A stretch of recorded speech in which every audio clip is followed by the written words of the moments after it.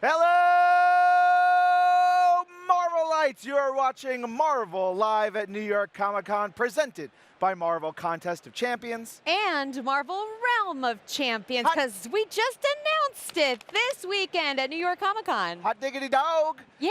Lorraine, this morning I actually, for the first time, got to walk the floor a little bit, got to experience the Marvel Realm of Champions experience that's happening here. I know, I haven't gotten to go over there. It's like a big photo op, and there's lots of cool stuff. There's a enormous maestro, aka Hulk of the Future. Well, you actually walk into a room, and the throne where the maestro was murdered is there, and his green blood is around, like, on the steps, and you've got Mjolnir, there's a Cap shield, there's the Infinity Gauntlet, and then you go through this experience, and you're pledged to Pyramid X. Whoa, I haven't chosen my house yet, so I'm gonna have to go over there and put in the work. That's right. Do you think, though, walking through that gamma-radiated blood that you're gonna end up with Hulky powers? Oh my God, please, this is all I've ever wanted. Or maybe just a light one, just the feet. Yeah. Go Hulk out. Just like splash it on me, splash it on me. Ooh, Larissa says we got to tell you some stuff of what's going on. What's happening on the stage today, Ryan? Oh my goodness. All right, so coming up very soon, Marvel's Avengers is going to have an exclusive character spotlight. We're going to talk about some fun stuff. Of course, last night we announced Kamala Khan. Yeah, Ms. Marvel. How cool is that? Yeah, she's going to be playable in Marvel's Avengers video game. 11:45, we're going to have a signing for Marvel's Avengers on the stage, which is going to be super cool. At 1 p.m. is the 5th anniversary celebration of Kamala Khan. Everything's coming up, Kamala. And at 1:45, Marvel's Iron Man VR Voices of the Game will be on stage, giving you a lot more in-depth insight into that title. And then right after that, Marvel's Iron Man VR signing. It's going to be super, super fun. After that, I'm actually going to be up on the stage with Joe Quesada for Marvel Comics 1000 signing. That's going to be very cool. I'm looking forward to that. Joe is great. At 4:30 p.m., we have 2019 Marvel Contest of Champions Ultimate New York Comic Con Finals. Dun, dun, dun. Dun, dun, dun, dun, dun, dun, dun. And then at 5:30 p.m., of course, the Marvel Becoming Cosplay Contest. Yeah, that is one of my favorite things of New York Comic Con. I'm going to be up there talking to the cosplayers. But also, there are some lovely big panels happening today. We have Marvel Comics, Marvel Fanfare with our editor-in-chief, CB Cebulski, and Room 1A06 if you're coming over to the con. At 3:30, we're going to have Marvel's Hero Project. I'm super excited because I get to moderate that panel all about the new show coming to the streaming service Disney Plus in November. And then we have Marvel Comics X-Men Dawn of X-Men, which is going to be sort of our next phase of what's going on for the X-Men and Krakoa and all that good stuff. The Dawn of X breaks. Dun, dun, dun, dun. Dun, dun, dun. And then Jonathan Hickman comes to your house and he tells you for 5 straight hours what is going on with the X-Men. I don't think Jonathan Hickman's coming to anybody's house. You don't think He's so? a busy man. Yeah, I guess so. But hey, there were some new titles and things that were debuted yesterday. Oh my gosh. As well. Yeah. I know, I'm very excited to see Donny Cates take up Thor. Yeah, with Nick Klein on art. Nick Klein recently did Deadpool. And so Jason Aaron, I think, passed the hammer. The baton, the hammer, the Mjolnir. Yeah, he passed it to Donnie, and he said it's going to be super duper metal. Yeah. Which is all we want. Yeah, I really like that in War of Realms. Like, that felt super metal to me, especially like Malekith flying in on a flying tiger. Oh, so, yeah. Iron Man 2020. Coming in January, Dan Slott and Christos Gage writing it together. Dan is very excited about this. He's been like planning this for so long. Yeah, I'm excited. We're actually going to have Dan Slott on the show later today. And it's been cool because his Iron Man run of Tony Stark Iron Man has really been dealing with if AI becomes sentient, should they have human rights in a big way? And so I think it's going to be interesting because Arno Snark is going to be Iron Man of 2020. That was revealed in the tease. So we're going to see Arno has different ideas about who is Tony Stark's complicated brother. So it's going to be interesting to see how that plays out. Yeah. Guardians of the Galaxy getting a new #1. Al Ewing taking over writing on that with Juan Cabal on art. I love Juan Cabal's art. He does really super detailed, fun, kinetic energy work. He did it on All New Wolverine, and he worked on Friendly Neighborhood Spider-Man.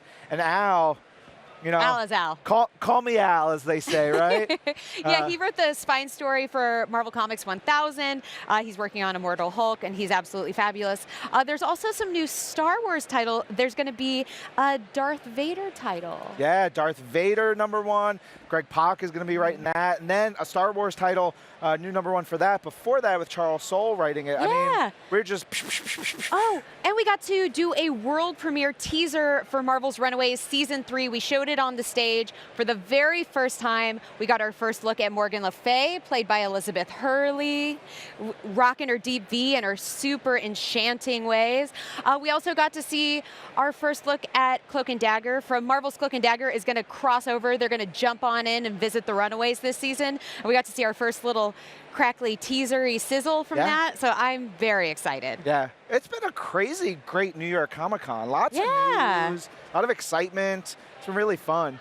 Yeah, and if you guys are just tuning in with us, you can follow along with all the cool stuff happening here at marvel.com/NYCC 2019. And of course, follow us at Marvel on Twitter and Instagram and Facebook at our personal homes. No, don't do it at our personal homes. Don't come to my home.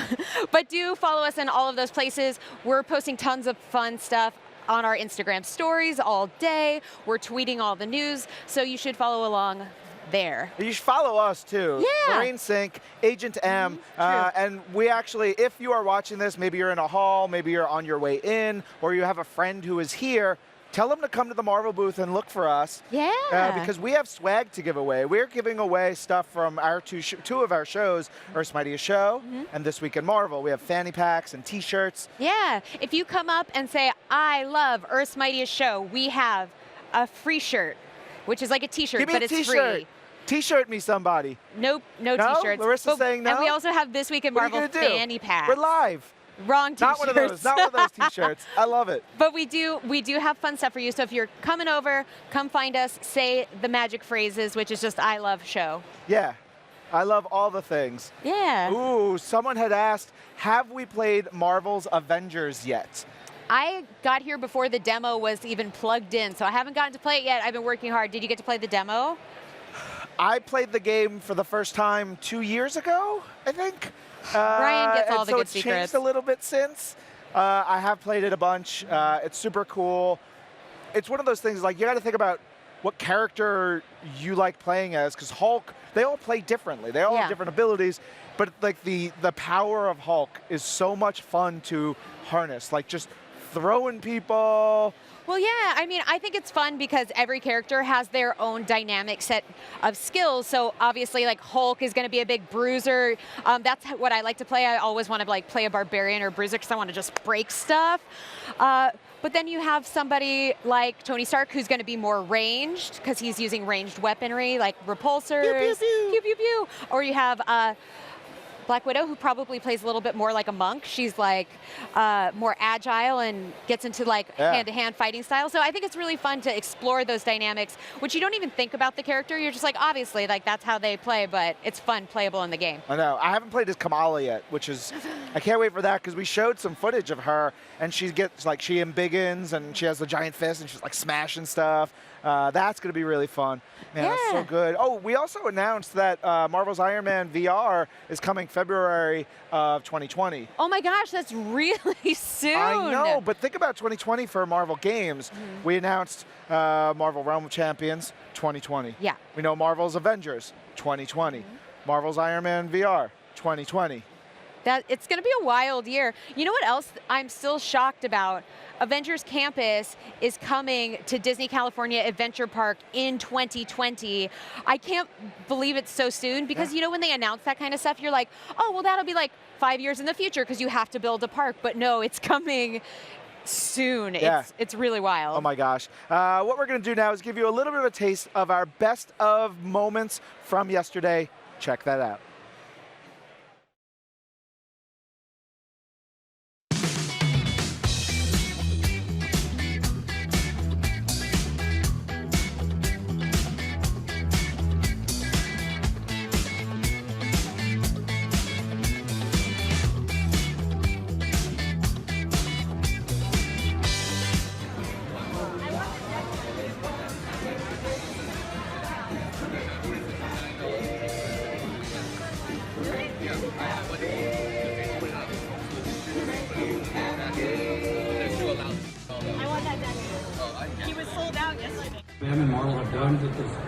showdown thing.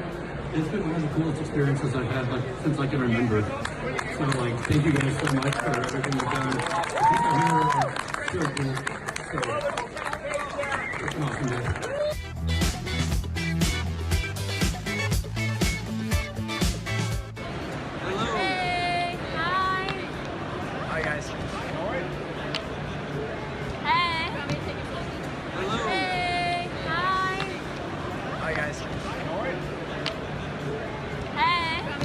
If I had to take someone's superpower, I would say I'd go with Nico. She gets to do a lot of really cool things this season with that staff. We find that's a lot more powerful than we think.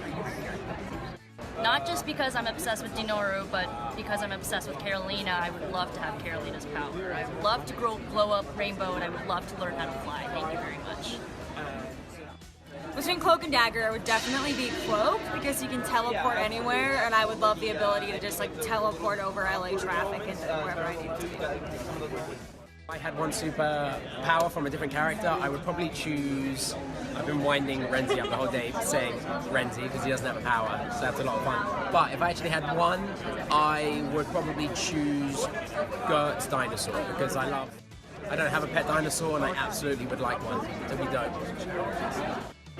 If I could have anyone's powers from the Runaways, I think I would pick Zavin. Hi, I'm Allegra Costa. I play Molly from Marvel's Runaways.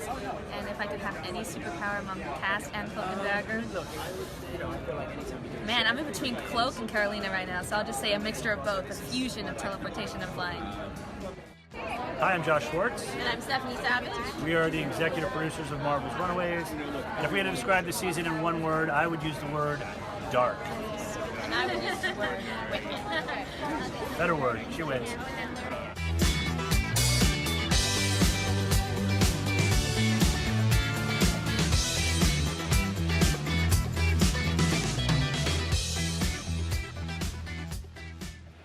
That was man. just a little look at yesterday. It was really fun actually getting to have all of Marvel's Runaways here with us on the stage. It was so sweet. I love to ask this question, and so I put it on our sheet for the interview on the stage, which is, say something nice about the person to the left of you, or what's something that you like about the person next to you. And they went down the line, and they were all so sweet and so earnest. It was just one of my favorite moments of the con so far, and one of my personal favorite moments, because I'm shipping Nico and Carolina all day, every day, was that Lyrica said to Virginia, who plays Carolina, she was like, she truly is the light of my life. She makes my day every day. It's like so my pleasure to be with her. She lifts me up, and it was so nice because their on-screen chemistry is so lovely, and I think it's because there's so much love between them as actors. It's so nice. That's so sweet. Yeah, it really is. Oh, I love that. Yeah, it's the best. Yeah, we got a social question in earlier. I would love more social questions. Yeah. That's for you guys watching. That's also for you in the control booth. Give me more. I want to hear from the fans. They only make his mustache stronger. Yeah, it is thick. And if you guys want to interact with us, hashtag Marvel NYCC. Ask us your questions, give us your comments, send us mustache emojis, whatever makes you feel good and right. Yeah, I heard that yesterday we had a video where Justin Warner, one of our hosts, was asking about unpopular Marvel opinions. And I know my unpopular Marvel opinion is Gambit is a creep. And I don't like him, and I hope he falls down a sewer and then gets covered in poo. That's fair. I mean, he will straight up, batten down the hatches, lock up your silverware. He's gonna take your stuff and maybe your lady. Ooh. That's how I feel about Cyclops. I know he's a polarizing figure. Some people love him, some people don't love him. I'm on the side of, get it together, Cyclops. Just be nice. Why do you gotta be in control all the time? Chill out, don't kill Professor X, have a nice day, Yeah. you know? Well, now we're gonna get you to Marvel's Avengers, an exclusive character spotlight. Check it out. Hello, San Francisco! Thor, Tony, check it out.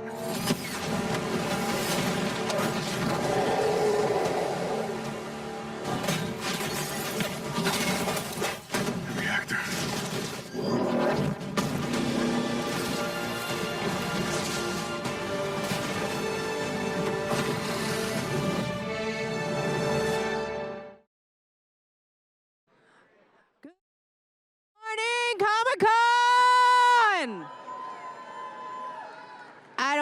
I'm gonna try it again now that you can hear me on the mic. Hi, I'm Angelique Roche. Good morning, Comic-Con! Are you excited to find out what it means to be at a Marvel character exclusive spotlight? I'm gonna try it again. Are you excited? Well, I'm gonna give you a little bit of a hint. The character we're spotlighting might be standing right next to me, at least the character costume. Yesterday, they announced that there is a brand new addition to Marvel's Avengers, and it is going to be Kamala Khan.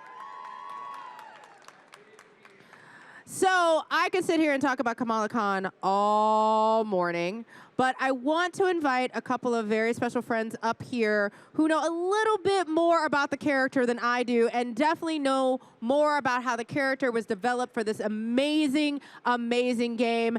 I would like to bring up first writer and creative director of Marvel's Avengers, Sean Askai.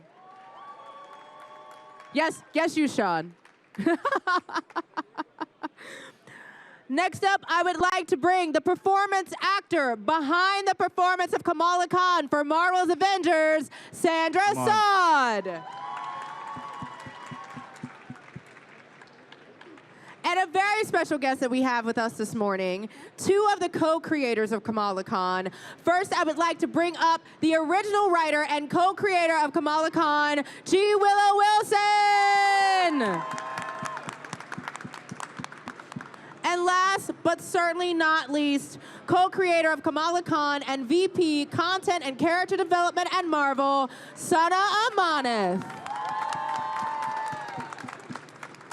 You guys can take a seat. Okay. Don't sit on your mics, though. Don't sit on your mics. That might be rude for the audience. Well, good morning, everyone. It's been so long since I've seen you all. It's been years, right? I mean, by years, you mean yesterday. We've missed you dearly. I've missed you terribly. How did you sleep? Did you sleep fine? I did, because I knew that the world knew that you were Kamala Khan. Girl, I couldn't sleep at all. I was like, this is too exciting. All right, so we're going to jump right into it, and I'm going to go all the way to the far end. Yes. So, G. Willow, Sana, you created this amazing, amazing, amazing, incredible, marvelous character that so many people are already, I see cosplay already out there for Kamala this morning. And we've chatted a lot, Sana, about Kamala. Mm-hmm. For those who may not be familiar with Ms. Marvel and her backstory and maybe new or just want to hear it all over again, can you tell us a little bit about who she is and where she came from? Is that for me or for both of you? Both Go okay. for it. Let's tag team this, Willow. Okay. Steve Blacker and I called up right over there. Called up Miss Wilson over here and said, "Hey, we have an idea for a Muslim American superhero." And she's like, "You guys are insane." I'm paraphrasing. And but we had no other ideas besides that. We're like, let's just make a thing. And Willow came back with some really fun ideas. We had some bad ideas. We had some bad. Yeah, it was the longest, I think, development time that I've done on a series, because we wanted to make sure that we got this character exactly right, that she felt very real. I mean, there were some deep conversations that we had early on during the development process, because I think anytime you're trying to do something new, especially in superhero comics, you have to create a world that will support that character and get those notes right. And Sana and I are both Jersey girls. We had a lot sort of in common, and so there were some obvious building blocks to sort of put together. And I think the time and the effort that we and Steve and Adrian Alfano, the original series artist, put in really showed, because we were able to create this cohesive world for this character. So for those out there who love Kamala and are just want to know some things, what were 3 things that you had to have as a character for Kamala? Well, I think that the biggest thing was making sure that she was just a regular teenager, like just very grounded. I remember like the first, when Willow turned in the first script and you see Kamala's face plastered against the window of a bacon and like a bacon grilling machine, And her first line in Marvel Comics history is, "I just want to smell it." I feel like that encapsulates like everything that we wanted for that character, like young, relatable, and just funny, right? I think it's, you know, when you come out with a new superhero, there's a certain set of expectations that I think we were trying to undermine. Not to say like, oh, you know, there's a bust on fire and out of the sky comes superhero X. Yeah. You know, her origin story was a lot more down to earth.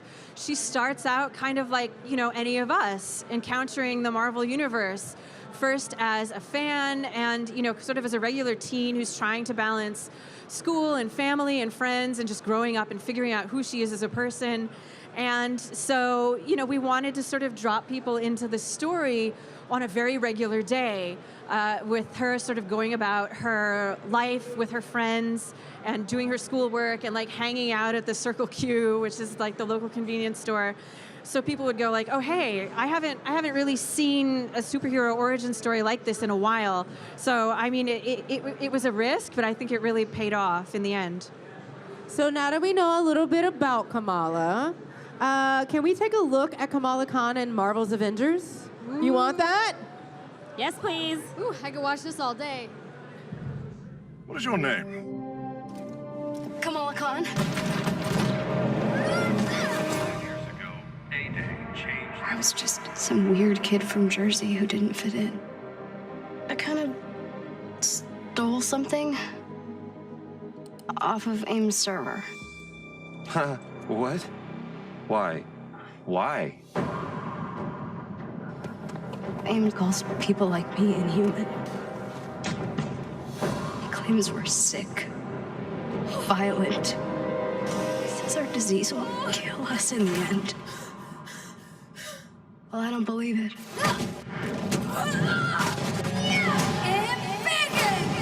What if the Avengers were set up? AIM, the so-called cure, it's just not lining up. There's something wrong and I can feel it. Don't you?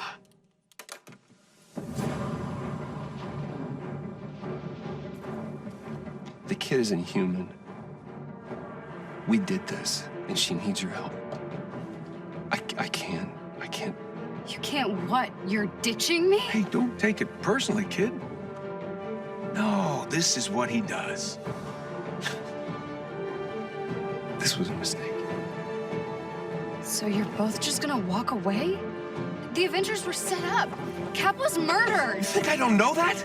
I've replayed that day in my head 1,000 times. Guess what? No one cares. The world needed someone to blame, and he gave them their scapegoat. So, unless you have some kind of astounding proof, I suggest you both get off my land. What is that? Proof.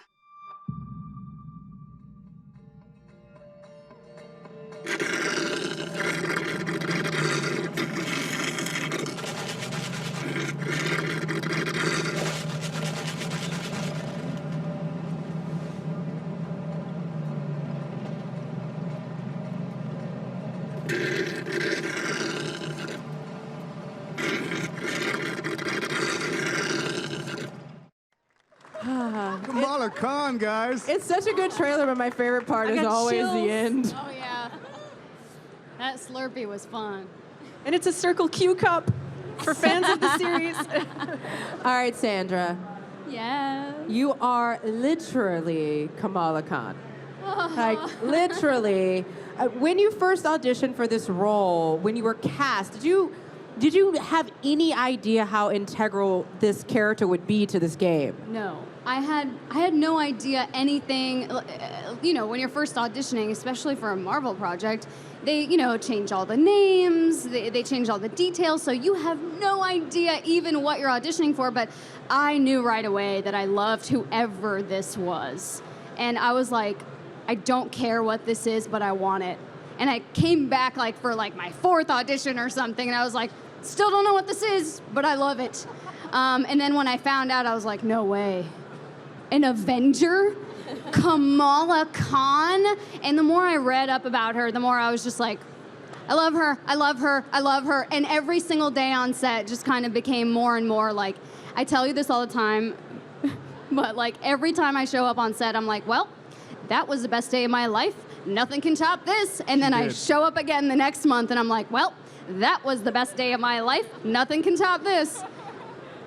But that brings us really back to what Sana and G Willow were talking about, which is this concept of relatability. And you actually have like a very personal connection to Kamala as a character, correct? Yes. I like Kamala. I'm a first-generation American. I grew up, with the strict parent who, like I've got my own, I'm a fangirl of my own things. I'm a fangirl of the Avengers. I mean, y'all are too, you get it. And, my parents don't really get it, and like, that's fine, but, I definitely, being maybe also a first-generation American, you grow up kind of, just wanting to be accepted and, for whatever your likes are and for who you really are. And, Kamala definitely has that struggle of feeling a little bit like an other and wanting to belong and feel accepted. So yeah, I relate to her so much. And I don't know any one person who's never had that struggle. So I feel like anybody can relate to her. Does your mom know what you do yet? Has she figured it out after yesterday? Oh, she's been Googling. Oh, my mom sent me the trailer yesterday. She's like, is this you? I'm like, yeah, Mom. Wow. Yeah. That is adorable. I love her. She's watching. Hi, Mom. All right, so Sean, we've had a couple conversations. You are so excited about this. I'm still excited. I know there's a lot of fans of Kamala Khan, but you're like in the top 10 in my book. I appreciate that. You really are. I do. From the moment the words Kamala Khan came out of your mouth, I realized that this was a very important story for you, but also you've played such a big role into creating the story and involving Kamala and integrating the character into the game.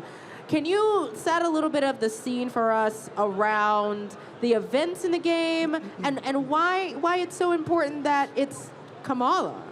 Yeah, well, one, I'm super excited to get this part of the story because you don't know how much time the studio, the fans, everyone's just been knocking on our doors. Like, tell us this story. You guys got to tell us this story. I don't get it. So we're super excited to reveal Kamala. And on the events of A-Day, and the story that you guys saw, some of you saw the early trailer releases, the Avengers, they brought out their new technology. They were displaying their helicarrier, custom Chimera with this new energy source that went just totally awry. It was destructive to San Francisco, leveled the city. A lot of people got injured, and they kind of left on this low note. Kamala was there on A-Day and was also affected by that reactor, right? And some of you saw the hints or saw some of the little peeks that we sent out of her falling on the deck, right? But the sad part about that day was that the Avengers are now outlawed. Superpowers are now outlawed. So, and AIM, which is this corporation that's kind of risen up in the absence of superheroes, they've kind of sold this world protected by science. So here you have Kamala, and the irony behind Kamala is she went to this A-Day celebrations just seeking sort of validation, right? She's got her comics, she's an Avenger too, she loves the group. She's the ultimate fangirl. She's a fan, yeah, and she wants to be just like everyone else. And then she gets infected, quote unquote infected by, AIM terms, by this Terrigen mist, and now is even further outcast.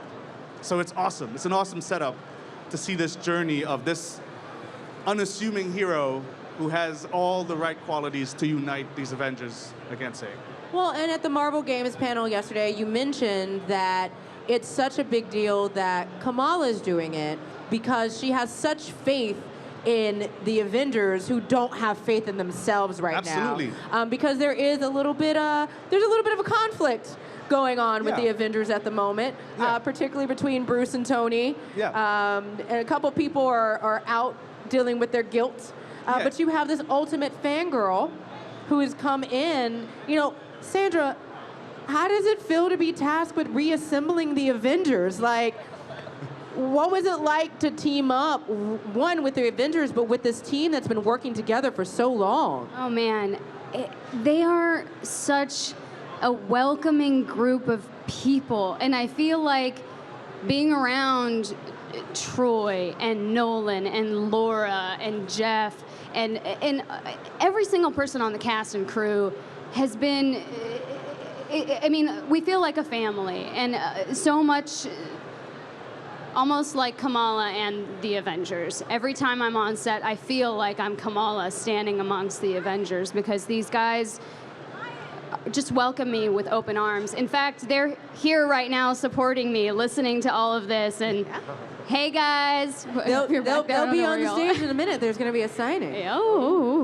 Before we get to the signing, though, I kind of want to skip over. Can we play the gameplay video real quick? Because I know we have to wrap very shortly to get to the signing, but I don't want to miss out on that if we can.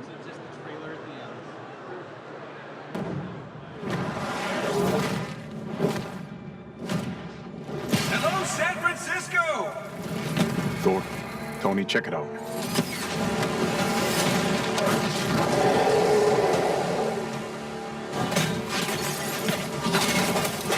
The reactor.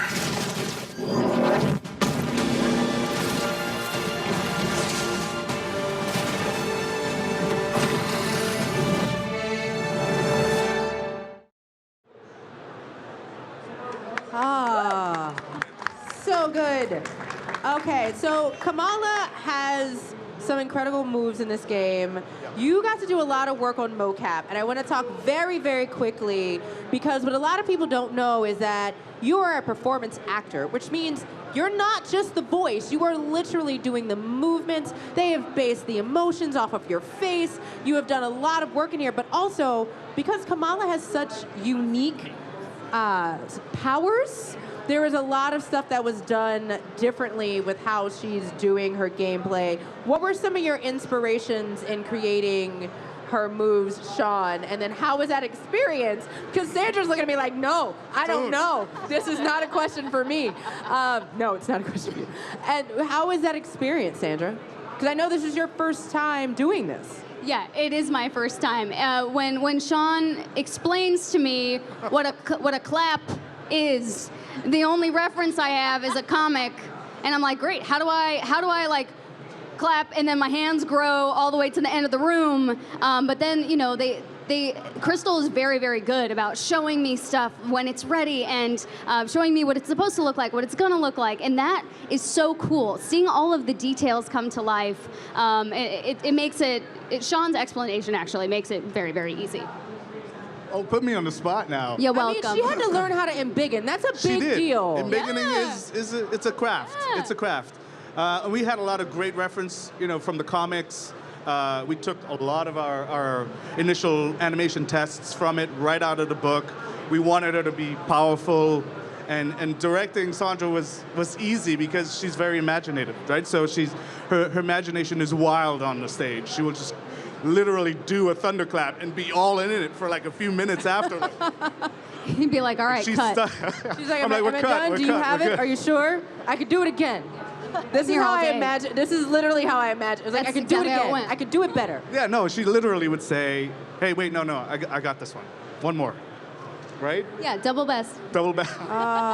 Well, we're going to talk more about Kamala all day today, but I want to make sure while we have an opportunity to have all of you on stage, the life and evolution of Kamala Khan has been a journey that has spanned 5, going on 6 years now, and we're going to be celebrating the 5th anniversary a little later on the stage today.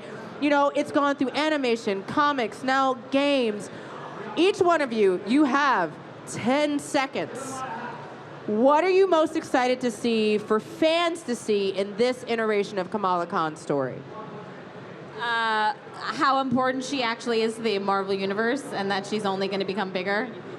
Literally, bigger. Yeah, She's going to embiggen. Embiggen, yeah. What a fun character she is to go along with on her journey, not just because of who she is as a person, but by how fun and interesting her power set is as well. I'm excited for everyone to take away a little bit of her strength, because she goes through a lot and she's resilient and she makes her way with hope that inspires everyone around her. I'm excited for you guys to play Kamala Khan's coming-of-age story in this game. Yeah, a lot of people don't realize that this really is, you said yesterday that it wasn't intended to be a coming-of-age story, but it really has become that, which is so core to the character of Kamala Khan. Yeah, she's powerful. If you're a gamer, you're gonna love, like, she is super fun to play. You gotta see the gameplay, it's insane. When her arms stretch, they go, whoop. It's my favorite.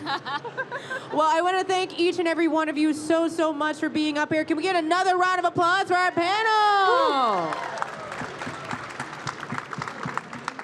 Well, make sure you're sticking around because next up we are going to be having a signing of not just Sandra, but the rest of the Marvel Avengers cast. And I'm going to get a chance to ask them a couple questions to learn a little bit more about the process, about putting that game together, but also find out who is most like their character from the game.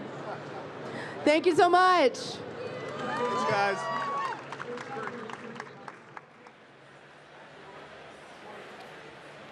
Hi, we're back. You guys just saw an amazing Marvel's Avengers character spotlight on Ms. Marvel, a.k.a. Kamala Khan. Yeah, that's right. And you are watching Marvel live at New York Comic Con 2019, presented by Marvel Realm of Champions. Pew, pew, pew. Pew, pew, pew. So much fun. I want to give a quick shout out to Sophia, one of our longtime viewers. She watches every Comic Con we do from San Diego to New York. She tweeted me this morning that she is watching all day long. Thank you. We appreciate you. She had a great tweet in here to me asking about our least favorite catchphrases. But I love catchphrases. I love all the catchphrases. Like, give me that pizza that or Spider-Man says. Yum yum snacks. Yum yum snacks that Galactus says. Yeah. Of course he's talking about planets, but that's neither here nor there. I do appreciate that our friend Edward at home asked, who is your favorite Marvel superhero? Oh, Spider-Man. Spider-Man. I mean, I would say all-time Spider-Man, new time Squirrel Girl, but the probably best character is She-Hulk. That's a bold statement. The best character? Just saying. You know, but there's a lot of good stuff coming up today. I think we should touch back in on what's happening on the stage. What's coming up next, Ryan? I want to touch back in on the stage. We're going to have a Marvel Avengers signing coming up very soon. After that at 1 p.m. Eastern, that's the 5th anniversary celebration of Kamala Khan. It's a perfect time for it. It's almost like we planned all this. At 1:45 p.m., we have Marvel's Iron Man VR Voices of the Game chat just going to happen on the stage. Right after that will be the Marvel's Iron Man VR signing with those same folks. And then 3:15 p.m. Marvel Comics, which is a 1,000 signing. I'll be there with Joe Quesada. 4:30 p.m. we have the 2019 Marvel Contest of Champions Ultimate New York Comic Con Finals. And then finally at 5:30 p.m. the Marvel Becoming Cosplay Contest. That is probably my favorite stage event, just because it's such a big celebration of fandom. The costumes are so awesome, but we also have great panels coming up today. We have Marvel Comics Marvel Fanware with our editor-in-chief CB Cebulski in room 1A06. We have 3:30 Marvel's Hero Project, a new show coming to the new streaming service Disney Plus that's launching in November in 1A06. And then Marvel Comics X-Men Dawn of X over on the main stage at 5 p.m. We're going to be sharing some of those panels with you later, not concurrently, but if you're coming into the con, definitely go over and check those out because they're going to be awesome. Or if you're at home and you're into Marvel games, I think this is like the day for you. Yeah, and we're here with you all day long in the Adidas Foot Locker Speed Factory Lounge. Oh, in this old lounge with these shoes? Yeah, with these shoes? Oh, God, I'm old. With these shoes. I just found I was talking to Mark Brooks. We were both talking to Mark. Yeah, we were chatting. Mark Brooks, amazing artist for Marvel Comics. He's a big Adidas head, and he was like, oh, you got the sneakers? You got them? And I was like, yes. He's like, they're really hard to get. I want yours. And he almost tried to take my shoes from me. Yeah, I saw him. He tried to rip the shoes off of Ryan's feet. That may or may not have happened. It didn't. But there's also a great signing with Mark Brooks and 80 Granoff. They're going over to the Macy's at Herald Square to do a special citizen signing with the watches. So that's going to be really cool, too. I didn't even know we had a whole Marvel section over there. So I want to check that out. That's going to be fun. I know. It's so awesome. Yeah. But there's just a crazy amount of stuff going on. We ended the live stream before we got to share some of the Marvel Games panel. So we're going to go get a panel report from Josh Soleil, our Marvel Gaming correspondent. Let's check it out.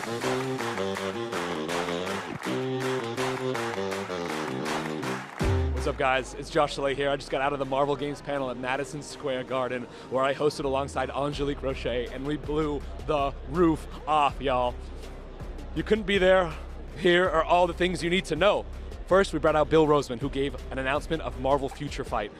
New information coming soon, so stick with Marvel.com for all the updates. And then we brought out Marvel Realm of Champions, Gabe Frazera and Megan McGregor, talking all the new things about this brand new game from Kabam and Marvel. You can choose your house. Here at New York Comic Con, you can pledge your house as well.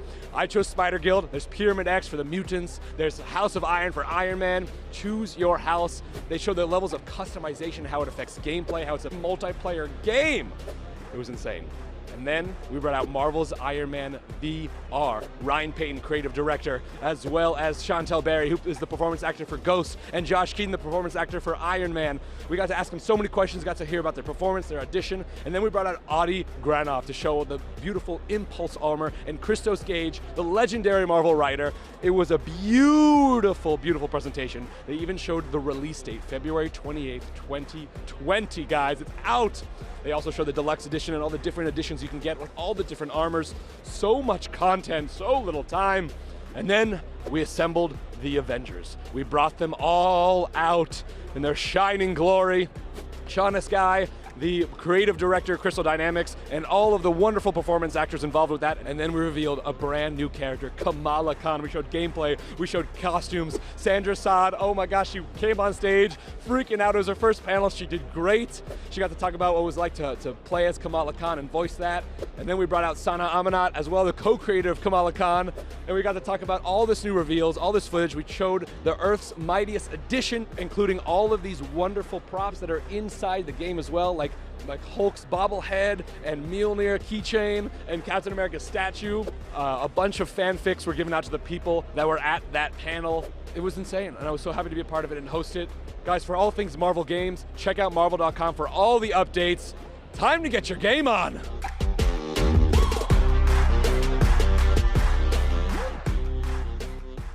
And that's why a bowl of clams with milk is probably the most nutritious and like. Oh, we're back, Ryan. Oh, hey guys. I want to give a shout out to Brian Woodruff, who is joining us. He's been a little bit busy, but he also follows us when we do these streams a lot. It's one of the things that I love. You know, we've been doing this, especially together, for so long, and we have people who come back to the shows with us all the time, and I genuinely really appreciate it. I really do too, and we've been getting lots of tweets and comments and wonderful things. If you want to interact with us, you can hashtag Marvel NYCC on the internet, on the Twitter, and we'll take some of your questions, but we have a couple rolling in right now, so I think we should just take them because they're very fun. Yes. First question came in, what is your favorite team? Ugh, that's a terrible question because there are so many great ones, but it's the X-Men. Come on, let's be honest. It's the real deal. We also have, who is your favorite Marvel couple? That's another really hard question. Ooh. Billy and Teddy are like so good. Oh yeah, you know, yeah. Wiccan and Hulkling. Oh. Honestly, as soon as you said it, I was like, yeah, that's pretty much the right answer. They also don't like destroy each other's realities too much, so that's cool. As a couple, big fan. Also, Carolina and Nico for life. They are so great. I'm excited for people to read more of Dawn of X and see how things go. And couples? Ooh. More than couples. What? I'll leave it at that. Oh, I'm excited for that. I'm all about that life. What's your favorite crossover event? Mine is another X-Men event. It is Executioner Song. Yeah, it is. I'm a 90s boy. Yeah, it is. And, I've heard so many times, like you and our Ben Morris, who used to be here with us, would talk about Executioner Song all day, every day. Because you went and you bought the comic and it was in a bag, there was a trading card, and it was this big story, had amazing art. The first issue has Cable shooting Professor Xavier in the head, and you're like, what is this story? It goes from there. I feel like it's a little bit of a cheat because it's so recent, but I'm still going to go with Spider-Verse. I just think they introduced so many really cool characters. It gave so many creators the chance to do something really cool and really different. And then the story came together so beautifully. I love how Dan Slott started it. I love where it went. It's so fun. And we keep seeing more Spider-Verse sort of events because it was so good. So Yeah. proof is in the pudding. I would also say Secret Wars from the 2014 one that That's a Jonathan good one. Hickman sort of orchestrated. It is perfection. I mean, also 1984 Secret Wars is so chef's kiss. Come on. It's a lot. Dr. Doom, though. I know, yeah. Great moments. Also, the best introduction of a female villain, in my opinion. Titania comes in, she gets imbued with power from Dr. Doom, and she is just like, I used to be a little scrawny lady, now I'm a big buff lady, and my job, my goal is just to like beat up all the big dudes. Yeah. Like, I just want to be the most buff lady in the universe, and I love that she has a goal. Yeah, that's true. I That's can't it. fault that. There's a great question coming up next. Oh, this is a hard one for some people. Black Panther or Namor? Namor for life. Nope, I'm gonna go Black Panther because Namor, yes, he's a sassy boy in a Speedo, but With a widow's peak and them abs and little wings on his feet. but he is a complicated figure. He's not always nice. I prefer Black Panther, who's also a complicated figure, but I know what he's gonna do. He's gonna probably be on the right side of things. Namor is unpredictable. You got some sauce No wonder in there. you love him. Oh, he's so good. Namor is the best boy. All right, there's another either or. Thor or Beta Ray Bill? Oh man, that's like being like, do you like kittens or do you like puppies? I feel like Beta Ray Bill is the guy who deserves it because he came in humble, he came in worthy, whereas Thor needed to learn to be worthy. Had to get smacked down from the heavens a couple of times to like figure it out. So I might be Team Beta Ray Bill. Oh. Bill's sacrifice, like what he does, like he gives up his humanity of like he's a Corbinite, but like still like everything he is, he gives it up to sacrifice to try to help his people, and then they shun him, and he still does everything for him. Oh, he's so good. He's just such like an altruistic, wonderful character. You kind of can't help but choose. He's got that horse face, and you just want to start kissing on it. Just like that. Right? That's how it works. We have another one, Black Widow or Emma Frost. Black Widow. Emma Frost is a straight up jerk. She can read my mind right now, so she knows what I'm thinking. She's made of diamonds. I don't know. She's too fancy for me. Emma Frost forever. Oh my God, Emma Frost, all she wants to do is teach and protect kids. And yeah, she is a jerk about it. And like run the world. She was in the Hellfire Club. We don't like women who run the world? Oh, but not in like a mean way.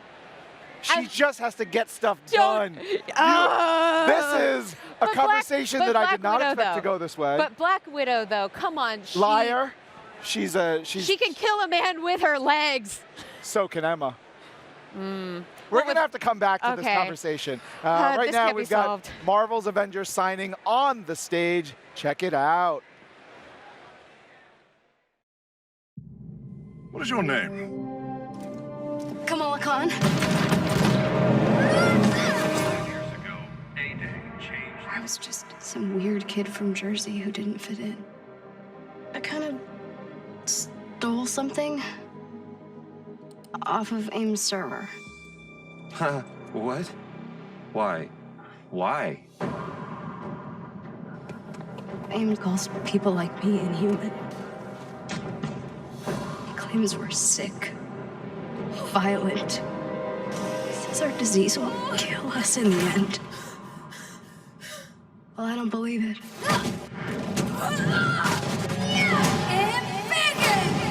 What if the Avengers were set up? AIM, the so-called cure, it's just not lining up. There's something wrong and I can feel it. Don't you?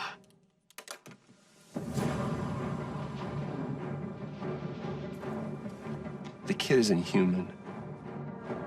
We did this, and she needs your help. I can't. You can't what? You're ditching me? Hey, don't take it personally, kid. No, So this is what he does. This was a mistake. So you're both just gonna walk away? The Avengers were set up.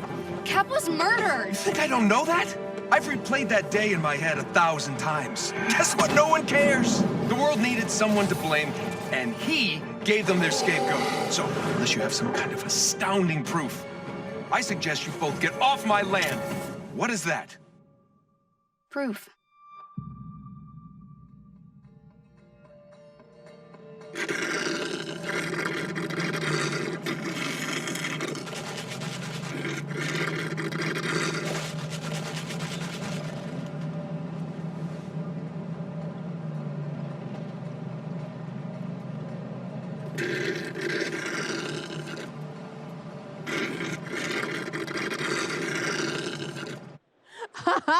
Wow!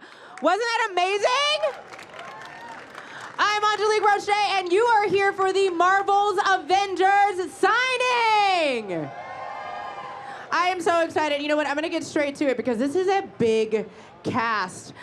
First up, we are going to bring out some of the creative minds behind Marvel's Avengers.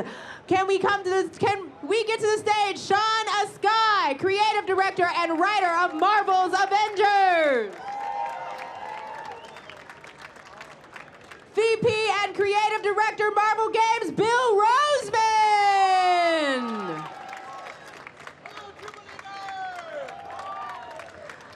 Renowned Marvel Comics artist, Mark Brooks. And next up, we're going to start bringing some of the cast out. Performance actor, Iron Man, Marvel's Avengers, Nolan North. The mighty Thor, Odin's son, Travis Willingham. Natasha Romanoff, Black Widow, Laura Bailey. Steve Rogers, Captain America, Jeff Shine.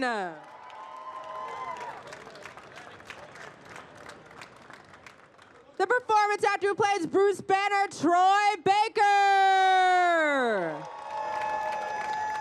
That's a lovely chapeau you have there, sir. And last, but certainly not least, the new kid on the block who plays Kamala Khan in Marvel's Avengers, Sandra Sod.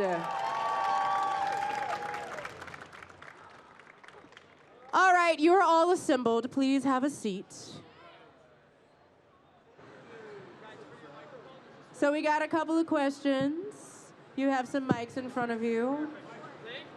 Oh, I can share a mic with you, Sean. We're friends, it's fine. I got you, I got you.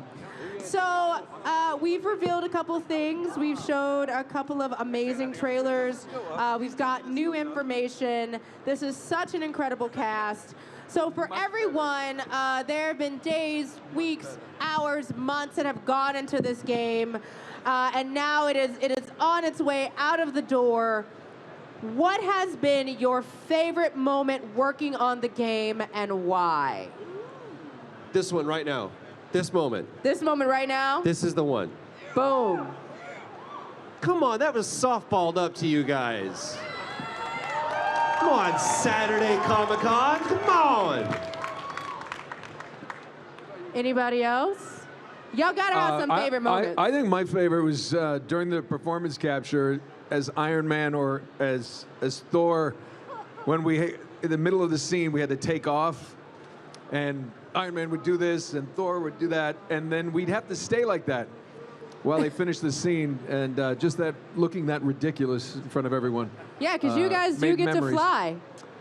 Yeah, well, the character does. We get to start to fly, and I haven't perfected it yet.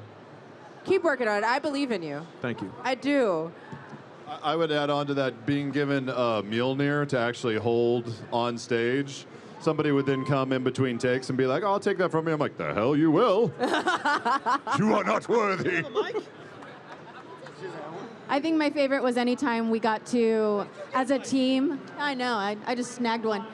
Anytime as a team we got to like stand battle ready, it just made you feel like an Avenger In the pose, yeah. And then you look around and realize how dorky we all are, and I don't know, it just felt really good. I think it was that same moment. For me, it was like day one, and just like looking around and seeing like Travis has got the hammer, Tony's doing the, you know, Troy's pushing his glasses, and I'm just like, this is like really happening. Like, this is a thing. It was pretty awesome. What about you, Sandra? Oh man, I know I mentioned this to you yesterday, Angelique, but my first day was insane. I had no idea what to expect. Yes, I'm the new kid on the block. I ain't never been on no mocap stage before. And meeting all of these guys was insane. My first ever scene was with Travis Willingham, who's super, super tall, and I'm super, super not.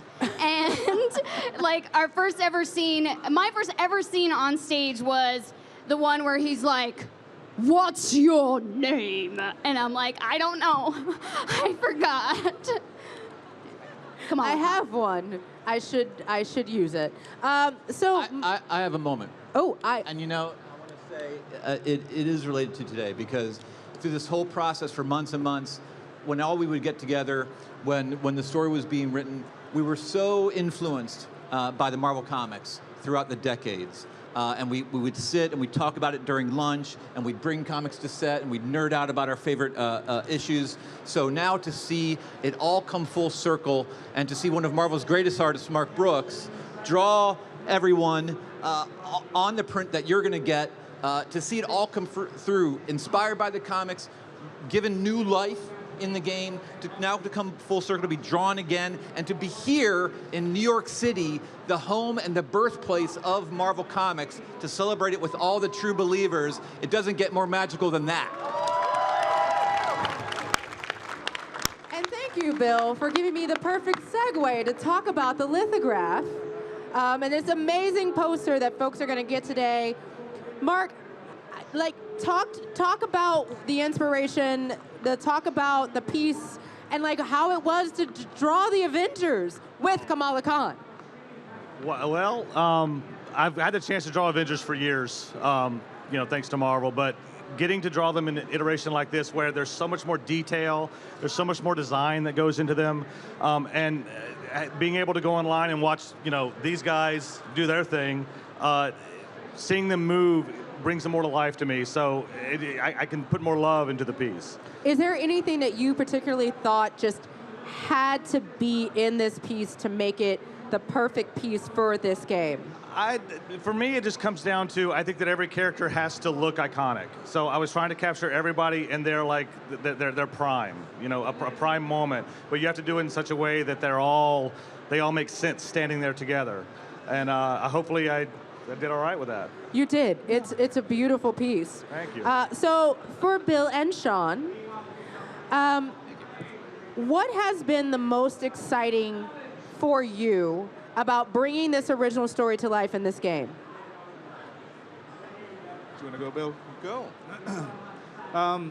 For me, it's working with such a talented cast. I mean, I don't know how you, I still can't get over the privilege I have to just stand amongst these giants, stand amongst, you know, Marvel, and get this opportunity to bring something like this to life. It's still mind-blowing for me. So for me, that's one of the greatest moments. This is my moment, by the way.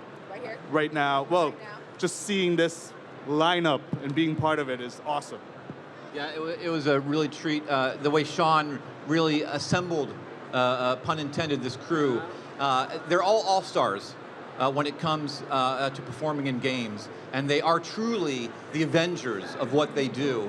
And to see them come together, but more importantly, to be able to, it was so cool to see them performing, but then it was really fun just to sit with them during lunch breaks and just get to know them as people and talk about who they are and their experience with Marvel growing up. And I really appreciated the respect and the thought and the emotion and the passion that they brought to these characters. They love them just as much as we do, and it's just a thrill and an honor to stand alongside them as they assemble your Avengers. Super fans. Oh, I gotta give it back. Sean. All right, so last question. I am going to challenge everyone on this line to sum up in one word how they feel about fans getting their hands on this game. One word. You got one word, Nolan. Just one. What was the question? One word to describe. One word to describe how you feel about fans getting their hands on this game. Oh. I'll kick it off. Yeah, somebody kick it off. I'll kick it off. I think I got one. Impatient.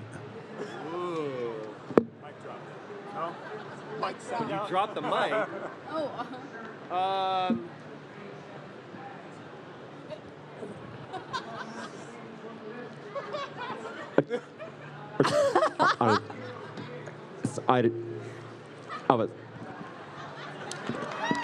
I couldn't have said it better myself. Yeah. How about is spout time? Spout time? Spout time. I will accept it. Spout time. That's one word. It's spout time. I am embiggened about it.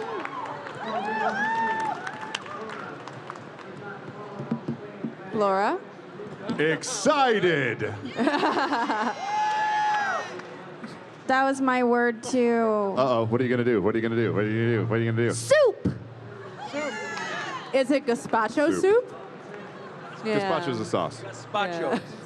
Gazpacho. That's Gazpacho. I don't know. It's fantastic. I saw it almost come out of your mouth. It's fantastic. It's fantastic. Yeah, let's do this. Let's do it. They don't want to wait. This guy's checking his watch. We got to go. He wants it. All right. Hyped. Hyped. I like it. Oh, All right, that's Sean. a good one. Sean, you got the last word. I'm giving you the last word, Sean. This is a lot. Don't let me down, Sean. Hey, Sean. Ecstatic. Boom. You did it. All right, you know what? What about marvelous? Leave it to Nolan. All right, so you know what'd be marvelous? If we go ahead and get the fans up here and let them sign these incredible pieces of artwork. Thank you so much to the incredible cast and creatives assembled here, and we will let that get started. Yeah?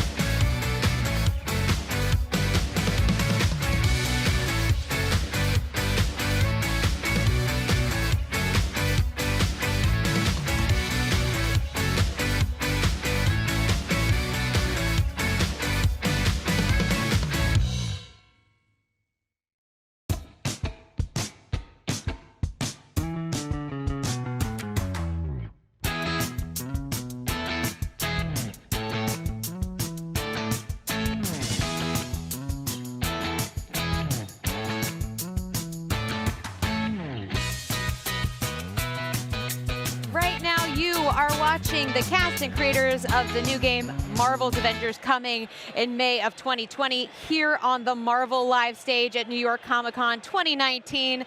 Look at them go. They have been talking about all kinds of cool stuff, as have we here on Marvel Live, presented today by Marvel Realm of Champions. Realm of Champions is a whole new thing.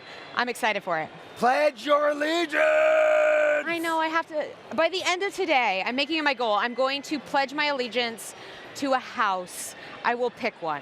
You can do it online too. So if you're watching, you can actually go and to check out Realm of Champions online and pledge your allegiance there. You can watch all the different houses and their stories. It's really cool. It was a tough decision for me to figure out what I wanted to do. And is that on the official Marvel Realm of Champions site? Sure. Great.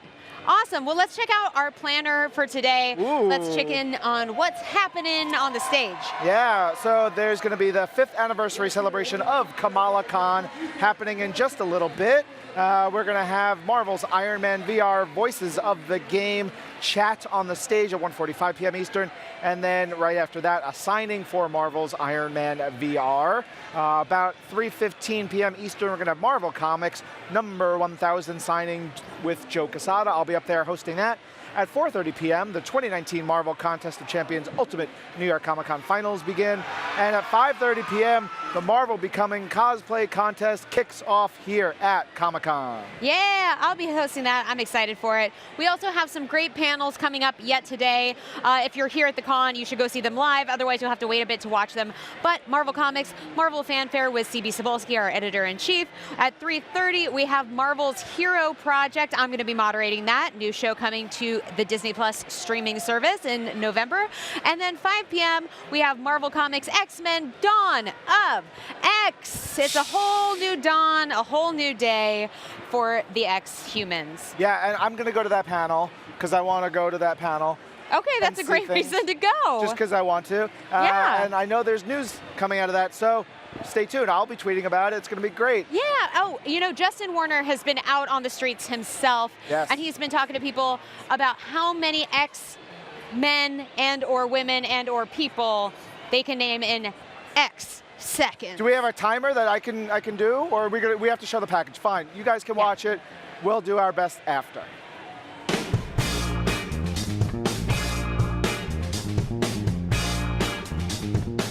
It's time to beat feet, because I'm the Marvel man on the street. Today, I'm going to find out how many X people can name in only X seconds. Even better, I'll be helping them. Bro, Thor, we're going to play a little game. How do you feel about that? Yeah, let's do it. Your time begins now. Cough. Cough is not an X-Men. Let's start it over. Wolverine, Beast, Magneto, Black Cat, Spider-Man, Green Goblin. Bean Burrito. Green Burrito. Nightcrawler. Nightcrawler. Colossus. Storm. Jean Grey, Cyclops, Wolverine, Xavier, Rogue, Broccoli Gambit, Nightcrawler. What? Caesar salad. No, Gold Balls. Terrible. Also now like the strongest. Wow, that was impressive. Wolverine, Phoenix, the Beast, the silver guy. I can't think of the one who runs Buffalo fast. Wing. Oh, Buffalo Wing. Colossus. Colossus, Magneto, Juggernaut. Wolverine, Deadpool, Cable, Nightcrawler, Storm, Professor Xavier, Magneto, Beast, Cyclops, Baked Potato, Phoenix, Mystique. Great job. Wow, that was impressive. What do you think Baked Potato's powers would be? I don't know. Possibly being a French fry. Pixie, Magneto, Professor X, Phoenix. Fettuccine Alfredo. Yeah, sure. Wolverine, Jubilee, Nightcrawler, Storm, Birthday Cyclops. Cyclops, Professor X, Wolverine, Storm, Cable, Rogue, Iceman, Meatloaf, Angel, Caesar salad, breadstick.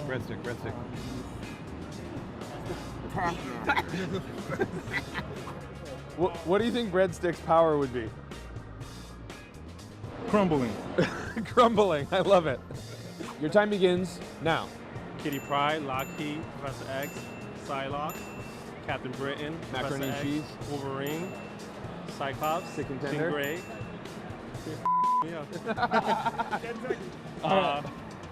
Iceman, Beast, Archangel. That was great, man. You killed it. Wow, that was amazing.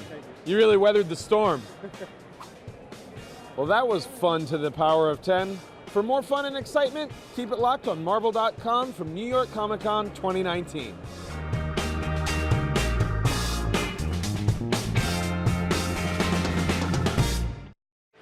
Hey, everybody, you're watching Marvel Live. Yeah, welcome back. Yay, we've got Leah Williams with us. Leah, how are you? I'm good. How are you? Doing great.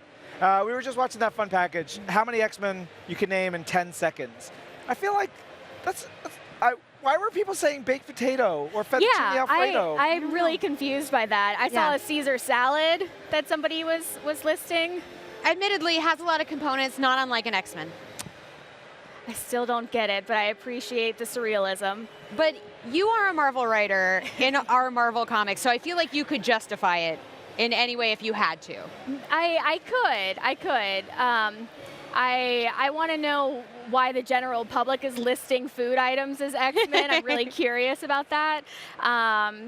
But I could, if Jordan would let me, I would make a Caesar salad and X-Man probably. Little beak in there.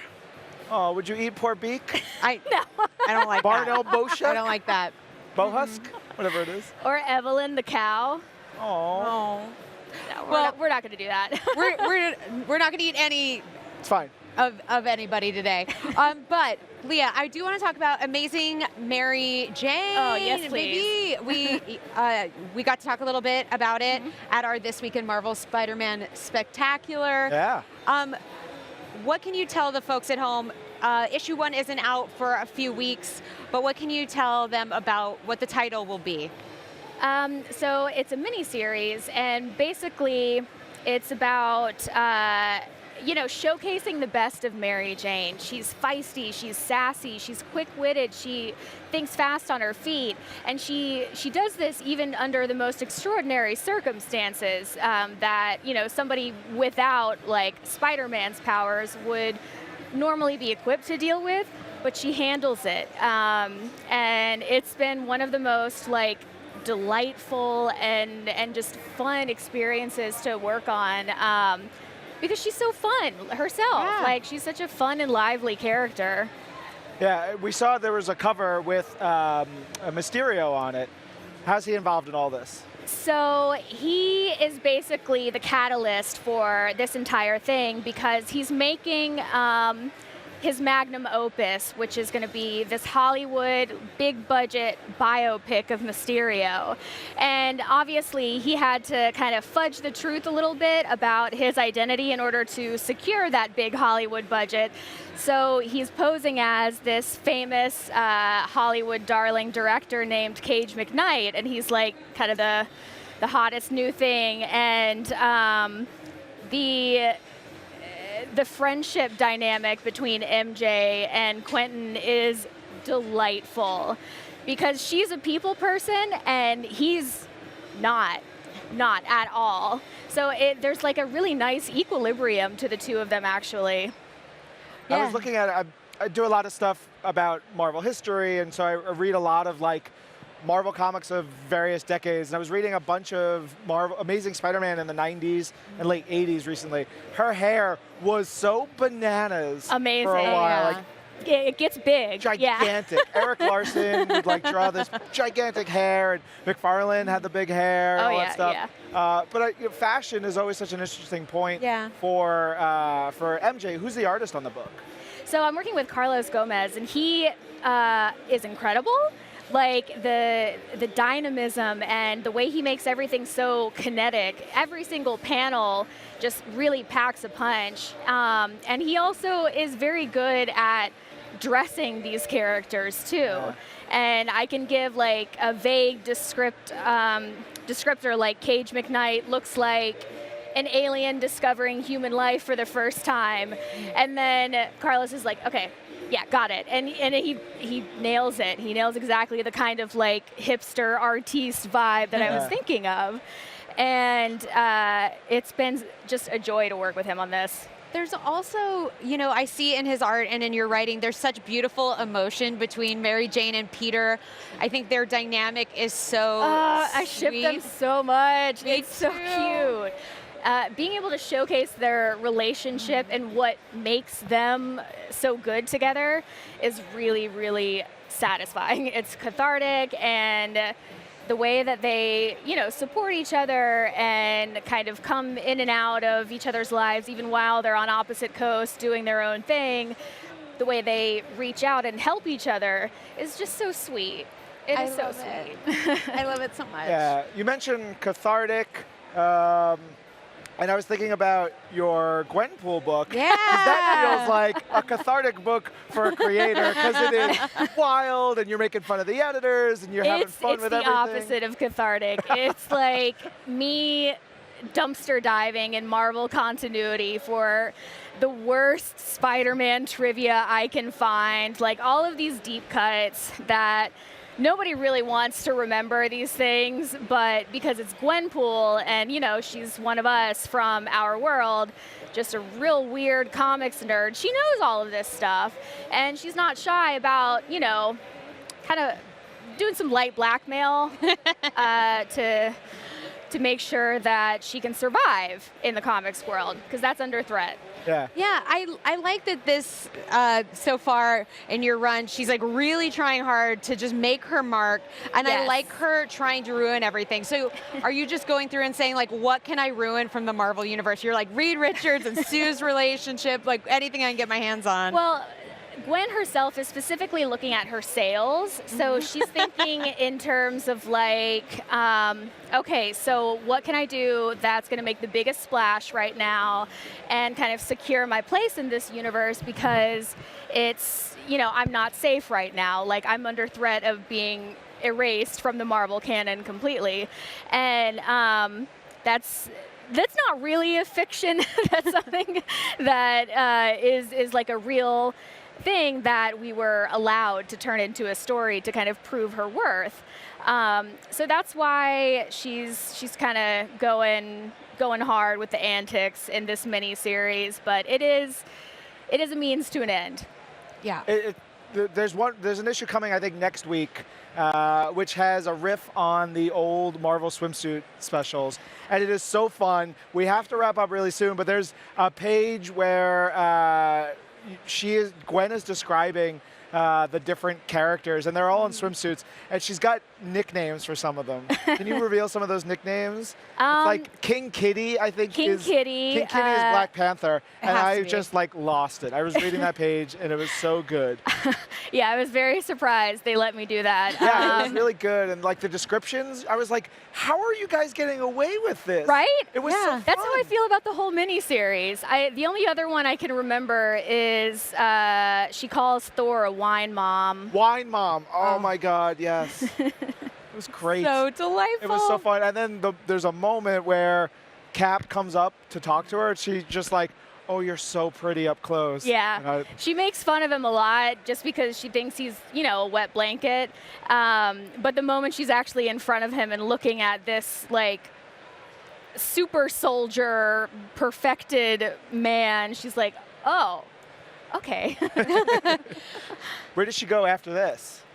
After this the swimsuit miniseries? special. Oh, after the swimsuit special. Well, I don't want to spoil it, but it's now we're reaching our end game of the mini-series. So what she sets up on the beach, that's kind of where we stay for the rest of the mini-series until she reaches her final destination, which sounds scarier than it is.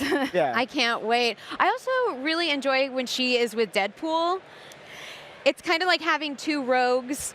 Yeah, they have kind of like a contentious relationship at first, just because she does get confused for like girl Deadpool, and there's already a lady Deadpool out there, and you know, Wade is not necessarily the warmest at first when they meet each other in Unbelievable Gwenpool. You know, they attack each other with swords, but you know, he's not incapable of compassion. So he sees the situation that she's in and tries to, you know, boost her sales a little bit in his own special way. Yeah. Since they break the fourth wall together. For sure. She's like she's a relatively new character within the last like 5 years or so, probably even less. 3 years, yeah. 3 years, yeah. which is wild to me. Oh yeah, she's you know? like the people's champion of Marvel characters. It's unprecedented, her existence, and just so special and meaningful. Yeah. Did you like request to come on this book? Like, was this a pitch that you made, or did an editor reach out to you for this? Jordan D. White is my editor on this, and he reached out to me about doing it. Well, first he asked, like, have you read Gwenpool? Or, you know, like, what are your thoughts? And so I talked just kind of like off the cuff about like, well, you know, she can do a lot more because there are really no limits to her capabilities as far as her power set in the books. It's just whatever can be imagined. Whatever comics creators can do, that's what Gwen could do. So, you know, we just kind of talked about possible applications of that. I'm always really interested to see when Gwenpool falls into the margin, you know, when she's in the white space. How tempting is it to just like pull her into the white space all the time? Oh, she goes there constantly. Yeah. I mean, that's literally her safe place because it's the one place that she can access and kind of, you know, that's her control center. And, you know, people can't get to her there unless you're Wade, unless you're somebody who can also break the fourth wall. But that's her, like, treehouse fort. No boys allowed. It's just, you know, where she feels safest. Yeah. Ooh, we have a social question. Yeah. What Marvel character would you want to be? I've never really thought about that actually. Ileana, Magic, because she has a big sword, big old sword. Big sword. She gets to be the Queen of Limbo. Queen of Limbo, Yeah, turns into a demon. Big horns. Yeah, giant horns. Sassy outfit, big crazy legs with the hooves. All of that. Yeah. Plus she can teleport. And she can be like, oh, let's go, you know, to wherever, and zoop. Yeah. And there they go. Yeah, that'd be awesome. What else do you need? And your BFF is like Kitty Pryde. So, you know, good times. Yeah, there's everything about that is good. All right, we've got another social question. What did you use for the inspiration for writing Mary Jane? Oh, I have a very specific answer to this. So it's set in Hollywood, and it's a film production, and my work background is actually in film production. I lived in LA for a little while, so drawing upon like the full arsenal of my, you know, Hollywood hot mess stories of what goes on film sets, that has been an absolute delight. Because then I can also demonstrate how, you know, MJ is able to think on her feet and be like, okay, well, let's not do the bad thing. Instead, let's be smart about it. Very cathartic. Again, so cathartic. I love that. Yeah. I talked to a lot of, I'm sure, friends of yours, writers here at Marvel and stuff, and listening to them like, yeah, at meetings in Hollywood, and it's just fascinating stuff. Oh, it's a whole different world. It's Yeah. just an entirely different culture, and there's, you know, it has its own set of like mores and social norms that are bewildering to normal people. Yeah. I think we talked about this when you were on This Week at Marvel, but you know, like, you have the deep knowledge and and affection for Marvel history. Do you have a favorite era or like period, books, what, like something that you just like, that's your warm special place for Marvel? Oh, absolutely. So my like comfort comic, the one that I always go back to, is the original run of Excalibur by Chris Claremont and Alan Davis. I've reread it a million times, and I could not be more excited about Teenie Howard's upcoming Excalibur. Oh, yeah. I have the awful privilege of being able to read her scripts as she finishes them, and they're incredible. I am so excited to have this, you know, new story of Excalibur coming out. It's like, for me as a fan of Excalibur, beyond my wildest dream. I love that so much. Well, you guys should all look out for Amazing Mary Jane coming to comic shops very soon. Go read Gwenpool, which you can read right now. And thank you so much, Leah. Thank you.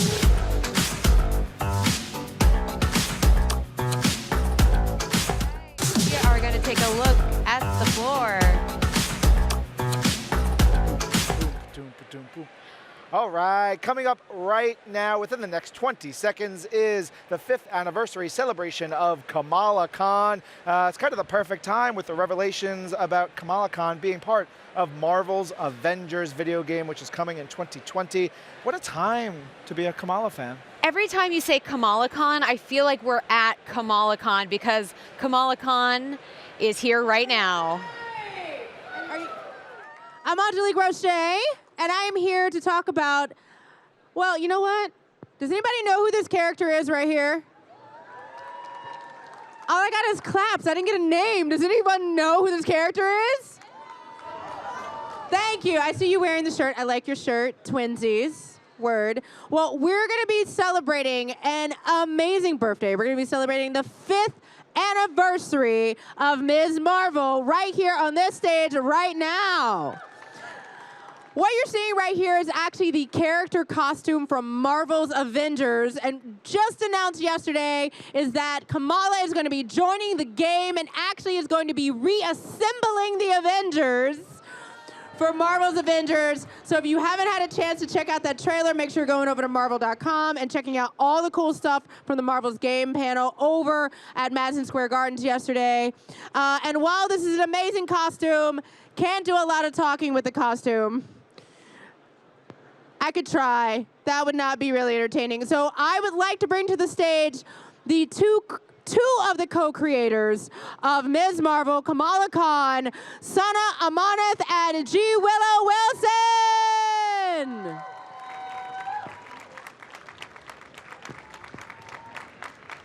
Hello, ladies. Long time no see. It's been like, what, 15 minutes? At least 15 minutes. It's been so long.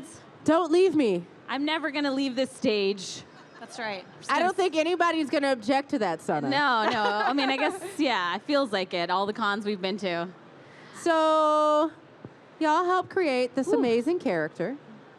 And for those who are out there, obviously we have a lot of fans. Some who might have seen the last panel where I've asked this very same question. Maybe you have a little bit more jazz for it this time, but you know, I never tire of hearing where Ms. Marvel came from.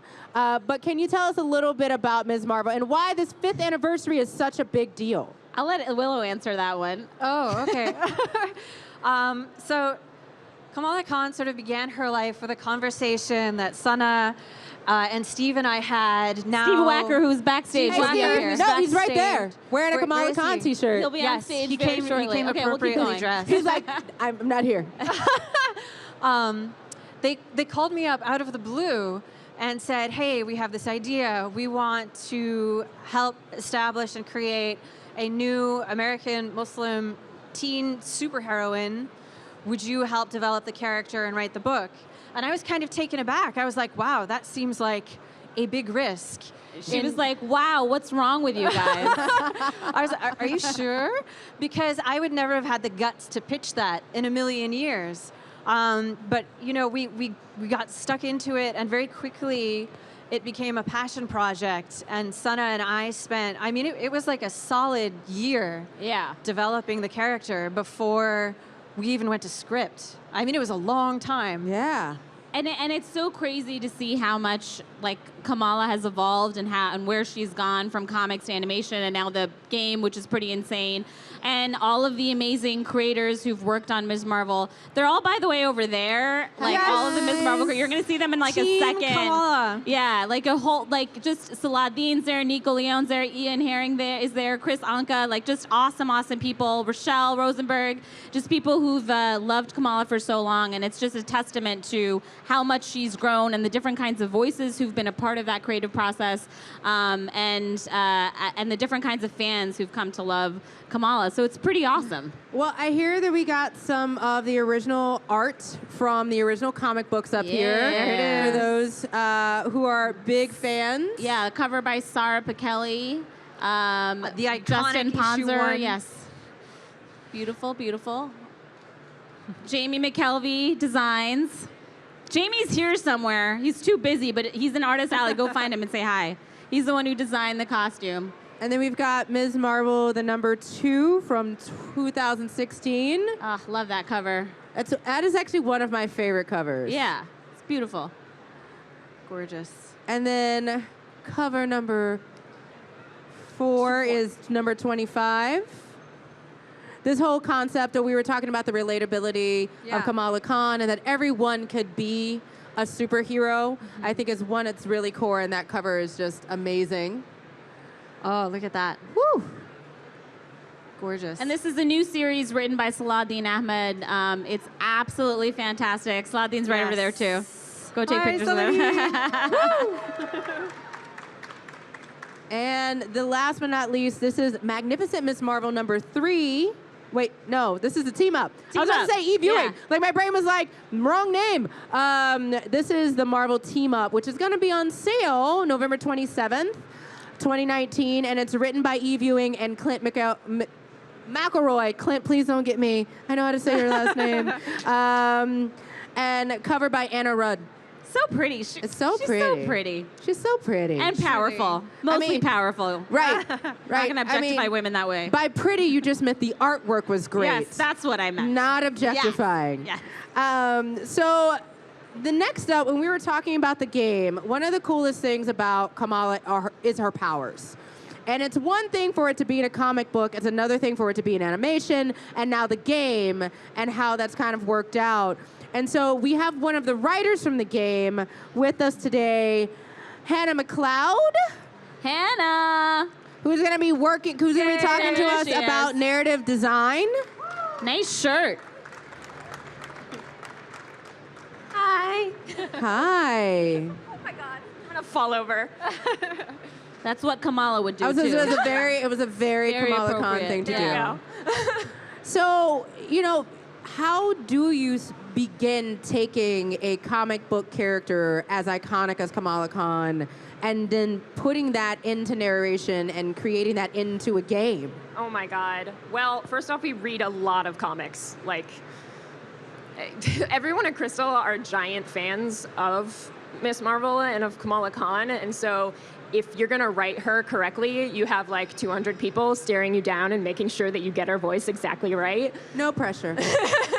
But the other part about Kamala that I think was almost a relief is I'm fairly young, and so getting to write someone who is young and is a fangirl and talks the way fangirls talk is almost a relief to get to play in that space and to really, I don't know, just be Kamala for a minute is surreal. Well, and that's one of the big things that we were talking to Shauna Skye and we were talking to Bill Roseman a little bit earlier. And one of the things that makes Kamala is that she is a fangirl, that she's full of hope, that she is, she has so much faith in people and so much faith in superheroes that voice is really important. So where do you start in bringing that to life? So we knew that we wanted some type of disbanded Avengers story, like that was going to be part of it. And honestly, it's hard to believe when we say it, but there was no other choice but Kamala for this story. There was no one who was that. A lot of superheroes have been on the game for a long time and they get jaded and they get cynical about what it's like to be a superhero. And Kamala is new and happy and hopeful. And I mean, the Avengers have no choice but to get back together once they meet her, because she reminds them of what it means to be a superhero and to give people hope. And it's so cool and so wonderful to get to show people just how magnetic she is and how impressive she is. So, yeah.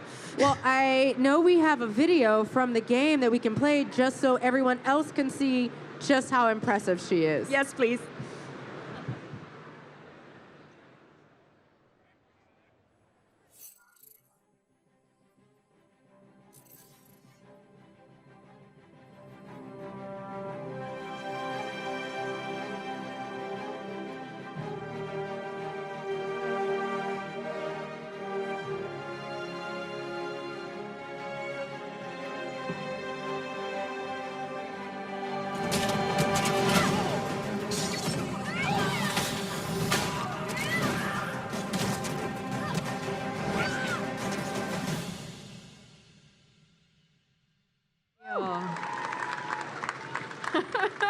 Those powers on screen look so amazing. So good. Well, you know what? Speaking about powers and on screen, I would love to bring the performance actor who actually is playing Kamala Khan in the game, Sandra Saad, to the stage. Woo woo!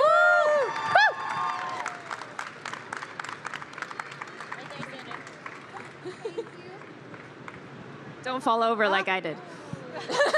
They're really big You chairs. guys were short. You should know this. It's just a bunch of Kamalas on stage right now, falling teetering over. It's fine. So Sandra. So Angelique. I feel like we are best friends now. Oh, I mean, duh. I'll fight you for her. I mean, we'll talk about it later. I've asked you every question under the sun at this point, but you are still so excited, so hopeful, and hearing about you auditioning for the role, getting cast in a role, but also being able to like go through mocap and work with the other artists is so inspiring, and really, honestly, is so Kamala. How has it been being able to talk about this role and tell your family? We talked about your mom today. Like, your mom didn't even know. Honestly, it's hard to not be super excited. Like, Kamala is so hopeful and cool, and she's so special, and she's so resilient. And I mean, there's not enough words in the dictionary to describe how awesome I think she is. And like, I don't think I'm ever gonna stop being super jazzed about it, but it's, you know, I've held on to the secret for a very, very, very, very, very long time. Well, I don't know, at least it felt like it. And like, all my friends heard the initial trailer and they're like, is this you? And I was like, I don't know what you're talking about. I missed the audition on that one, guys. Huh? What? What is that? And then now, my phone is just my friends being like, you lied! I've been like, sorry guys, this is too important. So what you're saying is that you had a secret identity for a really long time. Yes, I feel like a real superhero, you guys.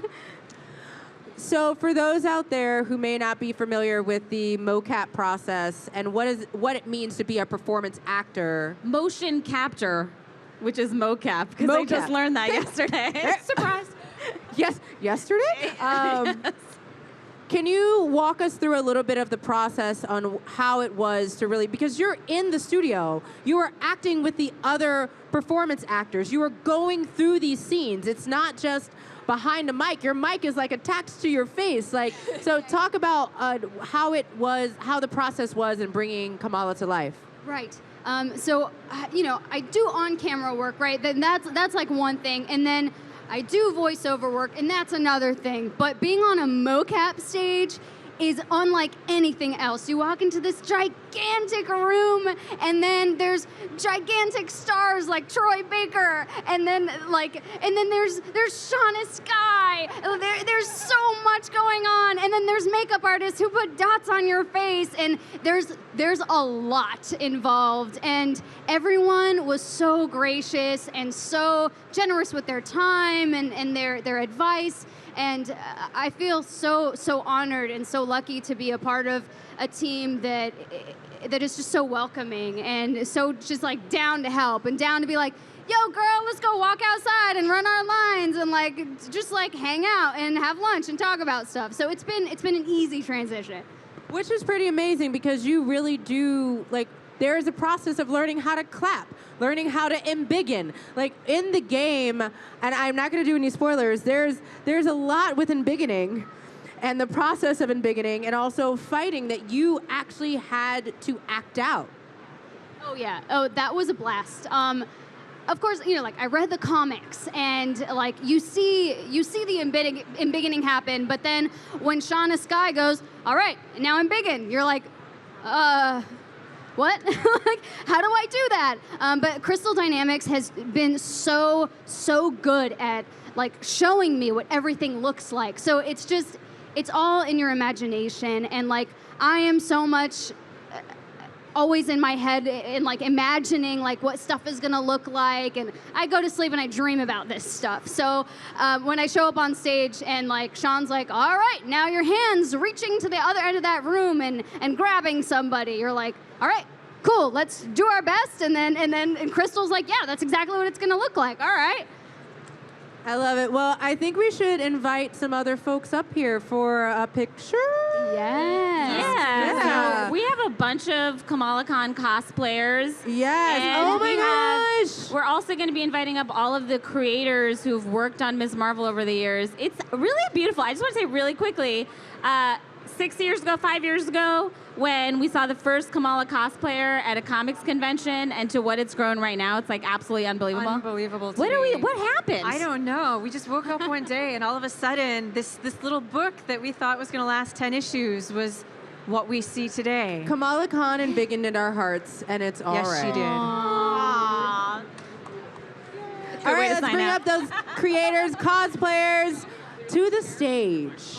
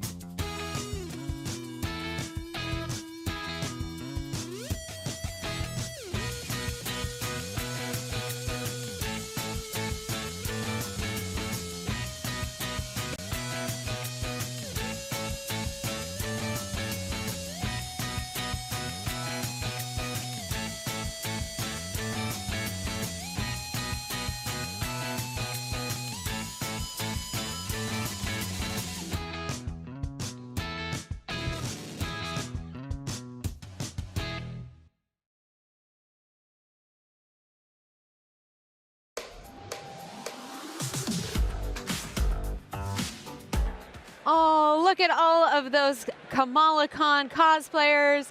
And creators. And creators, all celebrating Ms. Marvel, who has a lot of things on her horizons. Not just in the magnificent Ms. Marvel, but also Marvel's Avengers, also Marvel Studios' Ms. Marvel announcement. Lots of cool things for Kamala Khan. All the things. All of the things. Kamala Mania running wild. So cool.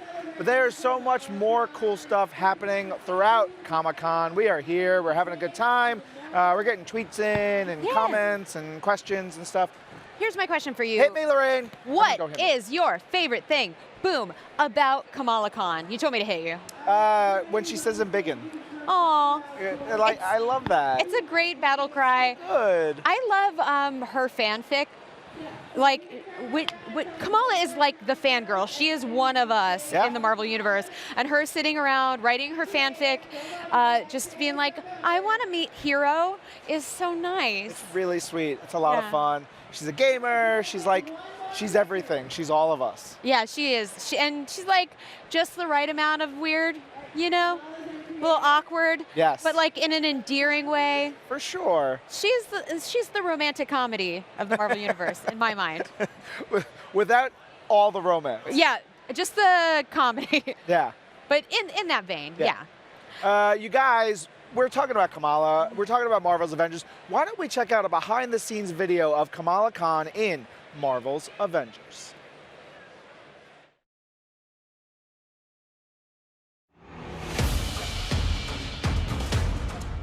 I think it's absolutely insane that Kamala is actually going to be in one of the biggest Marvel games that we've done. She's a very recent addition to the Marvel Universe. She was only invented, gosh, about 6 years ago. But even though she's very new, she's very classic. She is a young hero from Jersey City, and she has something called polymorph powers, which means she can contort her body in different ways, and she can get really big and really small. We spent countless hours on the story, on the choice of character, how we would portray her. I loved working with Shauna Skye and the rest of the creative team at Crystal Dynamics to sit down with Sean and talk about the characters and how he saw them. To stay true to her, we spent a lot of time in the comics and then also tapping into our version of her. The biggest difference between our game and the Kamala people have met in the comics, she gains her powers on A-Day. She is essentially just a little fangirl, right? She's a nerd. She loves the Marvel Universe. She lives in the Marvel Universe. Her fan fiction comic is selected for the Avengers celebrations. The Avengers are unveiling this experimental technology, and something pretty crazy happens with it. She's exposed to Terrigen gas and is now labeled what is called an Inhuman. She's got superpowers that she doesn't know what to do with in a world that hates superheroes. She suspects that the Avengers were set up in A-Day. The role that Kamala plays is a unifier. She's really someone who is going to bring the Avengers back together. Casting Kamala was a difficult process. We spent a lot of time looking for Sandra, and she did an impeccable job bringing her to life. Oh my gosh. When I found out I was going to play the role of Kamala Khan, I was like, are you kidding? I'm an Avenger? She's a lot like the character in many ways, so there's instant relatability. She is a first-generation American like me. She's a young woman of color who has trouble fitting in, like I do. And I feel like she has all these personal struggles that everyone can relate to. In the cast of seasoned actors, she is the new one. In some sense, that forced structure between the seasoned actors and the new actor is sort of like the actual Kamala Khan relationship to her world and to her environment. We wanted to really focus on her gameplay and her style of moves reflecting her development as a character. So you might notice that there's at least one or two attacks that she sort of like made her own from the other Avengers and sort of integrated into her moveset. One of the most iconic things about Kamala is her ability to embiggen. And we actually realized this in a bunch of different ways. She's able to like lengthen her attacks, she's able to avoid attacks while she's sort of mini embiggens. And then we also have the ultra embiggen state where she gets giant size, and at this point she's able to send enemies flying. We actually built an entirely new reaction set for the enemies to like really deliver on the feel of being, 3 times, 4 times the size of the enemies you're sort of kicking around. Putting together movement style for Kamala is just all in the imagination, I feel. Because at the end of the day, it's you who's standing there in this mocap space, imagining that your arm, Sandra's arm, is stretching out to the end of the room to grab somebody. It's just fun. I hope the fans notice those little details, and I hope the fans see how hard every single person worked, and I hope the fans love the story as much as I do. When it comes to a new perspective on the Avengers, seeing them from a fangirl of someone who has always wanted to meet them, who's wanted to be one, we feel like players can really connect with that. Marvel has considered her an important enough character to be on the League of the Avengers. She's got superhero powers unlike any other Avenger. She's not laying down for no one, and I think those qualities, they cross boundaries, people can relate to it. She's rebellious, they want to be her, I want to be her. The fact that she's the entry point character in this game makes so much sense because she really is the everyman. Like, people from all backgrounds and experiences can relate to her and have related to her since her inception. So it makes perfect sense for her to be bringing you into the Marvel Avengers game experience.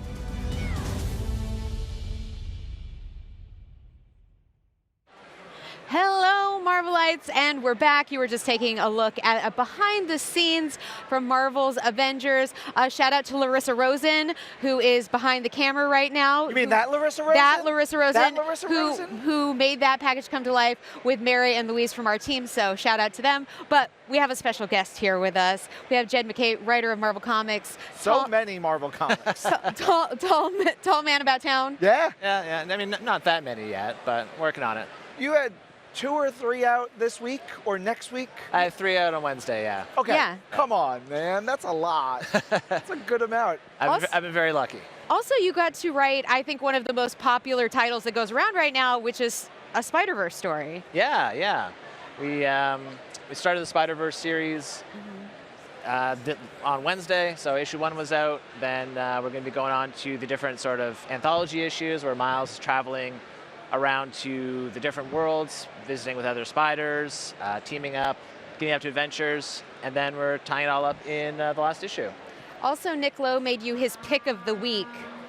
Did you see that? I did. It's always an honor. Yeah, executive editor Nick Lowe made some hardcore shout-outs for this book this week. For sure. You have to hope that Nick will, at some point, call you the Tasty Juice, because that is Nick's, that's Nick's phrase of something so good, it can only be called the Tasty Juice. You know what? I'm glad I now have something to strive for. Yeah, right? Something to reach. Something to reach for. You got to go there. Sure. In the Spider-Verse book, you bring back one of my favorite characters, Japanese Spider-Man, Spider-Man. Yes.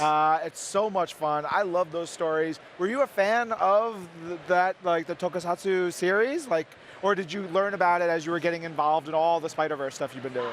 I think, like a lot of people, I kind of learned about like the Toku Spider-Man via GIFs, right? They're all over the internet. You see a guy in a Spider-Man costume, like, oh, there's a Spider-Man live-action series, and then he's like just mowing people down with a machine gun. You're like, whoa, that's not what I expected. Or he gets out of a car to yell at a dog, or it was really surreal and strange.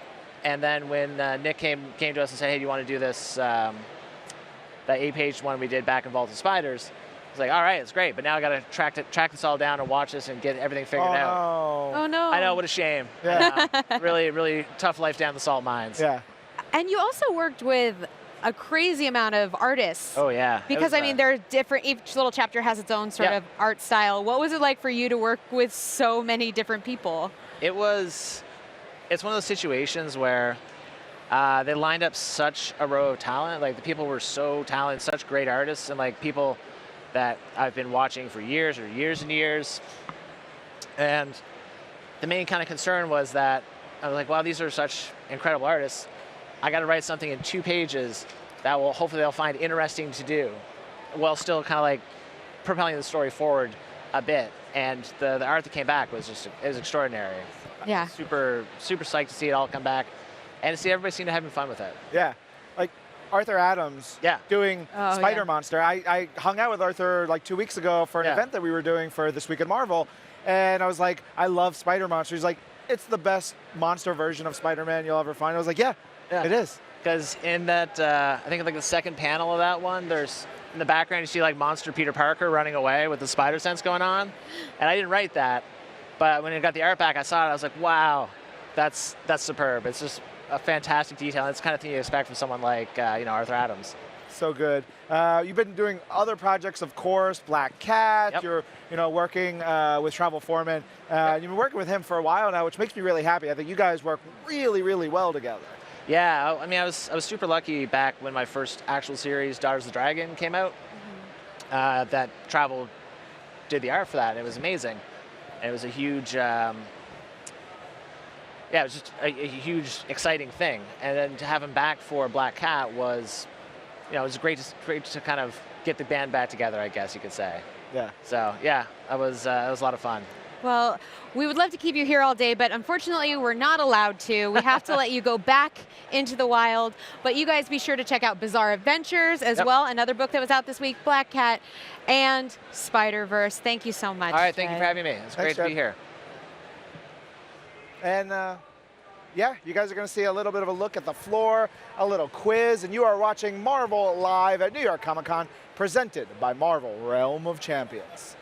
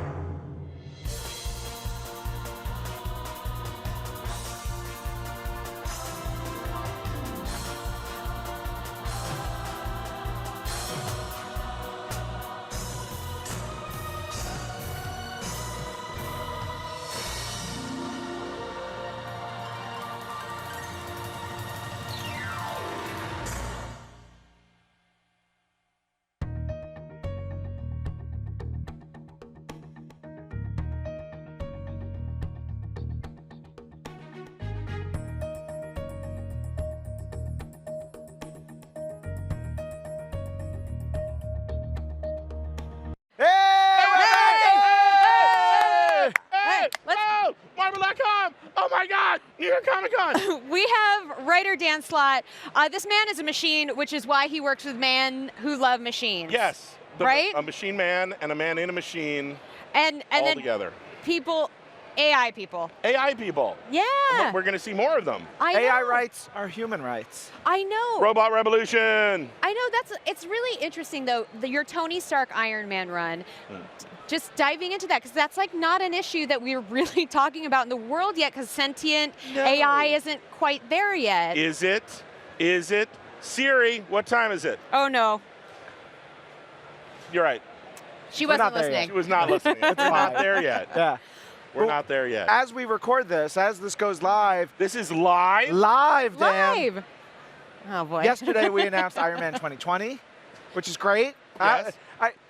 I know you love having these secrets, but I think you love even more being able to finally talk about them. We've been planning this from day one of Tony Stark Iron Man. Once we hit December of 2019, boom, everything blows up. All the cast and characters are in terrible new positions and places and status quos. And Arno Stark, the minute the ball drops, he is Iron Man of 2020. Bum, bum, bum. I'm so excited for it. I don't want to spoil anything because it's still a little ways off. When does it come out? 2020. Yeah, it's a January launch. 2020. There you go, January 2020. But you've had a lot of fun this year because you've been hanging out with the Fantastic Four. Yes. It has been such a true joy of my life reading that book because, I mean, you know so much. Your knowledge of the Marvel Universe is wild. But that's it. No. I can't change a tire. I know nothing. History, physics, no. But the only thing that matters is 616 continuity. 616. Yeah. Yay. But you've had such I'm telling an awesome... Bendis you said that. Shout out Brian Michael Bendis. Who's that? Who's that? Oh. Hey. I love Brian. He's in all the reprints. But what has been your favorite thing you've gotten to do this year? We've, of course, seen Marriage. We've seen Adventures. We've seen so much. We have finally got to complete the mission, the original mission of Fantastic Four #1. We named the rocket, the original rocket that set them up. It is now officially the Marvel 1, the rocket that ushered in the Age of Marvels. So cool. I know. We could have called it Fred. We could have called it something else. Aw. You know, I don't know. One of the things I love about the most recent issue of FF is the amount of world building. You and who's the artist on it? Sean Isaacs? You got Paco Medina, right. And Sean Isaacs. Yeah. And they're working together. So as a team, that Sean is doing issues, Paco's doing issues, and they work together as one, where we've done a lot of world building for this New World Spire, and this whole entire, their version of the Avengers, their elite superhero team, the Unparalleled. And you get designs from Sean for like Peter, who is was designed by Paco. And together they've worked on designing the buildings of this world and the clothing of that world and the culture of that world. And it's a very rich place, and it's going to be very important to Fantastic Four in the past and in the present. There's something about Spire. There is a secret about the planet Spire that will change the way you look at the Fantastic Four. Ooh, I love that. I also was just so happy. I think it's issue 15 for our 80th. There's so many fun things. How much were you just giving Sue Storm Stan lines? Infamous Stan Lee lines. All the time. And there's stuff that's coming up with Sue, with the kids, with Johnny, big changes for everyone. Except for Ben. Ben and Alicia are happily married and everything's great. They deserve it. Yeah, they earned it. I can't wait to see what's coming up. Yeah, there's so much coming up, but you know, we've been talking about Iron Man. Coming up in a minute is going to be some really cool stuff. I really hope we get to see more of the Spire and all that, but like separate, like war stories, because the world building you guys did there, so good, so fulfilling. There's a lot of history. I hope you write comics forever. But we got to talk about Marvel's Iron Man, voices of the game now on the stage.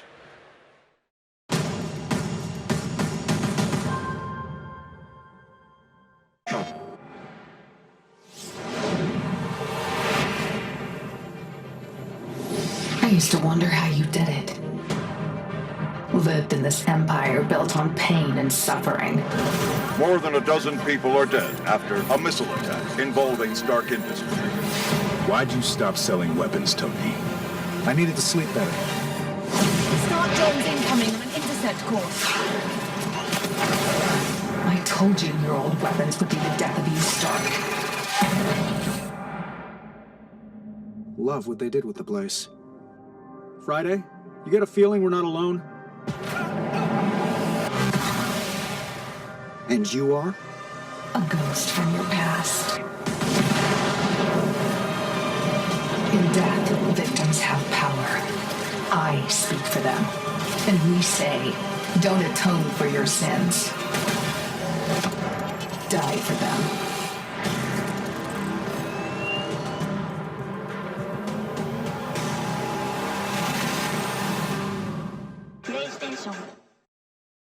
What is up, New York Comic Con?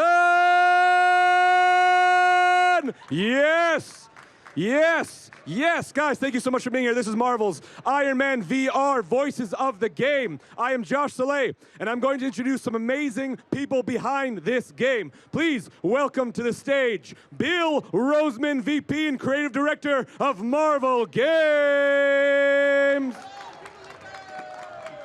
Ryan Payton, Creative Director of Camouflage. And the performance actors, Josh Keaton, playing Iron Man Tony Stark. Woo! And Chantel Berry, playing Ghost.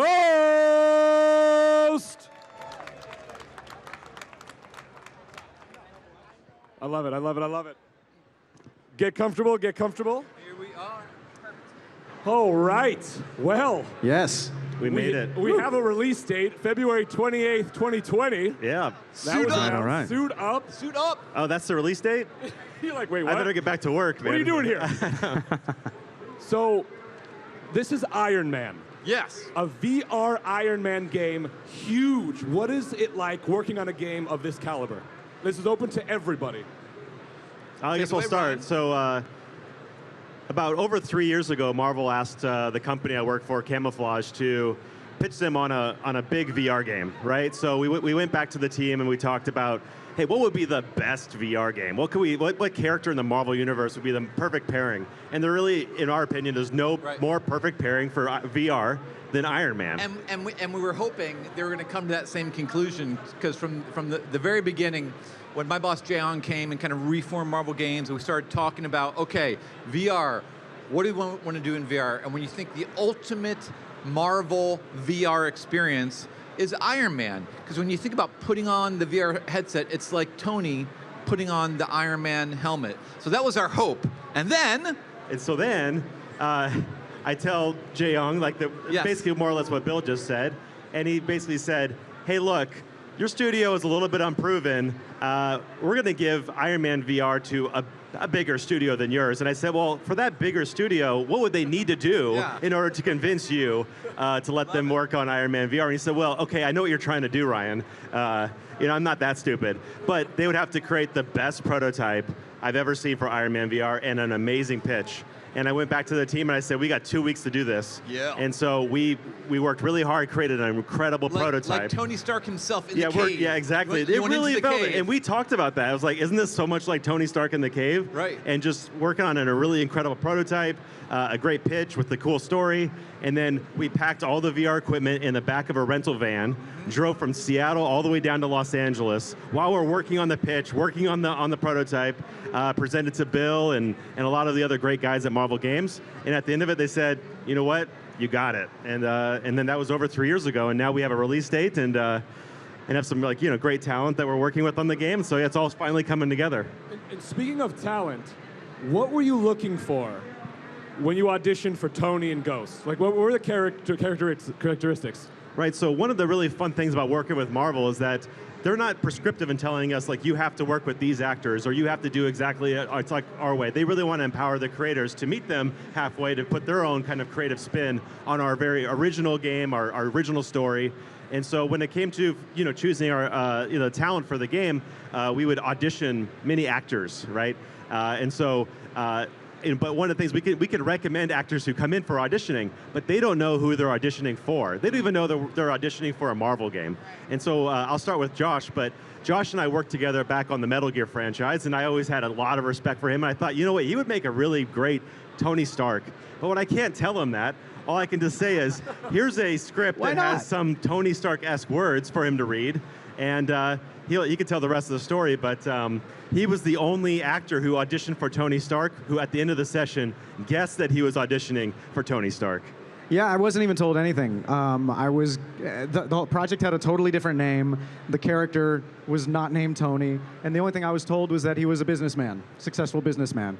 Which is true. Which is true. He's a cool exec with a heart of steel. Yes. That's all you got to know. And a spine of iron. No, not of iron, because that would have given it away. That would have given it away. But yeah, so I went into this audition, and basically the speech was a lot about redemption and about second chances, and it was a scene that isn't in the game. It was just written for the audition, and you could tell that this was a really flawed guy who was having a real hard time talking about his problems, but at the same time trying to seek help and not be afraid to seek help. And at the end of it, I was just like, "Is this Tony? Is this Tony Stark?" And I had a feeling. Just reading the words spoke to me, and that's kind of what told me. And I kind of feel it's fate that even subconsciously, Josh understood the Tony character. Nice. And when Chris Zimmerman Salter, the voiceover director, told me that after the session, and then we heard his audition, we're like, yeah, this is Tony. Because that's so key. You're asking, like, what are you looking for? Like, in addition to someone who can bring across the qualities of the character, you want someone who can really connect with it and understand who the character is and have a passion and have a knowledge. And so it's a small thing, but it's crucial to say this feels like Tony That's what it felt like. That's like just reading through it. I'm like, this has got to be Tony. Yeah. There's no other way. All right, and the characteristics for Ghost, what were you looking for there? So with Ghost, again, just like Josh, Chantel and I worked together on a previous project, and we just loved working with her, and we knew how talented she was, and also became recommended from our voiceover director, Chris Zimmerman Salter. And so just like with Josh, we had a number of actresses come in and audition for Ghost, but again, just hearing the auditions, we knew that Chantel really brought a unique voice to Ghost, right? Thank you. Yeah. I that audition, I don't think I even knew what the game was like the first session we did. Correct. Yeah, but I trusted you, and not being from the comic book world, I didn't have any idea like you. I wasn't like, this is Ghost. I know it. But when I found out, I obviously researched the heck out of it. Yeah. And a cool thing about in selecting Ghost, very early in the process, after we selected Ghost, and we can talk about why we picked Ghost as a villain a bit later, but we'll get there. After we selected Ghost as the arch villain, we were looking at the cast, and Ryan said to me, "Hey, in order to bring, it'd be cool if we could have some more female characters in the story." And he said, "Could Ghost be female?" And this was years ago, and I said, yeah, she can, because Ghost as a character, when you go back and read the comics, and we were largely influenced by Ghost's first appearance back in the 1970s in the Iron Man comic book series. And what was cool about Ghost is you never knew who Ghost was. And it wasn't important, really, who they were under the mask. It was more important that they were this anonymous hacker. And then, so this fear and this mystery that you had. So I said, yeah, it's Ghost can be female as long as we stay true to the character of Ghost and what Ghost wants and Ghost's goals. And so we're like, yeah, let's go for it. Mm-hmm. And then that started a whole process of finding her unique voice, right? I don't know if you want to talk about that at all, Chantel. Yeah, that was interesting because having read all the comic stuff and seeing just how angry Ghost was, what was motivating Ghost, which is some very human kind of things. We had to experiment with the vocal print. I think we did a full session, maybe in a British accent with a bit of a higher, maybe how I speak now. And then by the end of it, we ended up lowering my register, going to an American accent, and just making the anger more seething and a lot more controlled, which I think works so much better for a Marvel villain. Right. That leads to me is fun because I don't know, before I was working on games, I kind of assumed that that creators and actors would go into the booth and they've already kind of more or less figured out the character. But it was a number of sessions for us to really find Ghost's voice because, yeah, we didn't have, I think, as much of an iconic character as Tony to really look to. Yeah, I mean, right? Ghost has only appeared in a handful of mediums, and so, and even in comics, Ghost is a pretty obscure character. Even though we love Ghost, it's but, and I think it goes to show what we think that a character doesn't have to be uber popular for us to put the spotlight on Ghost. Because like we know there are certain characters like if we just give them the platform, we know they're awesome. And so that may lead us to... Well, I was going to say, perfect question for the fans who don't know who Ghost is. Yeah, let's get into that. Who is Ghost? So the coolest thing about Ghost is, to me, Ghost feels like a handcrafted villain for Tony Stark and Iron Man. Because Ghost, again, this anonymous hacker, is anti-corporation. So Ghost doesn't just want to conquer the world. Ghost just wants to kill Tony Stark. Ghost wants to take down Stark Industries. So there's that personal motivation. On top of that, there's Ghost's intangibility powers. So Tony, who is used to blasting something and hitting something, how do you battle something you can't hit? And then there's the whole kind of espionage abilities that Ghost has. Ghost is known for infiltrating corporations. So you add all that up, and it just feels, and it was, a villain that was tailor-made in the comics for Iron Man. It's a beautiful mirror, too, considering how Machiavellian both of them are in their approach.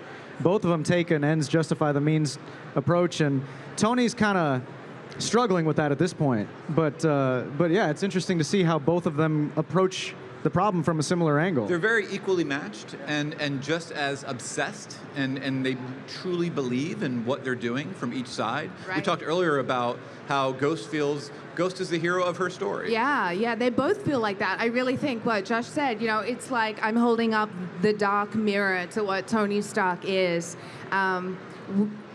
They're just such, we provide the polarity, I think, and because of everything that Ghost can do and what Ghost believes in and how opposite that is to your character, but that we both believe we're right, I think that's what makes it really interesting. Right. One final note about the discovery of Ghost as our villain. Most people won't believe the story, but because it feels like it's right out of like a comic or a movie. But I remember one of our first meetings with Bill and the creative team at Marvel Games. We were starting to talk about what kind of story we want to make for Marvel, for Marvel's Iron Man VR, and we want to talk about like who are you going to be battling throughout the game. And we thought it'd be really cool if you're fighting against Tony's old, really like these deadly machines that he built back when he was an arms dealer or in an arms manufacturer. And we thought, so who would go, we're asking Marvel, like, who do you think would actually have the motivation to go and resurrect all of these old deadly arms and then use those and commandeer those to go and fight against Tony in a very personal manner? And it was just like right out of a movie. It basically like Bill and Tim and the rest of the guys just looked at each other and at the same time said, Ghost. Well, Chantel, what is it like to play this character and get in the mindset of this character? Oh, it's really cool. It's easy to fall into the trap when you're playing a villain. I tend to play the villain a bunch these days. I'm a horrible person. But it's easy to fall into that trap of, I'm playing the villain. I get to be mean, and all of my intentions and my reasons are just evil because they're evil and I'm evil. But that's not what Ghost is. I find that because her intentions are so deeply personal with Tony Stark, the more I'd learn about Ghost, like after every session, I'd leave and I'd be like, well, I kind of get why she did that. Like, I don't really see what's bad about it. I mean, I do, but I get it. It's easy to justify your actions when you're fighting for something you really believe in, and that's what Tony and Ghost really have in common. And that's so important to every good Marvel villain, is that we try and approach them and make them just as three-dimensional as the heroes. And sometimes we even take the heroes out of the story and we just say, who is this character? What's their motivation? What are their goals? Why are they doing what they're doing? Why do they feel that they're right? that only they have the willpower, only they have the courage to do this thing, and really approach it from an inside-out point of view. And that's what Stan and Jack and Steve Ditko did, and all the classic creators, is they were the ones that really developed these Marvel villains where you say, well, I don't exactly endorse some of the actions they're doing, but I understand from their point of view why they're doing it. And so that was a big challenge. And I also, another layer to the Ghost of like why Ghost is like the name Ghost. She's a ghost from Tony's past. Yeah. Tony is very much a redemption story. He feels, I used to make these weapons, these that hurt people, and then when I saw firsthand the damage they cause, I realized I have to use my brain to make myself a weapon, but a weapon for justice, and that tomorrow is another day. I may have failed before, but that's okay. I can rise up and be a new person. It was a very relatable, inspirational story. But Ghost says, not so fast. You can't just leave everything in the dust. You know, I'm your past. So she's the ghost from the past. She's the ghost in the machine. She's all these things. Right. Can I add one more thing on top of that? Do we have time? Is that in creating a story specifically for VR, what we don't have the luxury of is showing big third-person cinematics where lots of action and camera cutting is happening, because you are the camera in the game. Yep. It's a first-person experience. Yeah. So we really talked a lot about how do we make our story very personal, right? And we don't have 5 villains all at once on the screen, because they would be competing for a lot of screen time, like literally, right? Or screen space. And so that's why in our game we have a lot of moments where Ghost is up close, right? As up close as she can get without getting too uncomfortable for the players. And also the funny thing about in VR, if you've ever played VR, is people love to try to break VR and like to try to grab things that they're not supposed to grab. But because she's intangible, it works really well. Your hand just goes through her. Perfect, exactly. Yeah. All right. Well, we can't have an Iron Man game without Iron Man. Yes. So there we go. Look at that. Bam. Look at that. Who's that guy? That is awesome and terrifying all at the same time. They literally scanned my head for this game.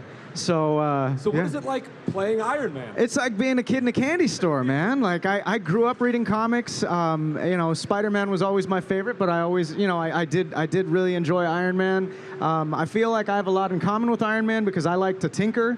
That's actually my non-acting passion, is modifying things and taking things apart and seeing how I can re-engineer them to make them better. If I have to fix something and I don't have the tools or the materials, I try to use something else to do the same thing. And it doesn't even matter how well-engineered the product started out to begin with. I kind of have this thing in my head, well, yeah, but I can make it better. And I definitely share that with Tony. So getting to now take my passion for tinkering and kind of play in this world, this sandbox with everything, and the best of everything, at least virtually, it's still really cool. And from a technical standpoint, just in terms of the game, this was an amazing experience. I got to sit, for anybody that doesn't know about how they scan your head to put it in a game, you basically sit in this camera bubble, and it's got like 100 cameras that are taking 40 megapixel, 50 megapixel pictures at the same time of every angle of your head. And so, I mean, they literally put me in the game. I felt like I was being fitted for an Iron Man helmet. Yeah. And that was crucial because, I mean, Iron Man's a pretty well-known character. In some polls I've seen, like worldwide, in some polls, he's like the #1 most popular superhero around the world. So that's a lot of people that know Iron Man, that's coming to Iron Man with a conception of who he is. So our challenge in all of our Marvel games, when we work with someone, we're like, make it yours. We're like, sure, people may be coming to Iron Man from a certain point of view and think they know what their Iron Man is, but we want you to create your own, and that's what the players want. Players want you to do your statement of what your Iron Man is, and to mix things up so people are on the edge of their seats not knowing what's going to happen next. So I think that was a big challenge, both for the Iron Man suit and for Tony, of like, what is Camouflage's version of Iron Man and Tony? Yeah, and so on that note, Bill really helped guide us into the direction of, for starters, Iron Man VR is not an origin story, right? I think everybody knows the origin story of Tony. We touch on it in the game, but we don't start at the cave, right? And I think that's really important that allowed us to kind of just start focusing on more about what makes our Tony Stark different in our game, right? And I'll let Josh talk a little bit more about this, but I think in a lot of ways what our Tony is a little bit different than the other media is I think he's a lot more introspective. He definitely is more introspective, and I think a lot of that, aside from the writing, is a function of the VR medium in general. Because instead of it being a third-person thing where you're kind of watching the action and having to kind of guess what's going on in Tony's head, you are in Tony's head, and his point of view is your point of view. You know, what you look at as Tony is up to you, where you kind of walk around, where you fly, all that. I mean, you make a lot of your own decisions, and because it is your point of view, you're in his head, and there's a lot of talking to himself that goes on, and so you're kind of right there in the middle of all of his choices, as opposed to hearing just what he would want you to hear.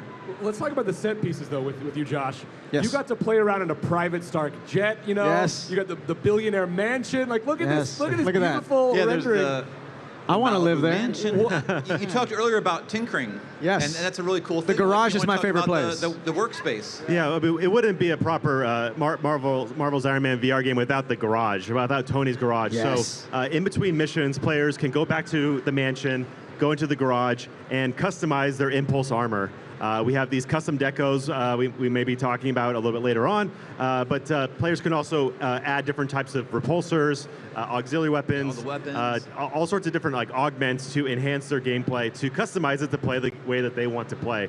And we really feel like without that level of customization, you wouldn't feel like you're actually Tony Stark, and that's what we really want to get, especially in VR, right? Yeah. Josh, what was it like to play around in these like ultra-rich billionaire areas? It's awesome. I basically just, because look, my garage at home is my sanctuary. That's where I got my toolbox and my workbench and my workout bench and my car, and like that's where I just go to spend my time. That's my Zen place. And this I can at least pretend I'm doing it, like I said, with much more expensive stuff and much bigger space and all kinds of cool stuff. I haven't seen a lot of what the final garage is going to look like. When we work, we see what's called pre-visualization for anybody that doesn't know. And what that is, it's like big monitors in the mocap space that show a rough version of what the environment's going to look like, and then you also see a rough version of what your character is going to look like. Hey, Tony, and with that, you can the character kind of moves with you. So as you move around in your mocap suit, you see the character doing exactly what you're doing in the previs, and so that's really all I've seen from the garage. So getting to play this game and actually being able to walk around is going to be a real treat. I can't wait to actually see it finished. And there's a helicopter pad, and there's a boat down in the water. It's the full, because we talked about, if you want to do the Iron Man experience, what do you want? And so we talked, the mansion. And so what is the mansion going to have? Well, he has a boat, and it's going to be on the cliff, and he's going to have his garage, and he's going to be the place where he can hang out and land his helicopter. And like, what would Tony Stark have? And there's a lot of other locations we haven't revealed yet. Oh, yeah, there still is. But we just made lists about, as Tony, I want to globe hop around the world. I want to go to all these locations, and there's some cool villainous locations that we haven't revealed yet, but we really thought out the whole world. Like, what is that experience, and the helicarrier, and all those things that you want to experience as Iron Man. Yeah. Well, Chantel and Josh, speaking of mocap, how does mocap change the way you approach a role? I love doing mocap. It's like, I have a live performance and theater background, so it's really like a play, you know? I feel like it makes everything a lot easier, actually, because you get a chance to really interact with your fellow cast members. You're looking in, I'm looking in your eyes when we're delivering lines. You're not just having to imagine it or read it off a page kind of thing. Everything becomes, it's like you get to embody your character so much more. So I found that those days really helped me just feel more like Ghost. So when I had to do the VO days, it was like, oh, I had this memory of like, oh yeah, I remember when I was doing, okay, I got this, Yeah, there's a little bit more of a disconnect, right, when you're just doing voiceovers. Absolutely. Yeah. And sorry, Josh, long-winded today. But when you have, as a voice actor, you only have your voice to really relay emotions and everything. So when you can add this physicality to a performance, I think it just adds so much more dynamics.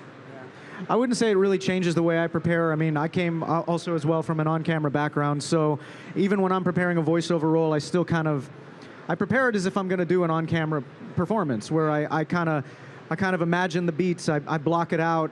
I game out what the other character, how the other character is going to act with me. I take the moments, the pauses, and I mean, I do that even with a strictly voiceover role. I'll still kind of act it out in front of the mic. You know, the only difference would be keeping your head on the mic. But it's, as Chantel said, it's really freeing to be able to have that movement, to have the other actor to actually act opposite. That's not really a luxury that's afforded us in a lot of video games, and usually with voiceover, it's just you in a room by yourself, and it's just your imagination, and you're just using your voice. But with this, you get everything. You really feel as though you can inhabit the character.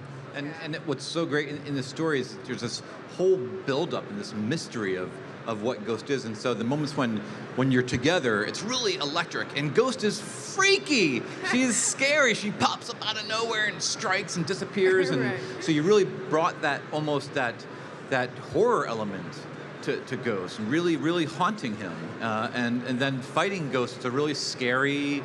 As you said, from the first-person point of view, Ghost popping up out of nowhere.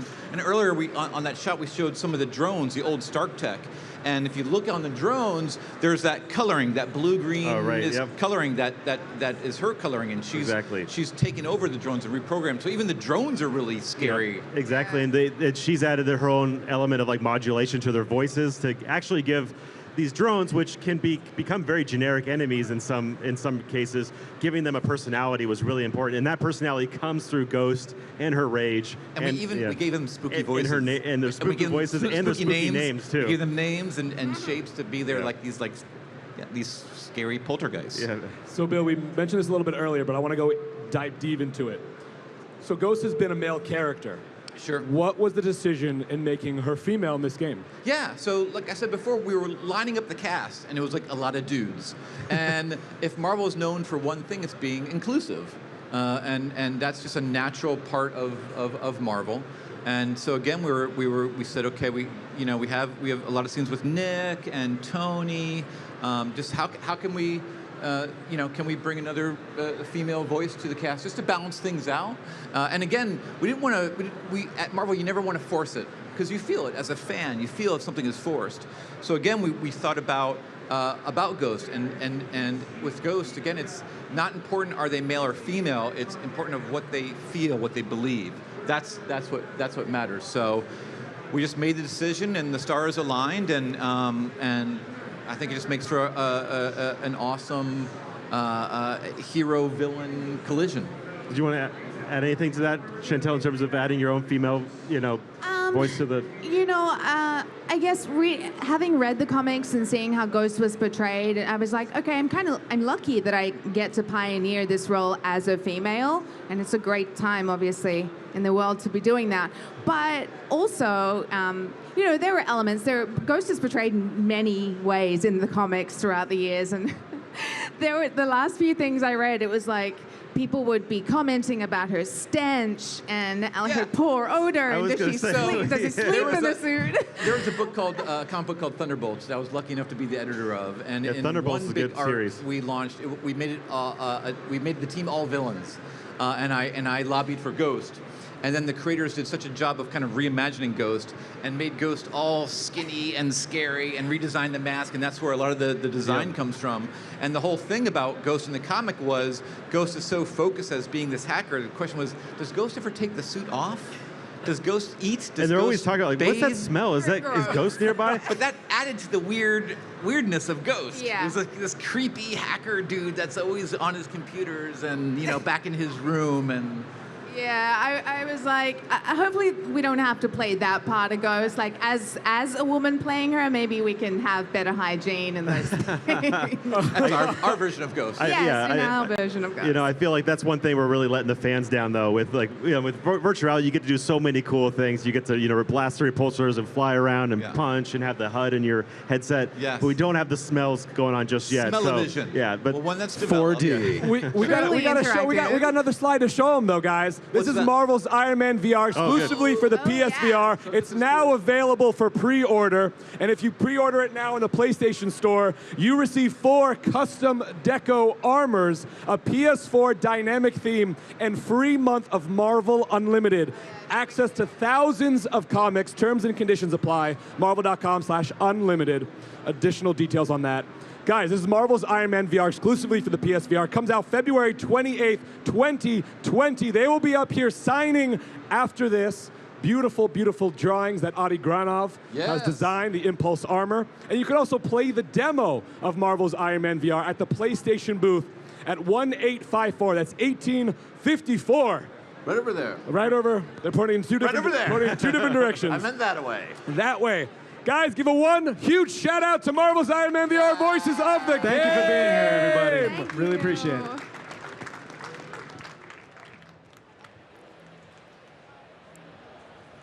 And that was a little bit of a chitty chat about Marvel's Iron Man VR coming in February 2020. We just saw the pre-order bonuses. You can kind of see them right now still on the stage. The pre-order bonuses. Silver Centurion armor is one of my favorite looks in all of Marvel Comics. I have to say, though, that ultraviolet armor looks sick. I love a little bit of purple. You know, we're having a real Iron Man day because we just got to talk to Dan Slott about Iron Man 2020, the new comic book coming in January of 2020. Iron Man 2020 in 2020. It checks out. 2020. 2020. 20. It's like that band, 2020. This is Marvel Live, and it is presented by Marvel Realm of Champions, which is coming when, Lorraine? 2020. 2020. That's right. We all see clearly. Oh boy, you were waiting on that one, weren't you? It's my favorite joke about 2020. I've said it too many times, so I'm gonna have to stop. So much 2020 stuff happening next year. It's gonna be fun. It's wild, and there's still a lot more stuff coming up this weekend, especially today. That's a segue for us to tell you what's coming up on the stage. Setting up right now down there is the Marvel's Iron Man VR signing, where the folks who were just talking about the game will be signing some cool prints and more. Then after that at 3:15, the Marvel Comics number 1000 signing with Joe Quesada, Chief Creative Officer, and Lil Ol' Me. Then 4:30, we're going to have the 2019 Marvel Contest of Champions Ultimate New York Comic Con Finals. And then at 5:30, the Marvel Becoming Cosplay Contest. Yeah, and there's even more coming with some big panels today. Yet on the docket, Marvel Comics, Marvel Fanfare with our editor-in-chief, CB Cebulski. That's happening right now. That's happening now, Z. It just kicked off. We're going to hopefully be able to show some later. We'll have Marvel's Hero Project at 3:30 p.m. I'm going to moderate, and I'm going to be talking about the new show coming to Disney streaming services, Disney Plus. And then we're going to have Marvel Comics X-Men Dawn of X at 5 p.m. Dawn of X. It's a new day for the X-Men. It's the dawn of X. Yeah? Yeah, I'm a human catchphrase. Try to stop me, you can't. Oh boy, what a day, right? I know, it's been awesome. And honestly, it's been very nice hanging out with you, Ryan. Yeah. Normally, they won't let us be together this much. Dun, dun, dun. We get in too much trouble. Yeah, because I sometimes just go off the rails, and Larissa's holding up a sign. She's like, plug the social, plug the social, plug the social, and buy your own autographs? What does that say? Oh, and talk about ourselves. So you guys you should be watching this. That handwriting is terrible, Larissa. Oh, you're perfect. She's wonderful. You should be checking this out at marvel.com/NYCC 2019. That's the big one-stop shop for all things Marvel. Articles, this live stream, and more happening there. Or follow us at Marvel on Twitter, Instagram, Facebook. Anywhere that you can find at Marvel, go on over and click follow, and we'll hang out with you. Plus, you should follow at Agent M and at Lorraine Sink. That's with a C, not an S. It's confusing. Oh, yeah. Yeah. I guess I'm so used to your last name. We've been working together for so long, I didn't think about the S. Yeah. I'm not Lorraine Klink. That's somebody else. But I should just take that moniker. All of them. Yeah, they're all mine now. Yeah, we've been posting fun pictures already this weekend and been doing a lot of fun things. And there's still plenty more to come. Do we have any social posts in here? Oh, I see one that came in from Sophia. She said, if we had to design a new Iron Man suit, what would it be like? This is a great question, Sophia. You know, here's a weird thing. I wasn't an Iron Man fan growing up. I didn't read the Iron Man comics. But as a child, I had a recurring dream of having an Iron Man suit and flying over my neighborhood. Are you serious? 100% serious. I don't know why. Like, if I close my eyes, I remember like an aspect of the dream. Still to this day, it would happen over and over again. But as a kid, I knew Iron Man a little bit. because he was in other comics that I was reading and stuff like that, but it's real strange. That's so fortuitous because you are I would say you are the Tony Stark of Marvel.com. It's true. Largely because of your facial hair being very well architectured. Yep. Yeah, I'll take it. If I were going to make an Iron Man suit, I feel like I would want something a little bit more lightweight, and I definitely would not be able to go red and yellow. I feel like that's a hard sell for me. I would just want something reflective so that I would have like stealth mode instantly and just like match the clouds and sky. I like that. Right? I would turn mine into an Iron Cat, and so it would be a big cat suit, right? So like a cat suit, like a slinky cat like suit? meow, here Okay, I come, boy. scratch, scratch. No, I would be like almost like laying down in it, and I would go around, and it would look like a big red and yellow cat. I'd have a tail that like you could tell if I'm in a bad mood because that tail's just like la la la. And the cat would be terrific. It would like hiss at you. It would have a great purr function, and then everybody around would And just would feel fall so asleep. happy. Yeah. Would it purposefully make them fall asleep, or? Yeah, purposefully. That's part of the power set for my Iron Cat suit. Ooh, I like it. We have more social questions here. And if you'd like to ask us a question on social, you can hashtag Marvel NYCC, and we'll do our best to answer it, no matter how silly it is. Yeah. But here we go. We have X-Men or Fantastic Four. You decide, Ryan. That's a really tough question. I know. Because I absolutely love the Fantastic Four. Sure. But I am an X-Men person in my soul. Like everything, my main love in comics is X-Men. It always has been. And I love the Fantastic Four, but everything the X-Men stands for, the characters, the possibilities for that, the messages, everything has been so good. Yeah, I mean, I think it's hard to not choose the X-Men. The X-Men are sort of infinite, whereas the Fantastic Four are fantastic, but they are only 4. That's math right there. It's just a math question. That's it. Look, by numbers, you have to choose the X-Men. That's how we get around it. Yeah, right? Just it's an exponent. Anyways, an excellent point. You know what? Let's go check out the Marvel Iron Man VR signing, which is about to start in just a few moments.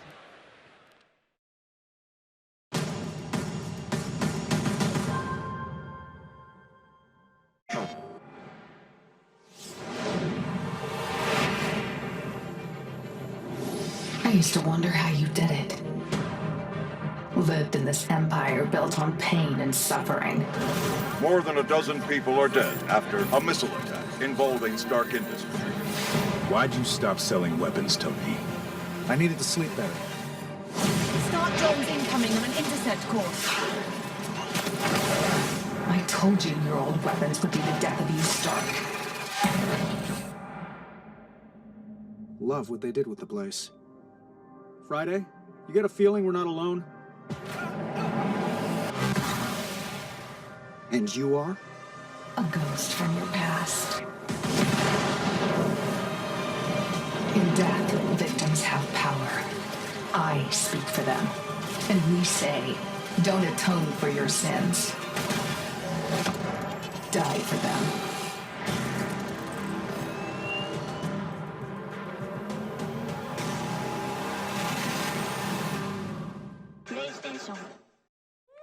Guys, all right. This is the Marvel's Iron Man VR signing. So please welcome to the stage, Bill Roseman, VP and Creative Director of Marvel Games.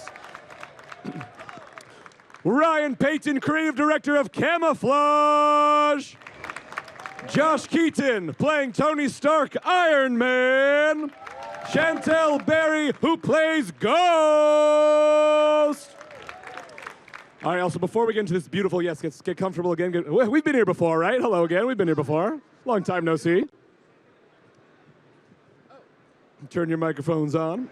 So before these fans get your signatures on these beautiful, beautiful drawings that is designed by Adi Granov, the Impulse Armor. Wait, and I just want to say the importance of Adi. Adi was the one who back in the day did an Iron Man storyline called Extremist that Warren Ellis wrote. Yeah. And Adi was the one that came in, and he was really one of the first modern artists to draw Iron Man in a way that you looked at him and you said, oh, I understand. There's a guy in there. I see how that works. It's still dynamic, it's still vibrant, and it's still Marvel. It's larger than life. However, his design sense the way he does the armor is you can see how it works.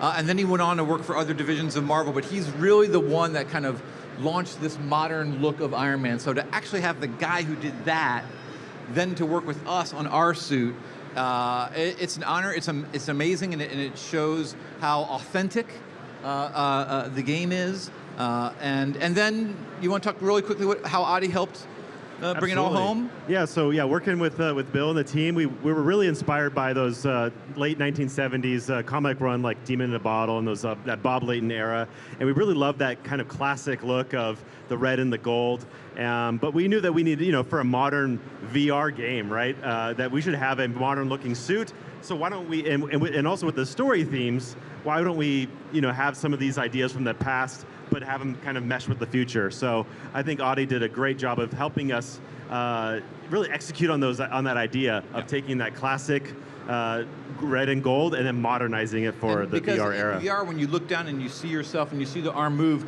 not only does it have to look cool, but it has to all work. So when you look at the suit, you see how the shoulder fits in. You can see how it moves. You see how there's the line on the torso. You can see how the torso can move. You can understand how the gauntlet here on the hand and how it can move, because it has to. It has to, because it's VR. So it's just interesting that he's a master of, it's two things. Tony's an engineer, so it's form follows function, but everything that Tony makes is going to be super sexy. And so it has both of that. Even the front, the whole chest piece, part of our inspiration were Italian sports cars. Yeah, that's right. So that whole chest of Tony's armor is really like the hood of a car. So to make it look great and also be functional, it's a rare talent, and so Adi did an awesome job. Yeah, he did a great job. And he drew this all by hand. I love it. All right. It wasn't. Chantel, we're going to start with you. Okay. What is the most exciting thing you're ready for these fans to experience in this game? Oh. Well, that's a great question. I would say, well, it's a weird answer. I feel like I'm excited for all of you to feel what it's like to fly and to be Tony Stark. But I'm also excited for you guys to see just how right Ghost is. Josh, moving down the line, yeah? Same question. I would say flying is incredible. I played it in San Diego Comic-Con. I was a little embarrassed with my first 10 minutes. I was crashing into a bunch of stuff, but after about 10 minutes, I started to really kind of figure out, and the hand controls are so detailed that you just kind of have to trust them. If you try to overthink it, then you'll be crashing into stuff, but by the 10 minutes went by, and I was like, I could do this all day. This is amazing. So just the sheer experience of flying and really getting to experience the story through Tony Stark's point of view, that's going to be pretty cool. Brian? Oh, next, the same question, right? Same question, yeah, down the line. So, yeah, for me, it's not enough about just having a great Iron Man simulation experience where you're flying, you're shooting, you're in the HUD, and mapping that perfectly with PlayStation VR. Because we're not just game makers, we're also storytellers. And I think our lead writer, Brendan Murphy, works closely with Bill and Christos on the story. We want to tell a big, epic AAA level VR story as well. So it's not just the big epic set pieces and the big epic missions, but we pair those with a really intimate story and a proper video game campaign that I think as a team we're really proud of, and we just can't wait for everybody to play. Yeah. And as much as I love story, and everything that Marvel does and Camouflage does is embedded in story, but as a game, the gameplay is phenomenal. And when Ryan talked about building that very first build and bringing it up in the car, that demo, when we tried it, even though it was all gray box, we were like, you nailed it. The wish fulfillment of pulling on that helmet and flying through the air as Iron Man and using your repulsors, you nailed it. You made it effortless, and that's always at the heart of the game: is what's the wish fulfillment? What each game we make? What is the idea? What is the if I am Iron Man? What do I want to do? And you nailed it. And so if that worked just in all the gray box, now with all the effects and all the time you've had, and now with the acting and the music and the special effects, it's going to be amazing, and it's going to be mighty, and it's going to be an invincible experience, and I can't wait for everyone to not only play it, but also to discover the surprises we haven't even brought up or revealed yet. There's a lot of surprises. Yeah, there's a lot to discover as you are, Tony, going through this adventure. So I can't wait for February 28th. Yeah. All right, y'all, please enjoy the signing for Marvel's Iron Man VR.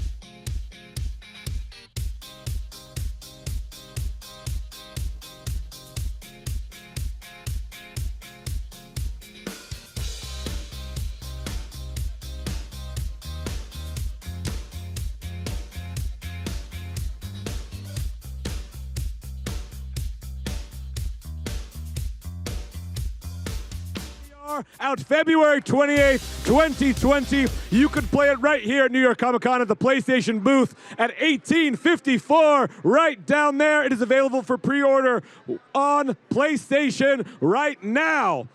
Enjoy the rest of your con, guys. Woo!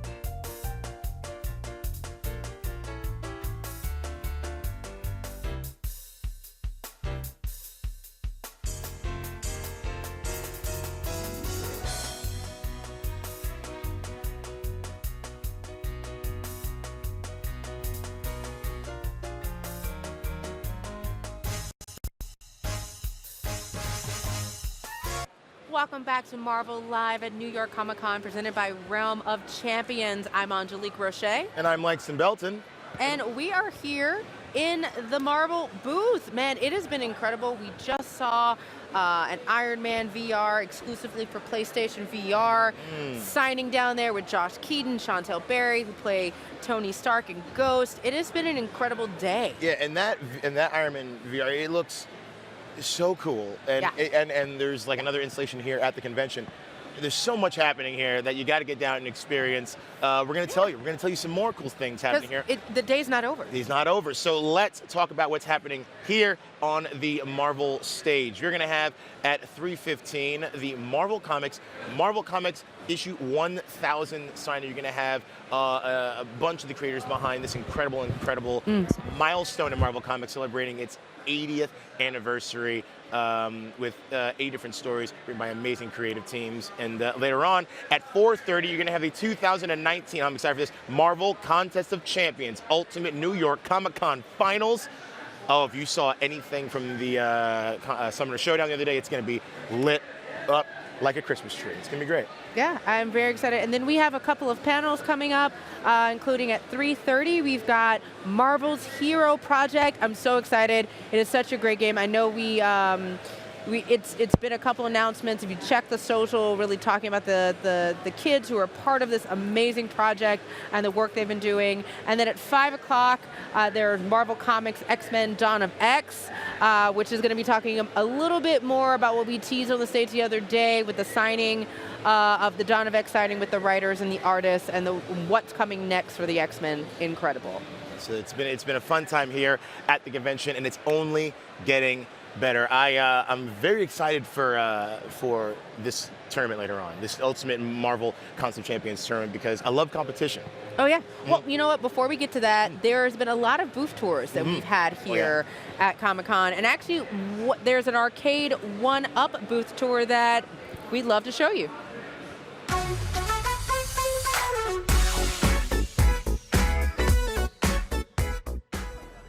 Hey Marvel fans, here at the Arcade 1-Up booth at New York Comic Con. They have one of my favorite items, their Marvel Superheroes arcade machine. It has Marvel Superheroes, of course, X-Men Children of the Atom, and the Punisher arcade game. Let's go check it out. So I'm playing on the standard edition and I'm beating up some thugs, but there's also a collector's edition of the machine which has like a light up marquee. It's got better buttons, better joysticks, everything about it. It looks cool, a little bit different art on it. It's awesome. Regardless, whatever you're gonna play, it's gonna be fantastic. No, don't hit me. There's also, of course, a big attraction here at the Arcade 1-Up booth. So these machines, they're like 4 feet tall. How about a 16-foot tall version of Marvel Superheroes arcade machine? Let's see if I've got the skills to take that on. All right, here we go. So they told me that this is 16 feet tall, actually bigger than the world record, which is 14 feet.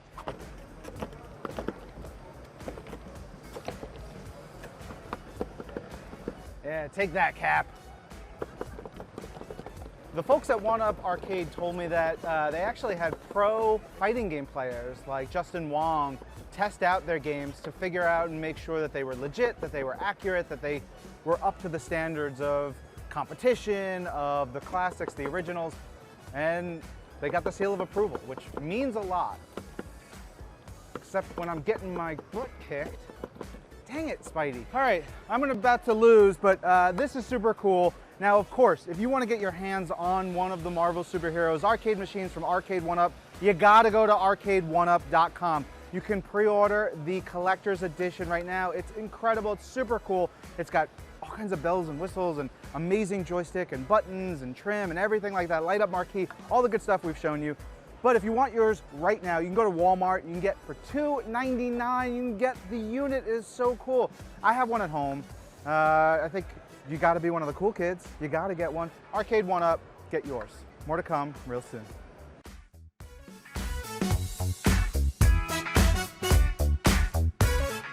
Unlock the Marvel Universe today with Marvel Unlimited. With special access to more than 25,000 comics and counting, Marvel Unlimited puts your favorite stories at your fingertips. Read complete arcs by legendary creators like Stan Lee, Steve Ditko, and Jack Kirby. Deep dive into your favorite characters with curated reading lists put together by Marvel's editorial staff. And grow your fandom across the ever-expanding Marvel Comics universe with nearly 80 years of stories from Marvel's Silver Age and beyond, like these legendary titles. So unlock your Marvel Universe today with Marvel Unlimited. Go to marvel.com/unlimited for more details, or download the Marvel Unlimited app for iOS and select Android devices. Must be 18 or older, auto renewal, and other terms and conditions apply.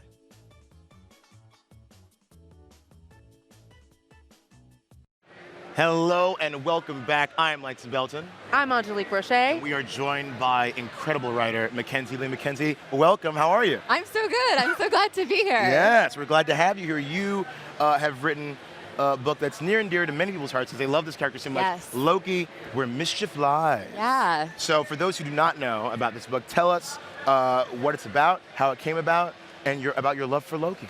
Oh my gosh, so much to cover. Such small questions.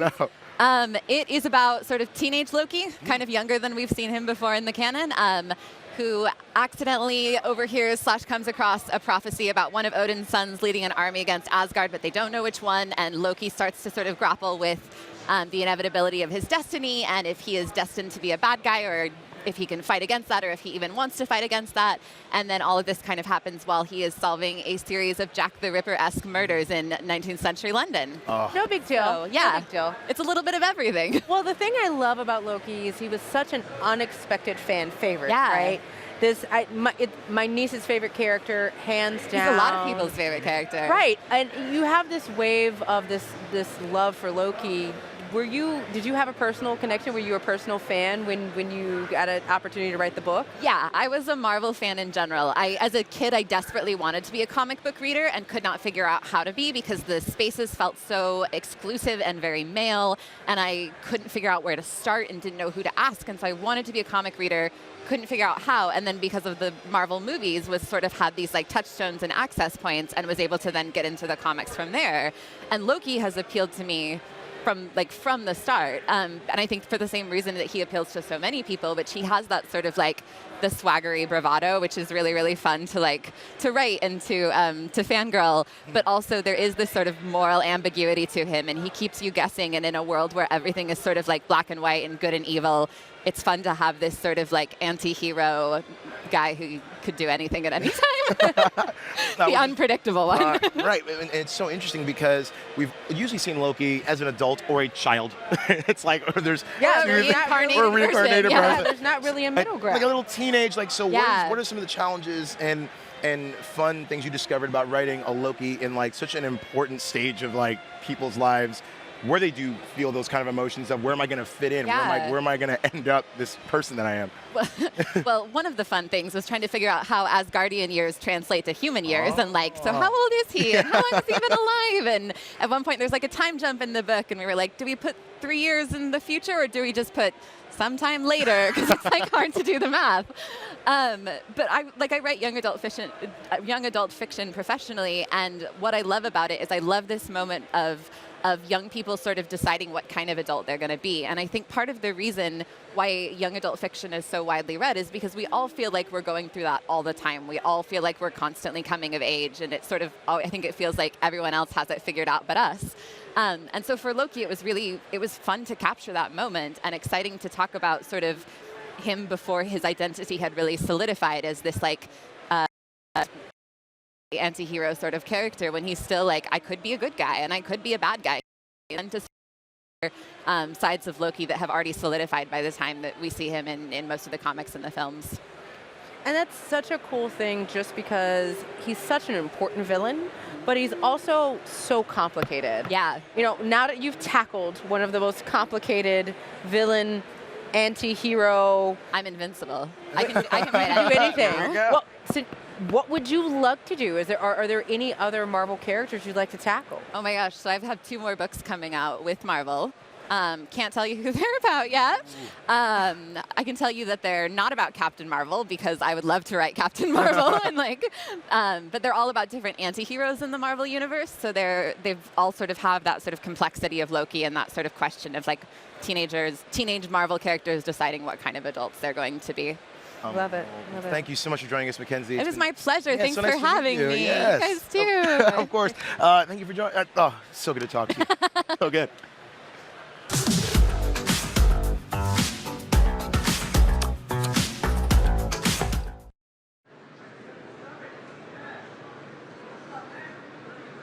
Two, one. Oh, hello, Comic-Con! Oh, my voice fell out there at the end, but that's okay, because we are going to talk about Marvel Comics 1000. And to do that, we need Marvel's Chief Creative Officer, Joe Quesada! Joe, we have a microphone for you, my friend. Hello. Hey, Joe, how you doing? Good. Who are you? I'm doing well. I said, who are you? Oh, gosh, come on, Joe. It's been 13 years. It's been a day. It's been a day, actually. You're right. Hi, guys. Joe, we are here to talk about Marvel Comics number 1000. What makes this issue so special?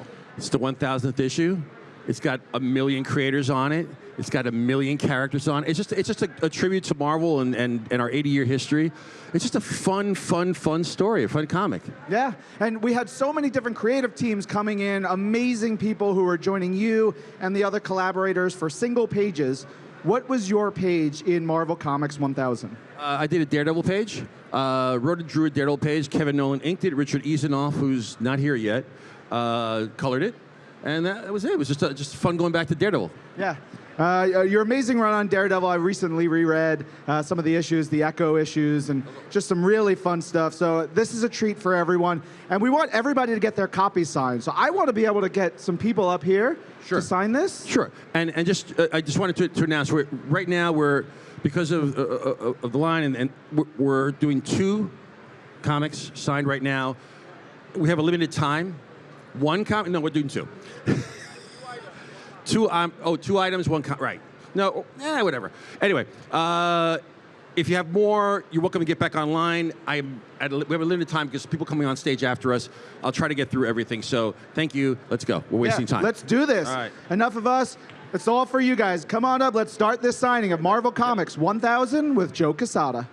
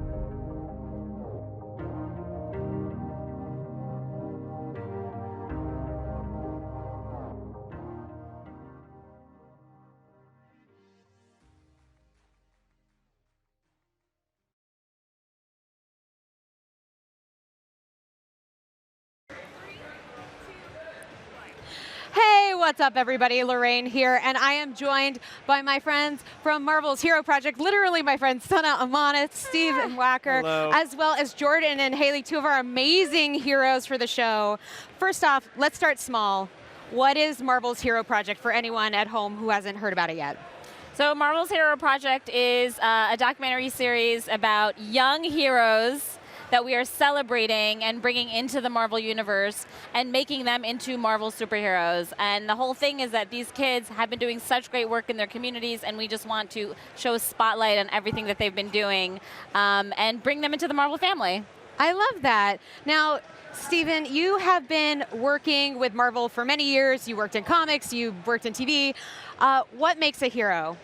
A hero, in my book, is someone who will go out of their way to make the world a better place and help other people besides just themselves. And I think Haley and Jordan, all these kids that we found, have done something in their world to inspire their family, inspire friends, certainly inspire us. Yeah. In fact, sometimes girls like these are so inspiring that it makes us feel like inadequate? we've done nothing. We've done nothing. Teach us. Seriously, the show, it's so inspiring. I've cried every episode, and I blame you two. No, but really, you guys are so inspiring. What was it like for you guys getting to be part of the show? You can go first. For me, it was really cool because I've never really had this opportunity to like do something on like a filming way. And it was a lot of work, but it was also really cool to just get that experience. I am a huge Marvel fan, so this is literally my dream, and I'm so excited to be a part of this. This is literally the highest thing, and like Jordan said, I've never done anything like this before either, and the fact that we're able to share our stories means so much to me too. And that comes, I was just going to say that comes out in their stories, and it's through their stories that we're going to inspire, hopefully, the next generation of Marvel heroes, and they're just the start. Well, it is so inspiring. I know I was like, okay, I got to get it together because you guys are doing such amazing things in your community. Would you mind talking a little bit about the projects you've been passionate about that have brought you into the hero fold? Yeah, I've been involved with a few different things, but it really all stemmed from my twin sister, Livy, who has special needs, including epilepsy. So my family, first of all, has started an organization to help generally people with special needs and also to spread kindness and acceptance. And then also I've been involved with helping people with epilepsy specifically. But on my shirt, this is the organization that my family started. It's Livy's Hope after Livy. But really, it's been an amazing journey for me, and my sister inspiring me. I'm so happy that we get to do everything together. She can't be here right now because she doesn't travel well, but I'm trying my best to be her voice. Oh, that's so sweet. Well, my goal in life is just for everyone to have a good time. I know that's like just a big thing, but like just go through life feeling like nothing's holding you back, because anyone can change the world and anyone can like make a big difference. And I've been working more on spreading accessibility and awareness about disabilities, and I came up with a prosthetic arm that shoots glitter. I do. So cool. I know, it looks so fun. I just have been pushing off of that, just spreading more happiness around the disability community.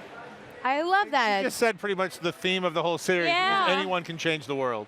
I love that. That's what every episode's Also, about. I want to just say that I'm so thankful that you're doing what you're doing too, because in a way you're advocating for my sister who has disabilities too. So I think that's awesome. We're all doing so much stuff. Yes, oh my God. It's called a team up, a future team up. We've gotten here so far. Yeah. We're assembling This is how our the own- Avengers started. in an interview. Yep. In an interview. With two Nick Sponsored by Furies. Adidas. You know, I am curious because you have kids from all over the country coming up in the show. How do you find these kinds of amazing young people? We're so lucky. Well, we partnered with a production company called Maggie Vision, and they've got some incredible storytellers. And each of these episodes really is telling a story. That's the core of what Marvel does. And they worked very hard to bring these stories to life and tell them in an interesting way, and then help us as Sana and I and some of Marvel's editors workshopped into how to bring them into the Marvel Universe and turn them into heroes. And we'll see some cool comics, I hear, as well. Yeah, the comics are going up with the episodes. Yes, Yeah. on Marvel.com, you're going to be able to get each of their stories and how we've made them into Marvel superheroes. It's really beautiful, and you guys liked them, right? Like, oh yes, yeah, pretty cool. Yep. I can't tell you how jealous I am as a lifelong Marvel reader that you have a #1 issue that you're on. That's awesome. I still can't believe it. It doesn't feel real, but it is. And also, look at those cool jackets. Yeah. Yeah. Yeah, there's some cool surprises throughout the show, especially in your guys' episodes. There's some big surprises, stuff Marvel was able to do and Maggie Vish was able to really celebrate just how these kids are heroes. Well, you guys deserve it all. Thank you for all of your service to our communities. It is so appreciated. You're such an inspiration. Thank you so much. And we do it to, first of all, inspire other people. Just like Jordan said, we want to show other people, and I think a lot kids that kids can change the world, and you don't have to just wait for adults to do it. You can, no matter who you are, what your age is, you can get out there and you can do something, and that is such a big message that I want to get across. There you have it. Go God. out there To be and fair, do some adults have something. jobs. All right? After work, go out there and do something. And be sure to watch Marvel's Hero Project coming to the new streaming service Disney Plus on November 12th. Yes. There'll be another new episode on that Friday. So go check it out.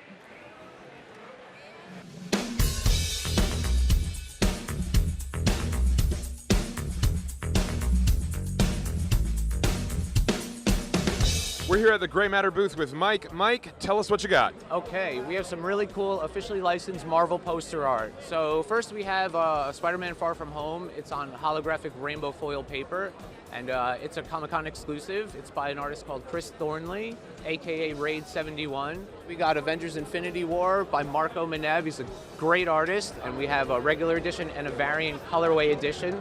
We also have a Jock Thunderbolts variant. We have a really cool Into the Spider-Verse by Bruce Yan. We have another Into the Spider-Verse by Tom Whalen, and that's also a regular and variant colorway edition. Everything's limited edition in nature, so once they sell out, that's it.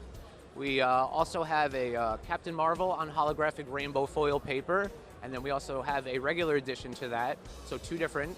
And then we have an Avengers Endgame by the artist Dolly, and then we also have a Captain Marvel with gold metallic inks by Dolly as well. So from start to finish, what goes into making a limited edition licensed poster? Okay, quite a few things actually. So we'll get in touch with the artist, we'll pitch a few properties, he'll pick one, and then he gives us a rough concept. We'll throw it to Marvel. If it gets approved, we go to the next step and make more finalized art. If they approve that, we go to like a final mock-up art image. Then if they approve that, we send it to the printers. They print it up. We send them a sample. If they approve that, we print the full run, and then we just sell it. If you're interested in snagging one of these posters yourself, you got to head over to graymatterart.com. Mike, thanks so much for your time and for showcasing all this amazing work. My pleasure. Thank you.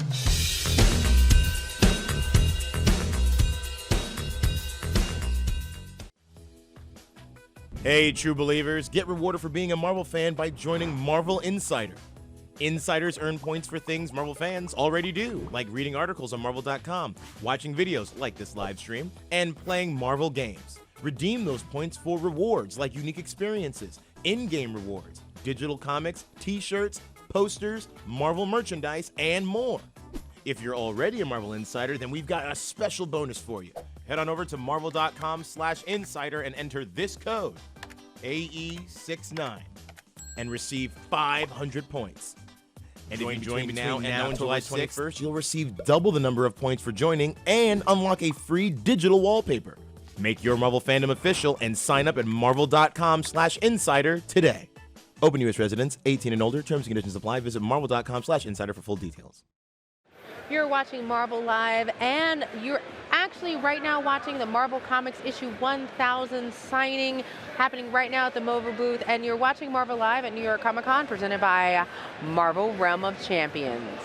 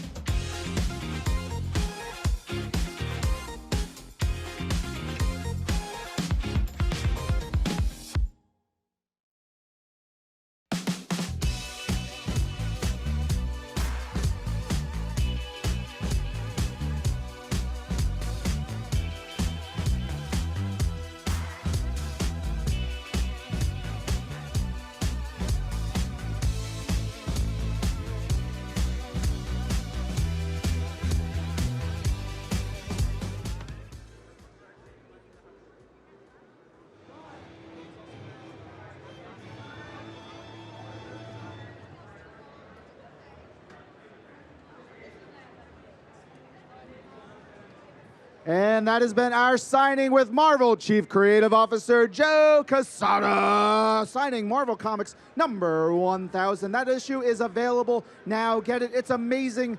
But don't worry, there's so much more to come here on Marvel Live. Stay tuned.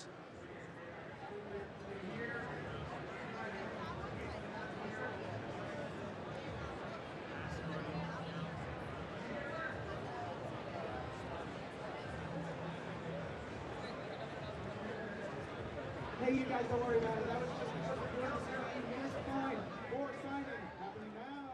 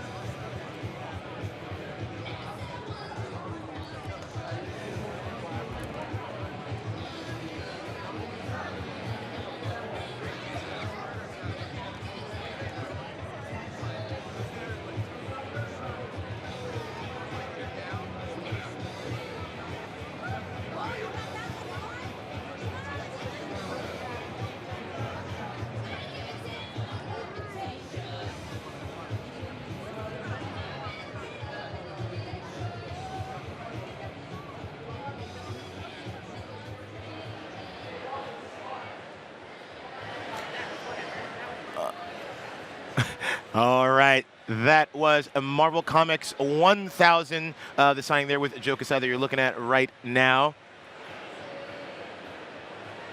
Welcome back to the Adidas Foot Locker Speed Factory Lounge here at New York Comic Con 2019. Yes, I am Langston. I'm Angelique. And we are joined by Marvel Comics writer Frank Thierry. Frank, welcome. Hello. Welcome. You're waving to the crowd. right there. You're waving to all the beautiful Make sure listeners you hold at the home. mic up so we can. Oh, yeah, you there's can a lot of sound. Yeah. I have a big mouth, but I guess you know. So how's your convention going? How's your New York Comic Con? It's exhausting. I mean, you're old hat at this. This is not your first rodeo. No, it's not. I've been coming to these since the first one, you know. Oh, so that's. And I'm still here, surprisingly enough, still alive. So how is that's interesting you say that. Cause so how has New York Comic Con changed over the years? Since you opened the door to that one. I did. I got like 5 years left, so you're not that far off. You know what I mean? What has the evolution of New York Comic Con been like since you first came here? What is the fandom, the interaction, how the scope of it? What's it like? It's just gotten crazier and crazier every year. And, you know, you walk out of here and you just want to collapse in the street. You know, it really is like, you know. I mean, those are facts. Those are facts. Yeah, exactly. But you are here. Of course, we're talking all about. Let's talk about Ravencroft. Because, okay, let's talk about Ravencroft. Ravencroft, of course, the Institute for the Criminally Insane, not doing so hot after Absolute Guard. Hot is one way because I backed it down. All right? Exactly. It needed a little bit of a makeover. Yeah, slightly. Yeah, some jackass, not named to be nameless, burnt the place down, and now we kind of got built it up. Nice. Spoiler alert, the jackass is me, so. So tell us about why Ravencroft? What about Ravencroft fascinates you? Why did you want to tell this story about the recreation and kind of like reestablishing Ravencroft in the Marvel Universe? Well, to be honest, it came out of something in Lethal Protectors, the Absolute Carnage, one of the Absolute Carnage books I'm doing. Misty Knight escapes from Ravencroft after Carnage takes it over. And she escapes down in some sewers, and it was actually editor Devin Lewis who said, hey, wouldn't it be cool if she found something under there, this and that? And we really didn't have the the area to do it. We didn't have enough space to do it, but it's something that I said, you know what, that's not a bad idea. What if there was something else? We know about Ravencroft. Look, Ravencroft, for all intents and purposes, has been, let's be honest, Marvel's Arkham Asylum, okay? I know I'm not supposed to say that, but it is, okay? And what we find out in this series, in these one-shots and then the series, is that it's much more than that. That it has this rich history, that there's a Ravencroft that predates the one we know about, and it has connections to people and places and events that we never knew existed. So it's, in very many ways, it can be said that it's the birthplace of many an evil in the Marvel Universe. So we're gonna have fun playing with that. Cool. Yeah, it sounds like it's, one, obviously it's gonna be complex. Two, it's gonna be fun in all many dark ways. Yeah, very dark, yeah. Which I know you love a good dark story. Yeah. What do you feel like is really necessary for these type of stories to kind of take off? Because you have to have this setting of, obviously, there's something in the sewer. Like, there's this little trail that you can pull, but as a writer, how do you pull that story together? Well, what they find is that the existence of underneath, I don't want to spoil exactly. Keep it tight. Yeah, I don't want to spoil exactly what exactly. Well, there's one word you can sum it up in for folks. There's, like I said, they find out there's an existence of another Ravencroft under there, and they find things in there that, maybe not so good. You know what I mean? and some things that, maybe there's a reason the other previous Ravencroft burnt down. Let's put it that way. Well, I think the Dark Corners are going to lead to some really fun moments. Well, we have the 3 one-shots that run into it, okay? Yeah. And we have the first one is Carnage, who I'm working on right now. That one actually takes place in the 1600s. Nice. We find out basically that the land itself that Ravencroft has built is cursed, soaked in blood. And it has this history that ties into Null and Carnage and, the symbiotes and whatnot. That's in the 1600s. In the 1800s, 1900s, around basically Wolverine Origins time, we have the second one, which is Sabretooth. Wolverine is that one. There's some other, I don't want to spoil some other things, but in that one, the next one is Captain America, the Dracula one, that takes place during World War II, and Captain America's in that one. So Ravencroft is touching all across history of the Marvel Universe. Yeah. We're going to be playing with a lot of history, You like your history, this is going to be fun. Well, I'm looking forward to it. Very much so. Well, Frank Thierry, thank you so much for talking Ravencroft with us. We're very excited to see how this fits into the Marvel Universe. Cool.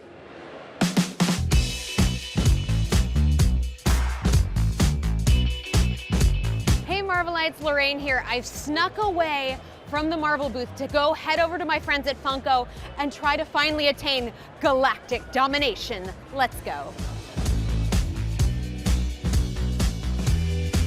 I have snuck into the Funko booth and I am stealing all of the Marvel exclusives here for New York Comic Con 2019. But hey, hold up, if you're not gonna be here at the con, I'm gonna tell you a way that you might be able to get your own version of these figures. So hold up.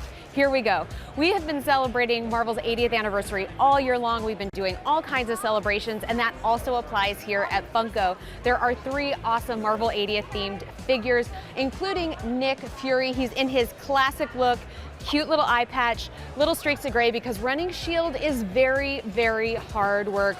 It takes me back to an old school Steranko cover. I love this little cutie guy look. Next up, we have Walter Lawson, Captain Marvel. You'll remember him as Captain Marvel. Although he does have that classic Carol Danvers kind of vibe, it is definitely our old friend Walt. He's got the super cute face mask, he's got his Kree symbol of Hala, their home planet, and his classic red and blue little outfit.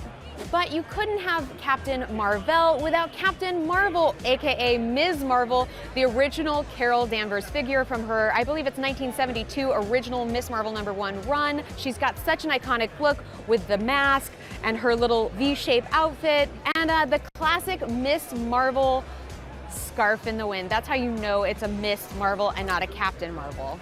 Now you know that we also love you 3000, which is why this awesome Iron Man Endgame figure is so cute. Based on his look from Marvel Studios' Avengers Endgame, he's wearing his version of the Infinity Gauntlet. You know, whatever it takes. For our pop vinyl figures, last but certainly not least, is this Stan Lee, based on his look from Marvel Studios, Guardians of the Galaxy Volume 2, as he was sitting around talking to all of his friends, telling his great stories. What a fun way to honor the memory of Stan. He always did the best cameos in Marvel Studios films, and I think this is such a sweet, fun pop to get this year. One of the things that I love about being here at Funko is, yes, there are so many cute pop vinyl figures with the little bobbly head that are their signature, but they also have some really cute stuff that you can wear to share your fandom. I'm really excited about this. It is the classic Dark Phoenix. This is actually a t-shirt. You can see it here on the back. You can see her corresponding inflamed, enraged figure. I really love this because I love, love, love Jean Grey. But hey, if you can't be here at New York Comic Con, don't fret. There is a ton of stuff that you can check out at Funko.com, including some versions of these figures you can find through the Funko.com website, as well as tons of other super cute stuff that you just have to have. I'm gonna steal some more stuff borrow some, look at some more stuff here at the Funko booth, but stay here watching Marvel Live.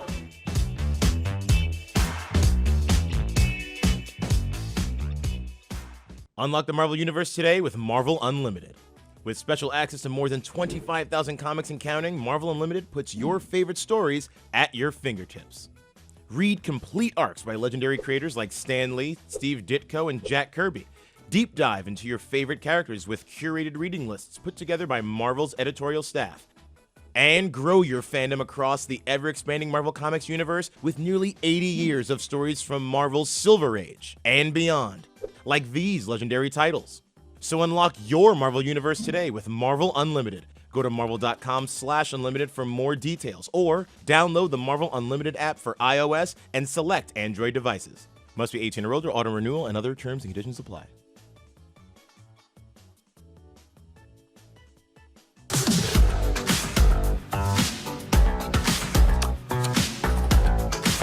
Hello. How you guys doing? That's lame. How you guys doing? No, seriously, I have a special guest. If you want this person to come out, how you guys doing? Thank you. Okay. So guys, thank you so much for coming for another Cup of Joe. If you remember 2 years ago, we did this and we had a special guest. His name was Charlie Cox. No, we don't have Charlie here. We don't have Charlie here today, but I think you'll enjoy this guest just as much. So, actor, producer, director, singer. He starred in some of the most iconic roles in movies, on television, and on the stage. I would say he's a Renaissance man, but really to cut to the quick, it's a he, and he's a storyteller. Truly an amazing storyteller, and the antithesis to Charlie Cox. Ladies and gentlemen, Vincent D'Onofrio.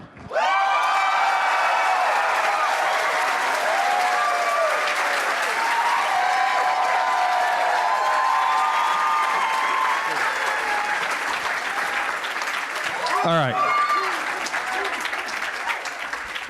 Did I deliver? Okay. All right. How are you, buddy? I'm good. How is everybody? So Vincent, you were born in Brooklyn, right? But you weren't raised in Brooklyn. Brooklyn!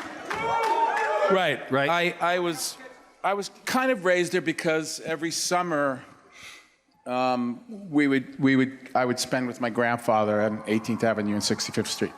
So, but I grew up in the South, yeah. And so I had the best of the North and the South. Cool. And it was like Hawaii, Colorado, Florida, right? Right. Yeah. I did a couple of years of elementary school in Hawaii, but right after I graduated high school, I went to I went to Colorado to live with my dad for a little while. Okay. And that's where I decided to come back to New York and study acting. Cool. So what was a young Vincent D'Onofrio before you caught the acting bug? What was a young Vincent D'Onofrio like? Were you an introvert? Yeah, I mean, just mostly bumping into walls and drooling most of the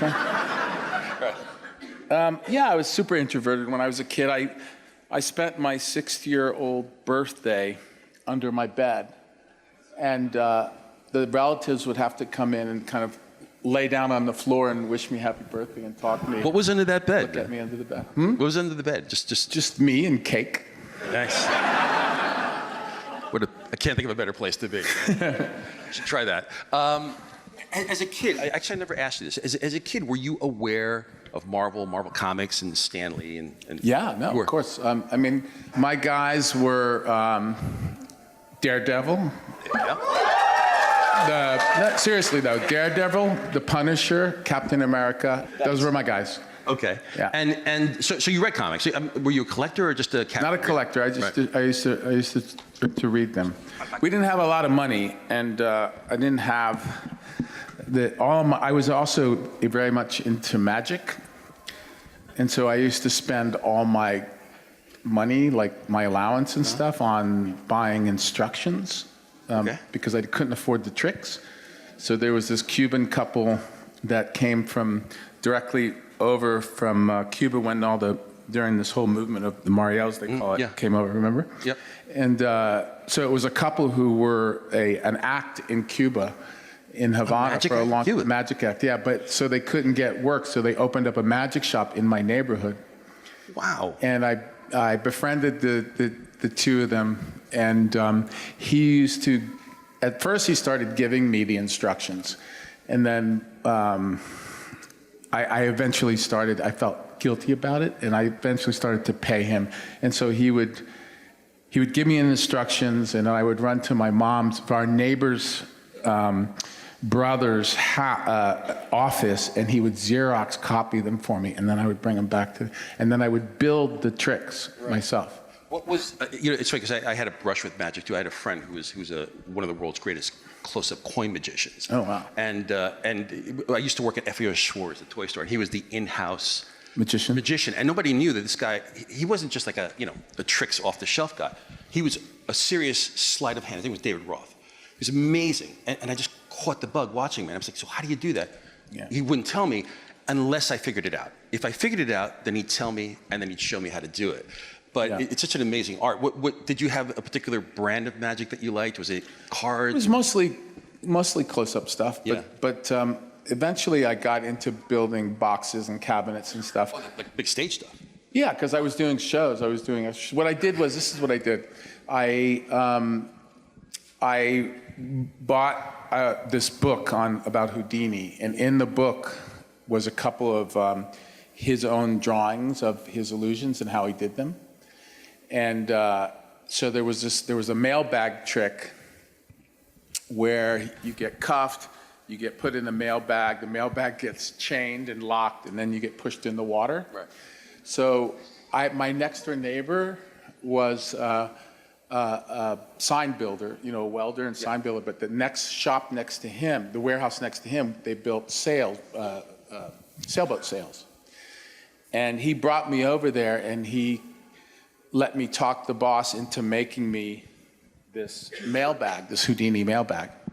And so I trained. We had a little kidney-shaped pool in our backyard.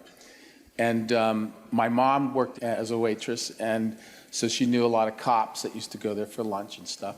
So she had them come over. So they would handcuff me, and he put me in the bag, and they chained it, we had Live at 5, the local station there, and they pushed me in the water, and I escaped. And I worked steady until I quit doing magic. I didn't know that about you. I know you like magic. I didn't know it was that serious. Yeah. I mean, it's as serious. I was 13. But still, you're serious. You're throwing yourself into a kidney-shaped pool in a bag. I did. Yeah. And my mother let me do it, which was crazy. Were your parents in general supporting of you as a kid, and if you had, I think they were happy I was doing anything. You were out of the bed, from under the bed, right? Yeah. Basically, That like, oh look, he's gotten up. Right. Awesome.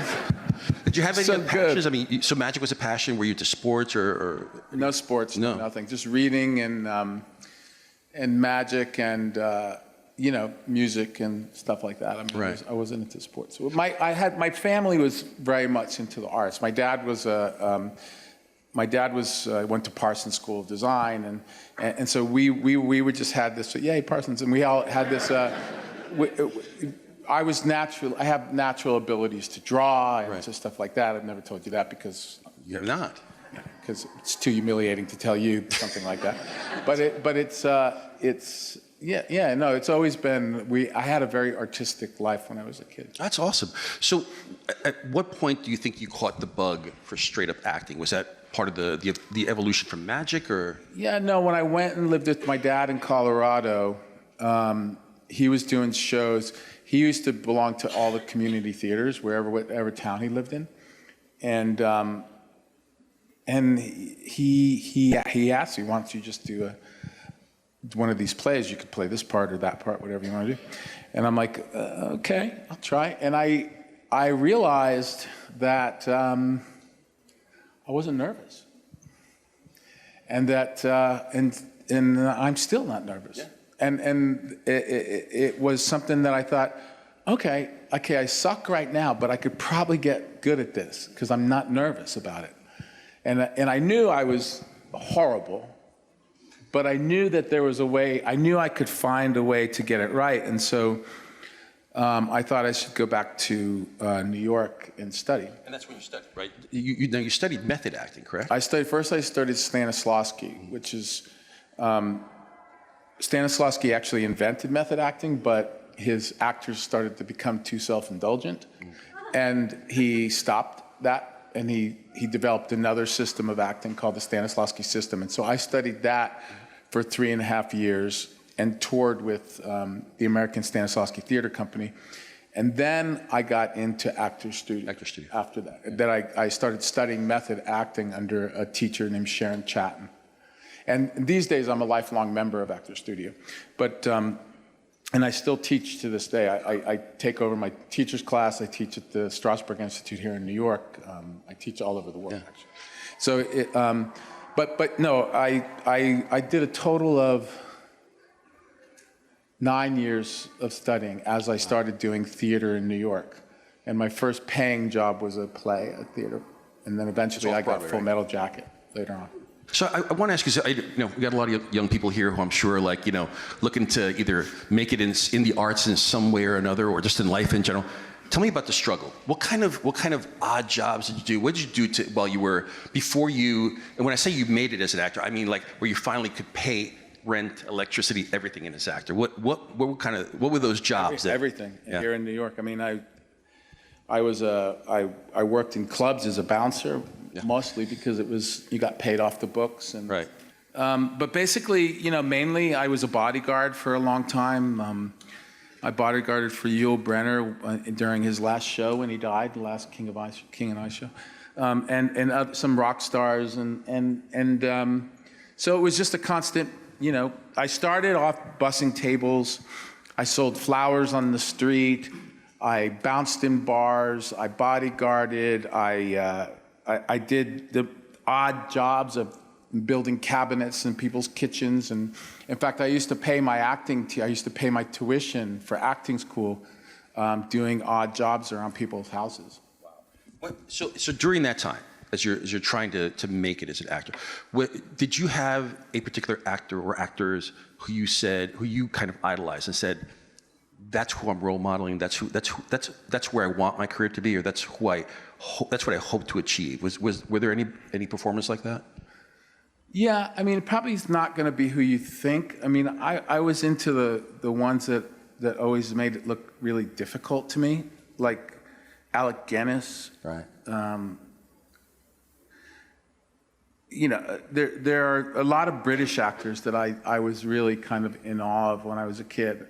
I just couldn't believe that they were doing what they were doing, and then I would read about them and study them and realize that they were nothing like their characters. I know it's very different from what I'm talking about when it comes to method acting, but it was in fact inspiring to see this kind of great art. Yeah. So if you watch Alec Guinness's work, you could take a scene from any one of his movies, and one scene stands alone as a piece of art.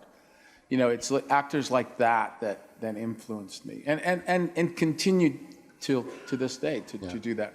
But, of course, being a New Yorker and knowing that most likely the first kind of roles I were going to get was kind of street stuff, and, when I was younger. And so, Dustin Hoffman, Al Pacino, Gene Hackman, Robert Duvall, Robert De Niro, all those guys. Those are the generation before my generation, and they were a big influence on me as well. So what was the big break? What do you consider the break? Full Metal Jacket. Full Metal Jacket was it. But okay. I mean, I was bouncing in bars when I was doing a play at the time. Yes, I was doing a play. I used to do a play. I would go in, do the play, get off, take the train downtown, work all night in the club, sleep all day, get up, do the play. That's what I would do. And then one time I was working at the front door of the Hard Rock Cafe. Used to be on 57th Street back in the day, and I was working the front door there, and Matthew Modine and his wife Carrie walked by, and Matthew and I had known each other from acting school and from auditions and stuff. We used to see each other at auditions, and we used to go to the park and do lines together, and we both auditioned for the same parts and stuff, And we said hello to each other, and I asked him what he was up to, and he said that he was doing this film with Stanley Kubrick. His career started a few years before mine did. I think he had already done 3 films before I had done Full Metal Jacket. Maybe more than that, maybe 4 or 5, I don't know. And he said there is a part that hasn't been cast yet, but we don't know I don't know what it is because he didn't let us see the script, that part of the script yet. But there is a part that's available that you should send a tape in, And I'm like, well, where do I send a tape? Like, I don't, He said, well, you're gonna have to find that out, And I said, okay. So I actually figured out where everybody was sending these tapes, and one of my very, very close friends, Steve Marshall, who's still a very close friend of mine, we went and we got a camera, and back then the cameras were the size of Volkswagens, they were like this, they were like these things, and then you had to strap a deck on. So it's just not just the camera, and then a deck was strapped over your shoulder. And so we got it, and I did a monologue from a play that I was doing. We shot the monologue on 10th Avenue and 21st Street on the stoop of somebody's house. And I sent it in. And a couple weeks later, I got a call. And I have to tell you something. So being a bouncer, I worked with a lot of firemen and cops who were moonlighting. Right. And they knew that I wanted to be an actor, so they used to or jump in a pool, one or the other, right? Yeah. But they knew that I wanted to be an actor, and they would give me a hard time about it all the time. So I get this call, and it's Leon Vitale, who since then just recently put out a documentary about working for Stanley called Film Worker. Anyway,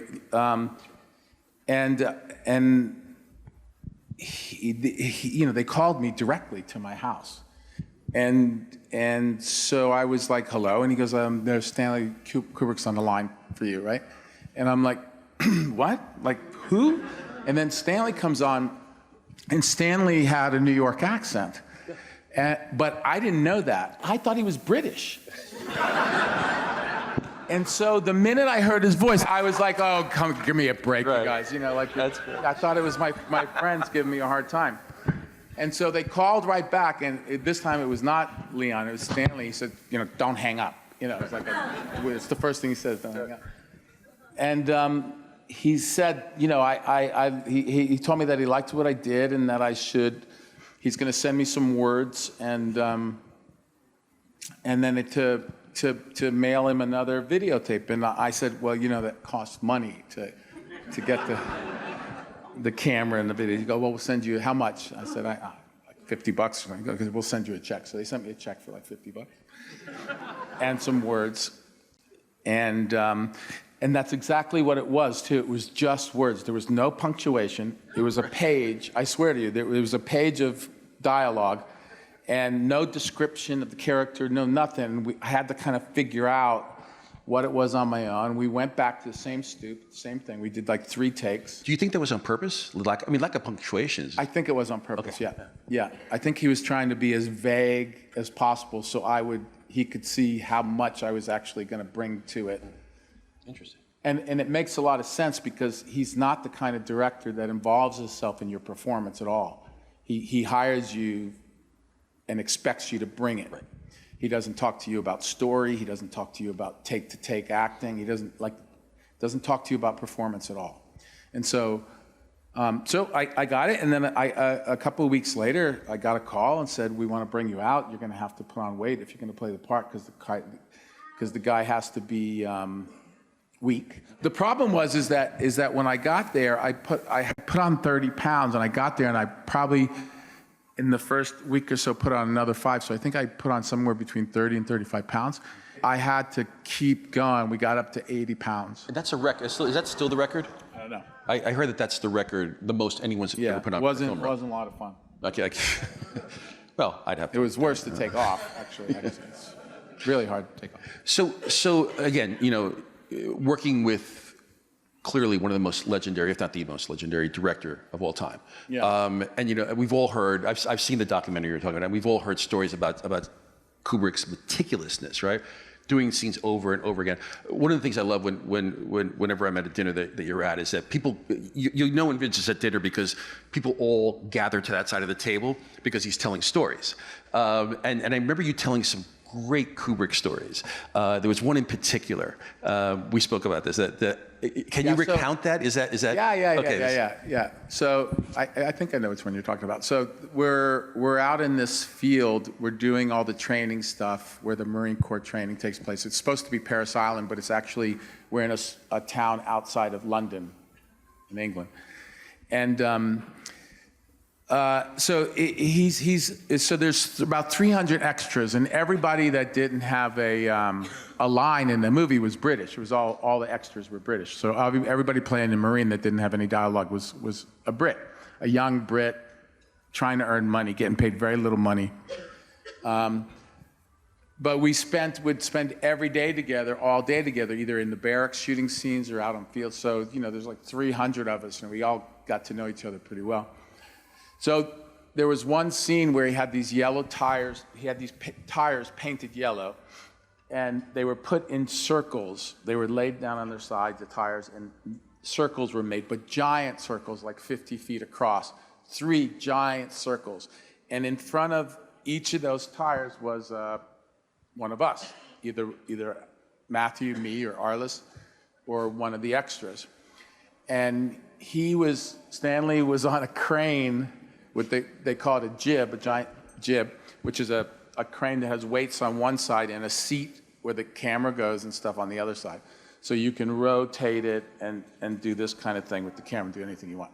Hours of him looking through the lens. And lunch would go by, and he'd be watching the clouds, and hours, and so all the stories that we could possibly tell at our age back then, had run out. Every possible thing that we could do, every joke, So Stanley is still up on the crane, and one of the Brits in one of the circles said, screamed out, get off the effing crane. And you saw Stanley was like looking, and the crane comes down.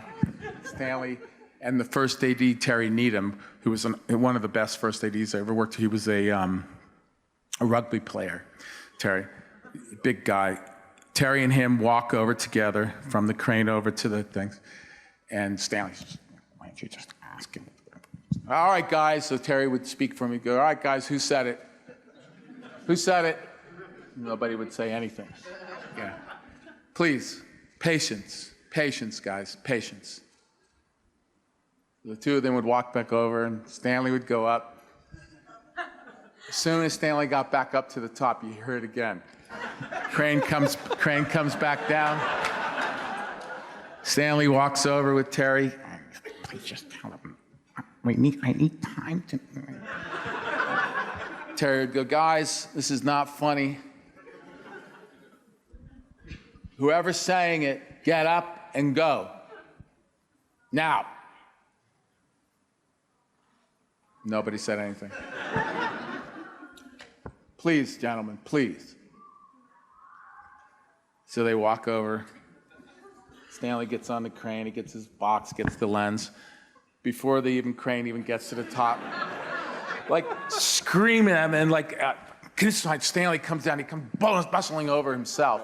Terry behind him, Terry's trying to say, Stanley, and Stanley's like, who said it? Who said it? And then one guy way in the back stands up and goes, I'm Spartacus. And then another guy stands up and goes, no, I'm Spartacus. And then another guy stands up and goes, no, I'm Spartacus. It was hysterical.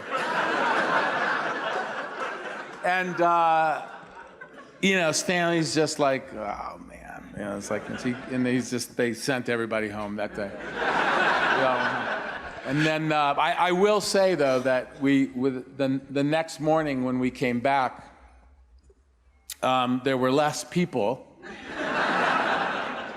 and less extras, and we eventually did get the shot. And if you know Stanley Kubrick films, you know that shot was amazing and worth the wait, So thank you for sharing that story. I love that story.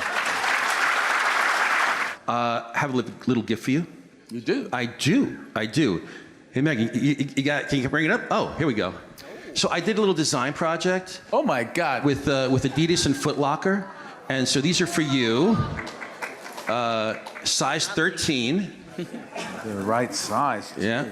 So that's the Marvel 80th anniversary shoe. Really? Yeah. Those they're super collectible, but they're super comfortable actually too. So there you go. All right, guys, I'm sorry, we're out of time. All right, my bad. But I wanted to ask you one more question. So, we know what you've done. We didn't really talk about. We haven't really talked about what you're up to, but I want to ask you, moving forward, when it's all said and done, what do you want your legacy to be? When people talk about Vincent D'Onofrio, what would you like them to say, like just out of the tip of the tongue, when they talk about you? Oh, it's going to be a really boring answer. That's okay. I just want to be a good dad. Yeah. I mean, really, I know what this, considering what we do and the business that we're in and how it takes us away and how everybody in our family has to understand. I feel like I'm doing Mr. Rogers or something.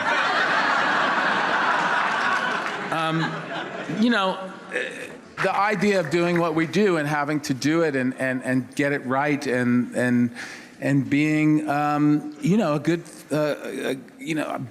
being important to my family and my family being important to me. That's really, I have no legacy other than that.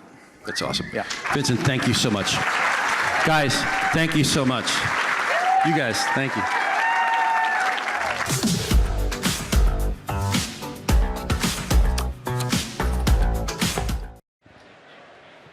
Holy moly, we're taking a live look at the floor. Look at all of that action there. This is Marvel Live at New York Comic-Con, presented by Marvel Realm of Champions.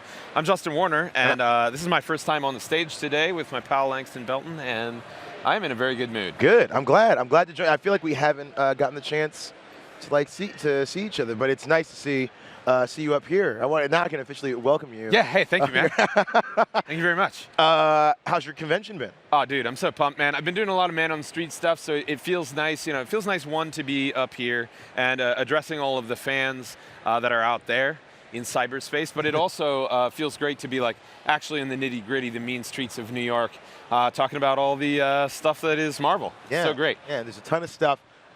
coming up today. Right now, behind us at the Marvel stage, there's been a bunch of stuff going on. Let's talk about what's coming up on the stage a little bit later on today. You're going to have the 2019 Marvel Contest of Champions Ultimate New York Comic-Con Finals. It's going to be crazy if you love competition, if you love the MCOC community, if you love seeing Josh Chalet run around on stage screaming and losing his voice, you're going to want to get down here.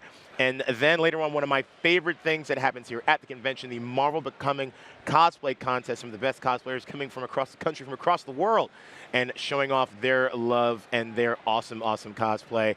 And it's going to be really, really cool. So, we got some panels, too. Oh, yes, we do. Yeah, I'm pumped. So, yeah, 5 o'clock, Marvel Comics, X-Men, Dawn of X. It's going to be in the main stage.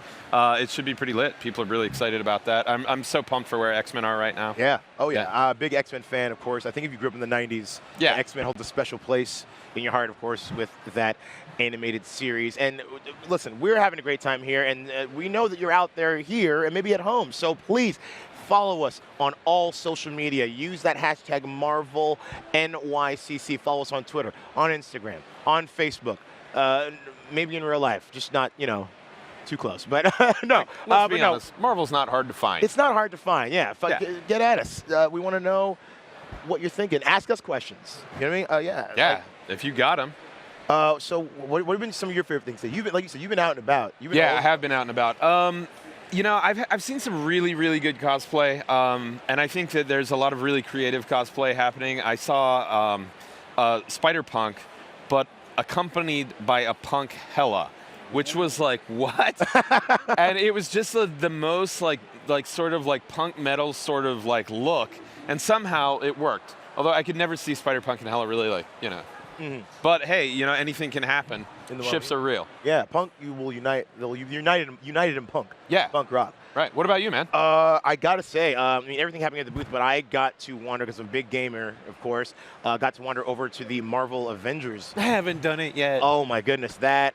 All right, so here's what I nerd out about. Yeah. Captain America's shield, when he puts it on his back, you never really see. He's doing it in the motion.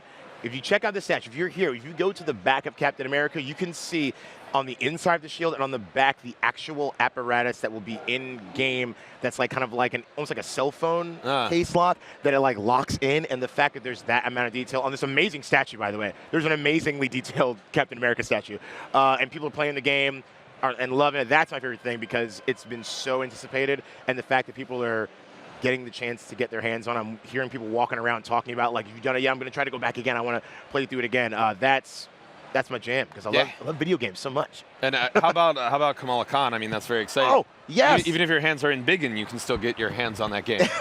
Wow. That was good.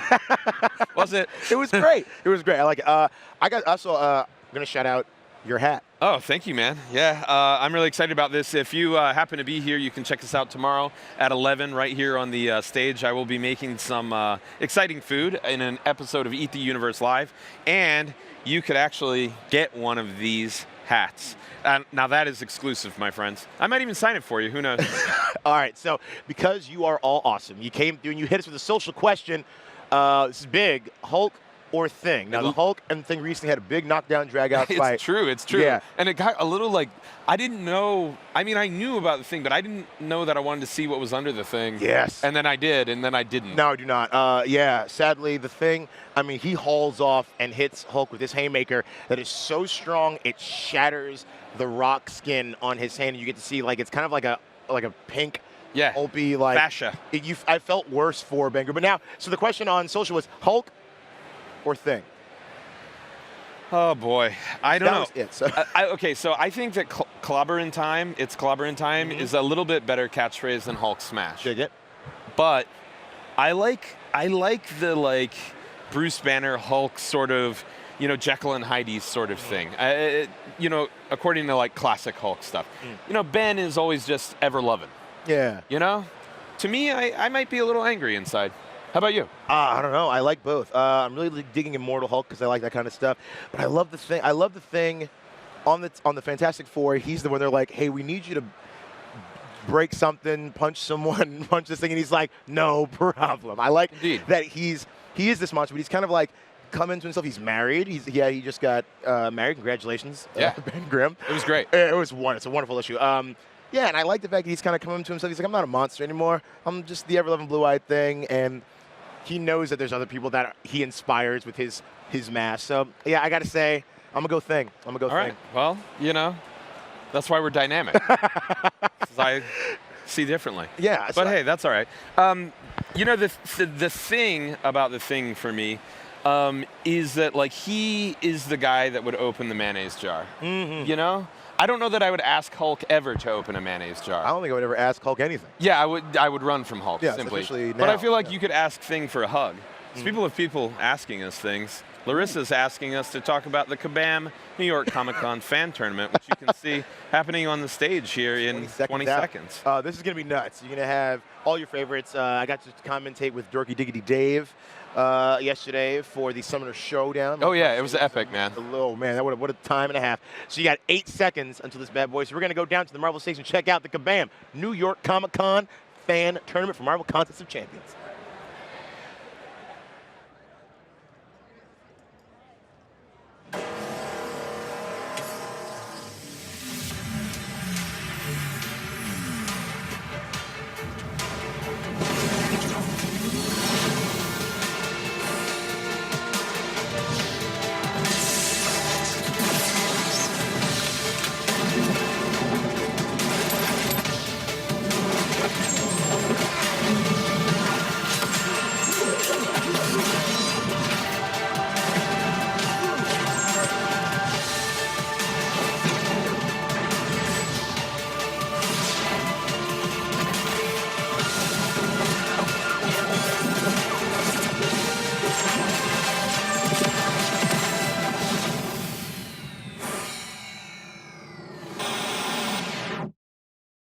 What is up, New York Comic Con?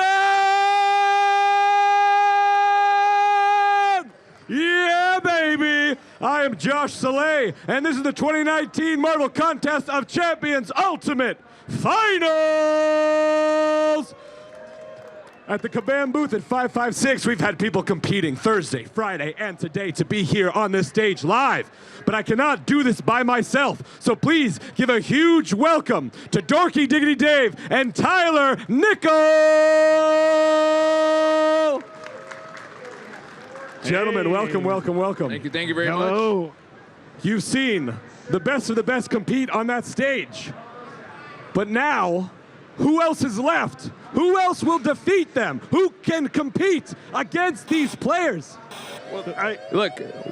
Oh, what's going what on? is this? Are we lighting this up? Oh, my. It is the champion. It is the champion. Oh, my goodness.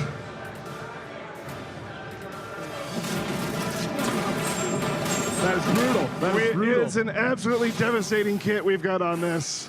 I got to tell you, man, you're going to have to upgrade your mugs because the tiers will not be tiny for this battle right here. So break this down for me, both of you. Give us some information regarding the champion. What these players will be looking toward. Should we go lore first? Go lore first. We're going to go lore first. So anyone who has played Act 6, Chapter 2 of Marvel Contest of Champions will be familiar with the champion himself. Now, in an attempt to assert dominance over the Collector and his daughter Karina, the Grand Master has given a Power Stone to the champion. You're going to be seeing that right here on the champion's forehead. He's got a tricky toolkit. You're going to need swift reflexes, careful avoidance, because this is the Fallen One. He is the cream of the crop who will rise to the top. You are going to have to use everything you can to bring him down.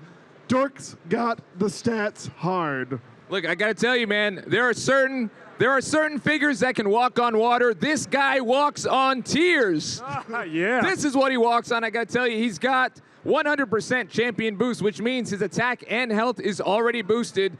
300% health boost. He can heal block, and he has a special 3 that you do not want to activate. He's got a long list of stuff going on here. I'm just going to go down some of the more important ones. Oh, yeah. Under 70% if he's unstoppable and you try to attack him, he's going to stun you back. You got to watch out for that. Under 40%, all medium attacks are unblockable. You cannot block them. You cannot parry. You got to be very, very smart about that. Get out of the way. Absolutely. The last 10% is the one that everyone knows the best. He has 5 charges, indestructible charges. The only way you can get rid of them is by gaining a prowess, by dexing a special. You cannot damage him. You have to dex a special 5 times, and then you can take him down. Yeah, he can glow, he can smack down, he can take you from the top ropes. This is your ultimate challenge this weekend. Oh my gosh. All right, guys, so the rules. Yes, give it a shout out. Yeah, give it up, give it up, give it up, give it up. Each competitor will get a chance to compete to take him down. The person who does it the quickest will win. However, if no one defeats him, we will have a rematch to see if they can defeat the champion. Now, if they all cannot defeat him after that, then it's the person who's done the most damage to the champion. All right, so we might see some rematches. We might see a rematch. Now, what do they win? What do they win? Well, should we show them what they win? They're going to be getting themselves an isosphere. Woo! Isosphere, it glows, it charges, it is gorgeous. You also will receive a 6-star Guillotine 2099, a 6-star Generic Awakening Gem, and an exclusive in-game title, and obviously some bragging rights. Absolutely. So should we bring them on stage? Let's bring them on. Do you want to see the 3 elite summoners? You guys want to see them? See them compete? Please welcome to the stage Thursday's winner, Dreamin' Sucks. Come on down, come on down. Friday's winner, Seaton. And today's winner, Metal Sonic Dude. Come on down, gentlemen, come on down. Just follow him. Come forward, come forward.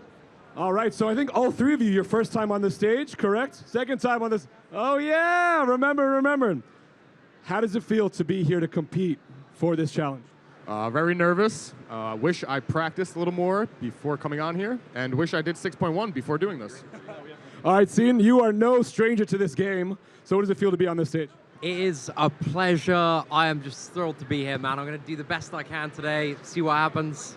Oh yeah, all right, Metal Sonic. Dude, second time you're on the stage, you are no stranger. How you feeling? I'm feeling ready, man. Time to take down the champion. You are the only one who defeated Nameless Thanos at the Kabam booth. Do you think they're nervous? Maybe a little bit. Are you guys nervous for that? You got to be, man. You got to be. This kid's got skills, man. Look at that. I love that. I love that. All right, guys. 1 winner. The 2 others will go home and receive tiny mugs for their tiny. Oh, they know what's up. They know what's up. All right, gentlemen, please exit stage right. Oh, no, not exit. Just kidding. Stay on stage. We need to see the order in which they compete in. So there are tiny mugs for your tiny. Tiny mugs for your tiny. In here with numbers 1, 2, and 3, the order of which you will be competing in. All right?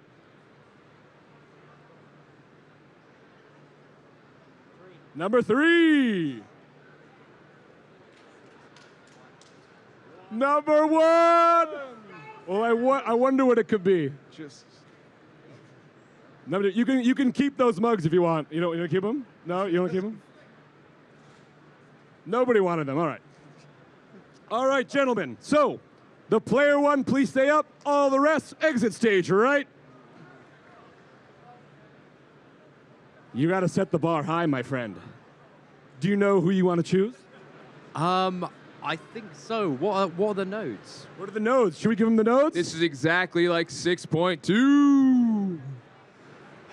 I think I'm going to go for Stealth Suit Spider-Man.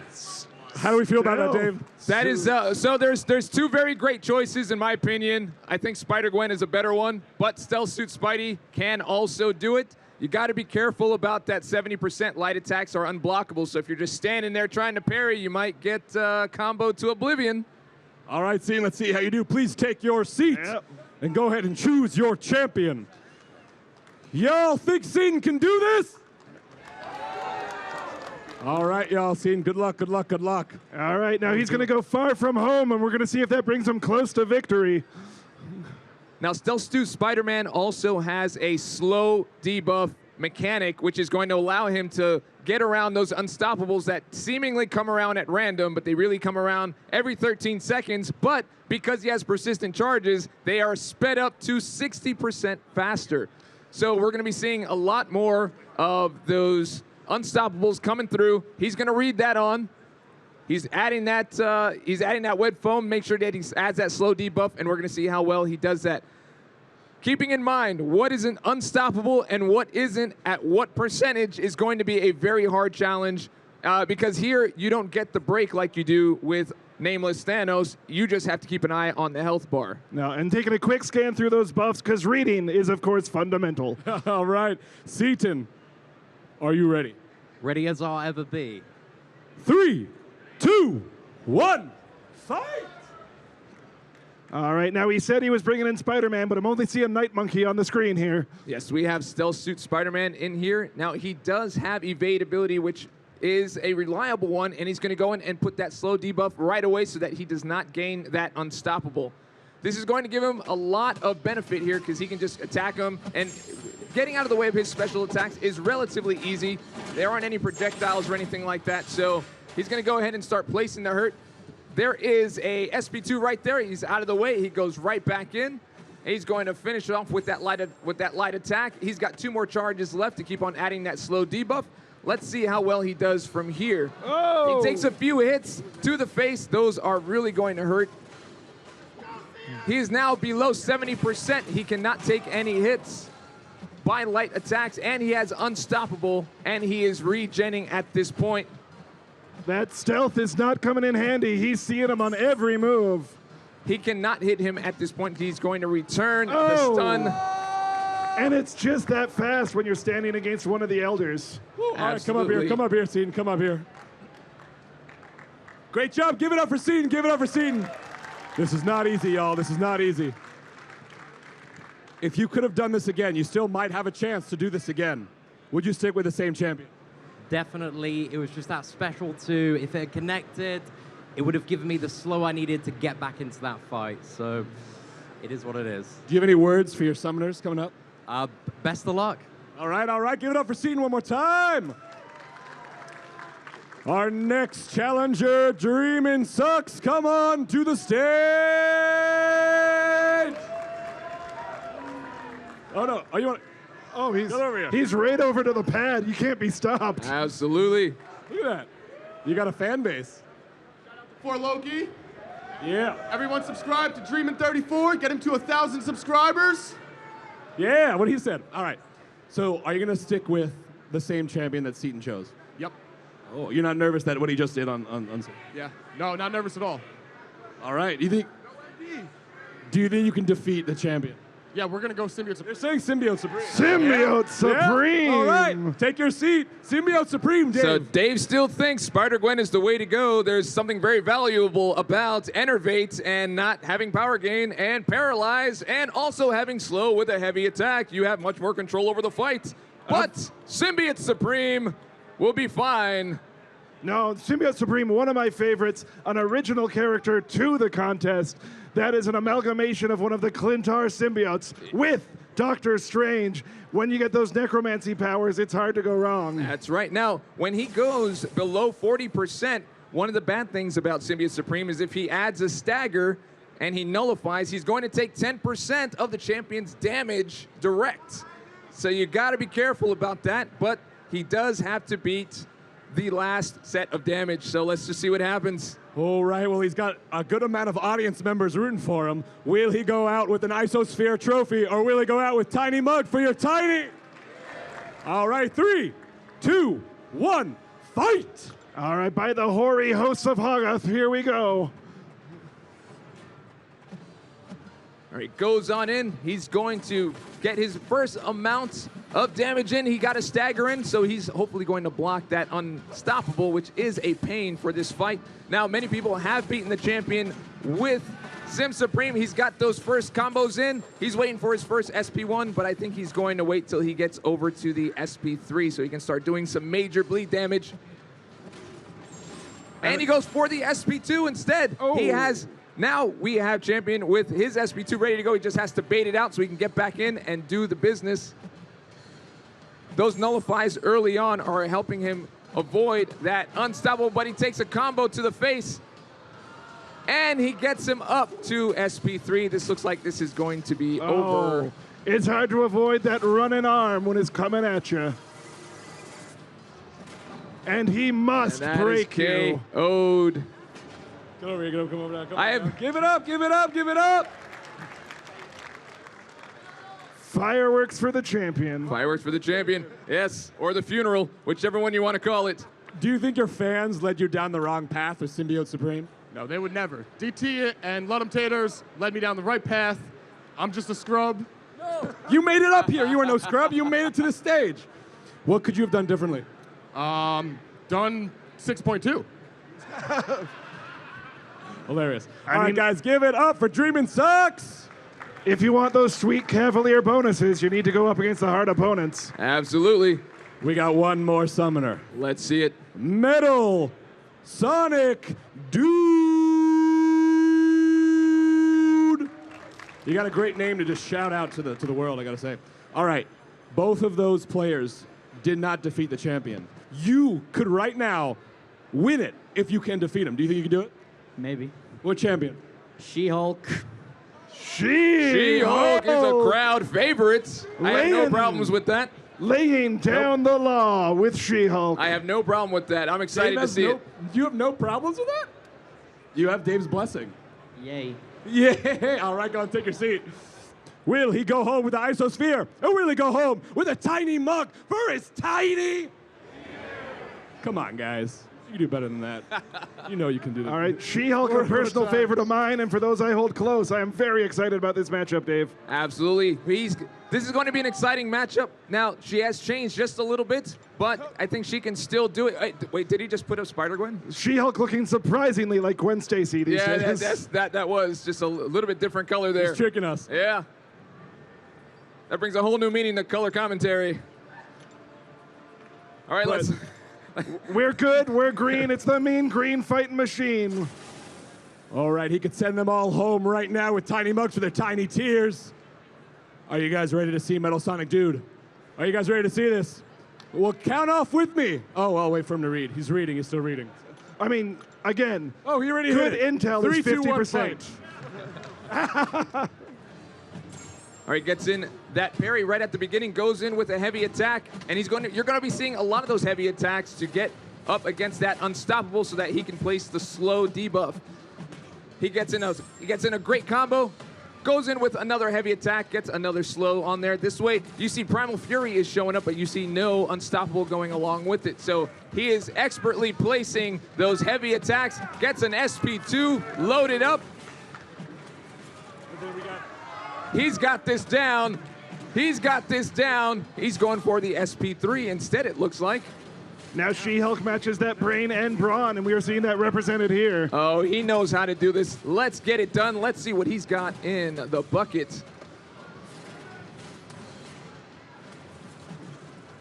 Now, these heavy attacks, he's just laying them on one after the other. He cannot get unstoppable while he's slowed down. And this is actually going to be a pretty important part of the fight, and it seems like he's got a mastery of this fight down.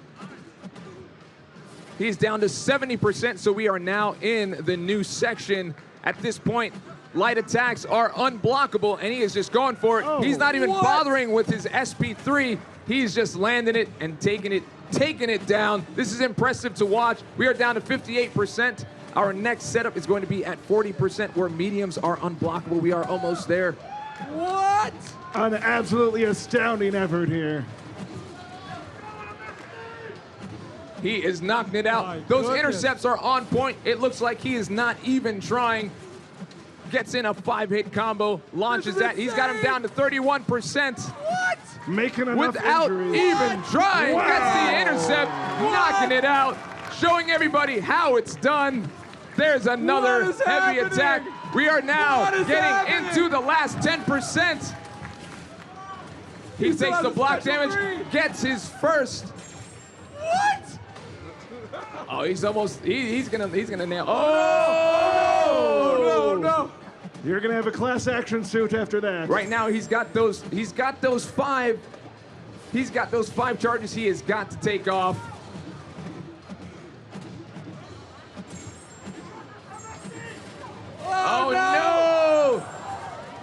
He just got hit with a special, but he's still in there getting those intercepts. He needs to get those 5 prowess to get this thing done. Now he's at the SP1. Got 1 prowess. There's 1 out of 5 down. He needs 4 more of those in order to get this done. Just holding on to that SP3 to lay this down. We got 2 minutes, 13 seconds. We're down to 3. That is down. He's got 2 of them. 3 more to go. Built up to the SP1. He's got 13% health left. Absolutely top level competition. Got 3. 2 more to go. Whoa, got it down. And here it is. There it is. Lands it. Lands it. That is insanity.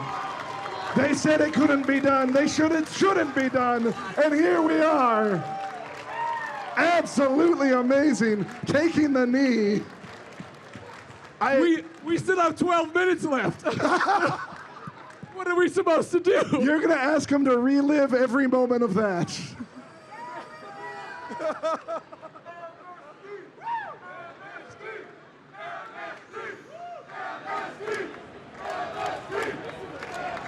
Listen to your fans. How does it feel? I can't feel my heart right now. But not only did you defeat the champion in 3 minutes and 12 seconds, you knocked off 2 of the summoners, the elite summoners of this week. You're going home with the Isosphere. You are the New York Comic-Con champion of Marvel Contest of Champions! That is 2 KOs in 1 day, the only one to do it in this competition. That is absolutely nuts. He's shown that he has the skill, he has the mastery of the game, and he is the one to beat next year. Absolutely. I'm shaking. I have no voice left. So you can't feel your heart. Hopefully you can, because you're still alive. Why She-Hulk? Well, She-Hulk before her nerf, thanks to Bam, was the best champion to take down 6.2. She was the best for it. After her nerf, her heavy attack got slowed down, but you can still do it if you time the specials right. You just have to inverse 1 special dodge, 1 special heavy. I mean, he'd say thanks, Kabam, but if it wasn't for Kabam, you wouldn't be on the stage right now. That's true. Yeah. All right, well, you got to carry the trophy. Go get that trophy. It's got some weight to it. MSD! MSD! MSD! MSD! Get your photos, get your photos, get your photos. I mean, how are you guys feeling? I am out of words, and that's the main part of my job. I'm absolutely astounded. That's a very tough fight to do, especially to get the 5 charges at the end and the way that he got them. He knew exactly what he's doing. He looks like he literally just finished that yesterday, doing it like 10 million times, came in, mastered it, got it down. He just had the muscle memory, has the skill.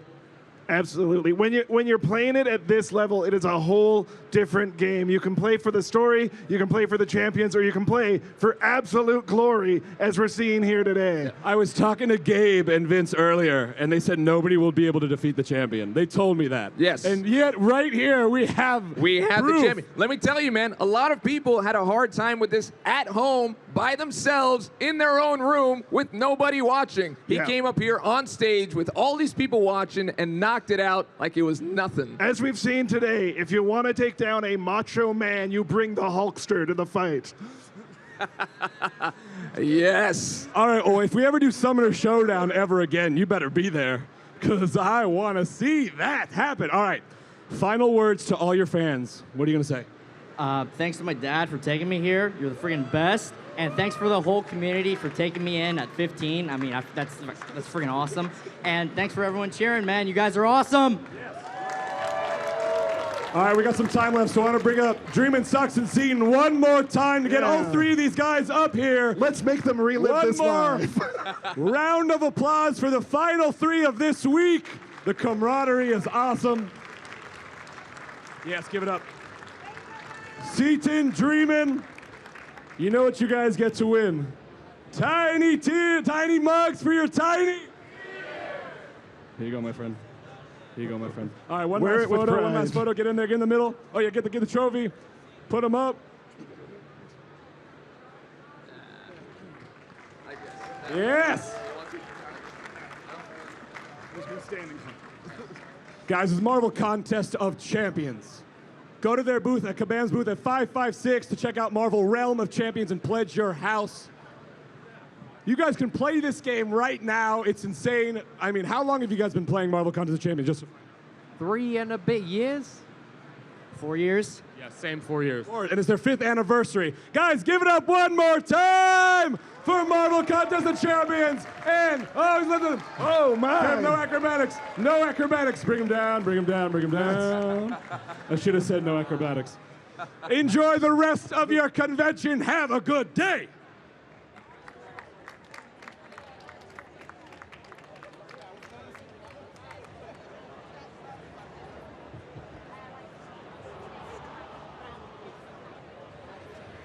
All right, that was the Marvel Contest of Champions Beat the Boss Challenge. Congratulations to Metal Sonic Doom for winning that trophy. A fun tournament, a hard competition in the end. The dudes couldn't do it. It took She-Hulk to take down the champion. Really exciting. And of course, you are watching Marvel Live at New York Comic Con, presented by Marvel Realm of Champions that you heard Josh Slay. You can play at the Kabam booth. Very cool. Pledge your house to any number of heroes. It's really exciting. So I love competition so much. Yeah, I'm excited. I haven't pledged to anything really ever. Really? I mean, there was like the Chef's Guild, but other than that, you know. There was like the chef. You're in a guild. Yeah, no, I'm not really. Just kidding. But yeah, I'm excited about like just, you know, being able to jump into a new starting point for this. And I think I'm going to like work on my thumb dexterity. You know, maybe it does help. MSD should be nervous about next year. And also shout out to Josh Chalet's body. Starting to fail him. Yeah. He's shaking, his voice is going. He looks manic most of the time. I mean, but you know, whatever gets you through the day. It's true. And what gets you through? What gets you through the Comic-Con day besides, you know, being your normal charming self?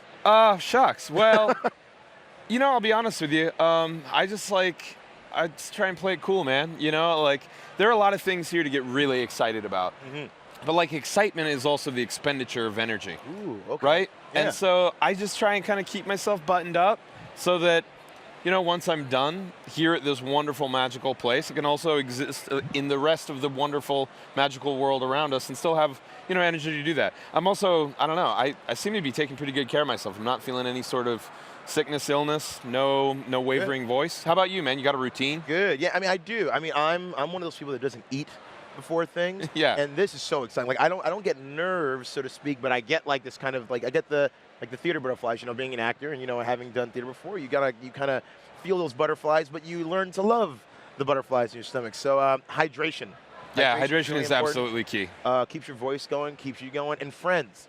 Yeah. Meeting up with friends at the convention. Friends is nice. Yeah, friends is super nice. I always say that like the greatest gift is when you can just exist and people are happy. You know what I mean? Like you show up and they're like, oh my God, it's thanks, man. You know, like that's cool. Yeah, that felt great just now. Oh, really? My mom doesn't do that. My mom's like, oh, he's back. Oh, no, yeah, I think have you run into any friends? Have you seen? Yeah, so many. I can't even name them all. But yeah, it's just been great. And like some people that I was not expecting to see, or like we just didn't compare notes that we'd both be here. And then like, wow, holy moly, you know, it's so great. They were actually like cosplaying as like an incredible like female Thanos. It was pretty incredible, yeah. Nice. Yeah. Yeah, no, that's very cool. Yeah, I've seen some friends. It's always fun to stop by the Marvel booth. Stop by the Marvel, say hello to us. Stop by. Absolutely, we're here. Josh, Angelique, Lorraine, Ryan, Justin and myself, say what's up. Yeah, just don't get in trouble with the sheriff. We have a sheriff this year. We have a sheriff. Sheriff prevents people from coming up here and interfering with the live stream. Yeah. Do not upset the sheriff. It's a large badge because it's a large responsibility. It's really true, and that badge is heavy. Is it really? Yeah, I didn't think we'd have the budget for that, but we really did. You held it? I did hold it, yeah, and it carries weight. Were you a sheriff? I wasn't a sheriff yet, but I wanted to volunteer. I'm just a lowly deputy. No, not low. We need deputies. But tell you what we do need. We need to go check out the Marvel Comics Next Big Thing panel because there's sure to be some big things coming out of that, right? Absolutely. It's clobbering time.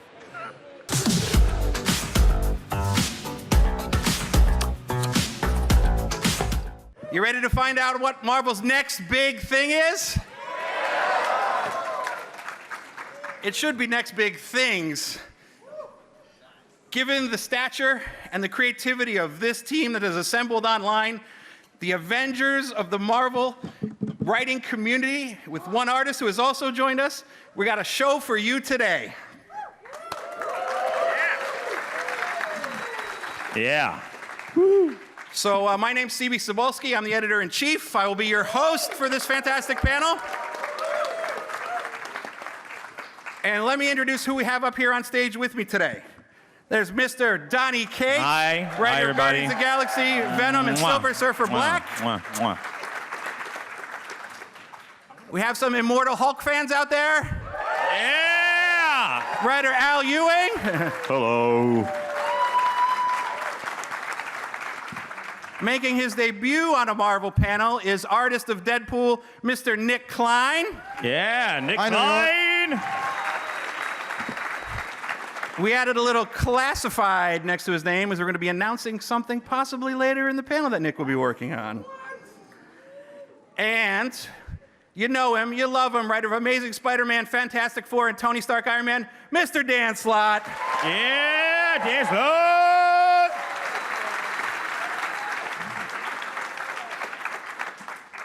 So first up, Incoming. You guys heard of Incoming? So Incoming is our big end of the year special. It's our Christmas present to you. It comes out the last week of the year. It'll be the last Marvel comic that comes out of the year. It's an oversized 80-page giant that is going to tell you about everything that went forward in the Marvel Universe in 2019 and everything that's coming up in 2020. But it's not just there. The roots go all the way back to some of the first Marvel comics ever. It's going to answer questions that have been in the Marvel Universe for about 50 years. Al, you're going to be writing a little bit of the spine of that, correct? Yep, me and Dan, I think you've got an equal amount in this. We can't tease too much. Should I have mentioned that? So Dan and Al are going to be writing part of the main story. Then all the creators You're from doing all all your that. favorite books are going to be contributing chapters about the heroes that they're working on. Donnie, I think you're working on Venom. Jason's working on some Avengers. Jonathan Hickman's working on some X-Men. So it's going to be all the Marvel Universe characters written by their creators in this massive special. You guys want to talk a little bit about it? There was a teaser that we put up. I don't think we've answered the question of who that is yet. Yeah, well, people will find out if their silhouette knowledge is not good. People are going to find out in December who that is and who is doing the uniting. It's a murder mystery. It's a whodunit. It's a howdunit. It's a who gets it. It's a why done it. It's like. It's basically, we start off with a classic locked room mystery, and it balloons out of there into something that touches the entire Marvel Universe. And now, the Spider Universe, you're putting some of the Spider characters through their paces in absolute carnage. I hope everybody's reading. Yeah. Hi, mic on. Can you guys hear me? Yeah, yeah. Yeah, and then if you guys are enjoying Absolute Carnage, Incoming has a very integral piece of that, a little bit of the fallout. You'll be able to see some of the massive consequences of the events of Absolute Carnage in Incoming. All right, now, moving on to our next project here. Every now and then, a book comes along that's kind of a once-in-a-lifetime read, and the way that it is written and drawn is just so beautifully mind-blowing. It makes people just stand up and go, ooh. And currently, going into, I think it's 5th or 6th printing, Silver Surfer Black by Donnie Cates and Trad Moore. Thank you. I mean, this book, colored by Dave Stewart, is just blowing people away, Donnie. And here's the cover at issue 5. Yeah. Yeah, this book has been just, not to put a pun on it, but a trip. Trad Moore is a guy that I went to college with, and it is just a space alien of an artist. It has been one of the most passionate and rewarding books that I've ever had the pleasure of working on, and we're going to release it in a big, like, nice treasury thing, right? Yes. So that'll be nice. Thank you guys so much for reading it. For those of you who don't know, at the beginning of my Guardians run, a lot of heroes were kind of blown through a black hole, and we didn't know where they all went. Silver Surfer Black, for those of you who are not reading it, it picks up on where Surfer went. And where he went was back at the dawn of time, where he encountered a being named Null. Yeah, and it's been a bit of a trippy Jack Kirby, Stan Lee kind of in the homage to like a book like Parable, which is, to me, just one of the greatest Stan Lee works of all time. It's a knight's quest to defend the light inside of him without succumbing to the dark. Issue 5 comes out in a few weeks, I think. Yep. And I really hope you guys like it. And thank you guys sincerely for embracing kind of experimental, like trippy comics that are kind of outside of the norm. We hope that we get to do more. Cool. And Donnie, while you got the mic, why don't we talk a little bit about one of your other books, Guardians of the Galaxy? Yeah, thank you. Yeah. Thank you. Thank you. Wait. Rocket Guardian no more? Yeah, so look, we've been doing this arc right now. It's called Faithless. And for those of you who are not reading it, Rocket's, all the kind of bioengineering that has been done to him to kind of make him into this sassy, awesome mercenary raccoon that we all love, they've been beginning to fail. And Rocket's dying. And so he's had a really rough go in this arc. And the way that it ends, I can't tell you, but can I, let's talk about this for a second. Yeah, the Magus, the evil Adam Warlock, little kind of Damien from the Omen little boy that we have here is joining in the fight, because the fight is against the evil space cult, the Universal Church of Truth. And they have a nefarious plot involving time travel and the end of the world, and they're going to try and kill death. And so it's a very uplifting story. Like all your stories. Yeah, like all my stories. And yeah, the conclusion of it is going to be brutal and pretty hardcore. And you got a little sad news, though, don't you? I do. For those of you who have been enjoying my Guardians of the Galaxy run, there's been a lot of people asking me, issue 12 came out, and it seems to indicate that it is the end of my run.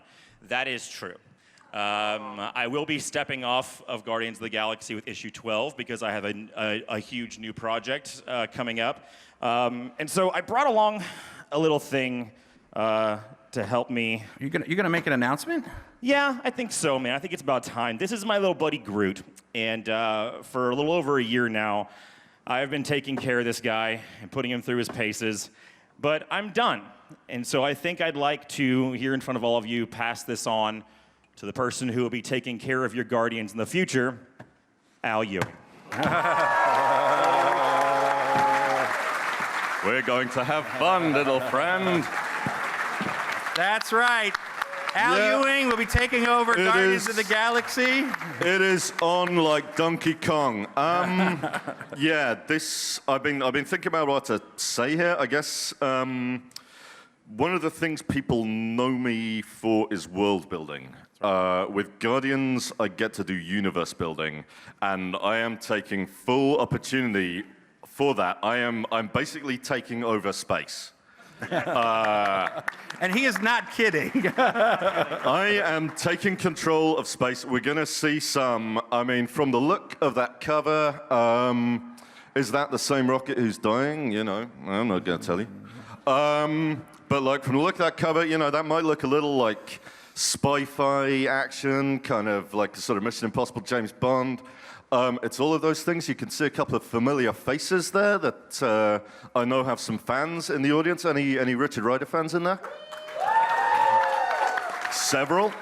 Marvel Boy, any big fans of Marvel Boy? Over here. There's a couple. Well, I'm a big fan of his. And of course, you got Rocket there, and he's back in the suit. And you've got you got your Peter Quill. You've got Moondragon. Those are not all of the Guardians we'll be using. Those are not all of the Guardians who will be in the book. We're playing with like a big cast here. We're playing with a cast of billions because we're playing with like all of the space empires, all of like the high cosmic space stuff. We are just gonna smash it into each other. Things are building towards. Remember the annual when like Nova was just really worried about like where the entire galaxy was going? He was entirely right. So there we go. Stuff is coming. And I don't have to tell you, like Juan Cabal, I'm assuming I've got that right. He is amazing. He is some form of genius. And he is really inspiring me to like take this to the next level. So that'll be debuting in January. Yes, January.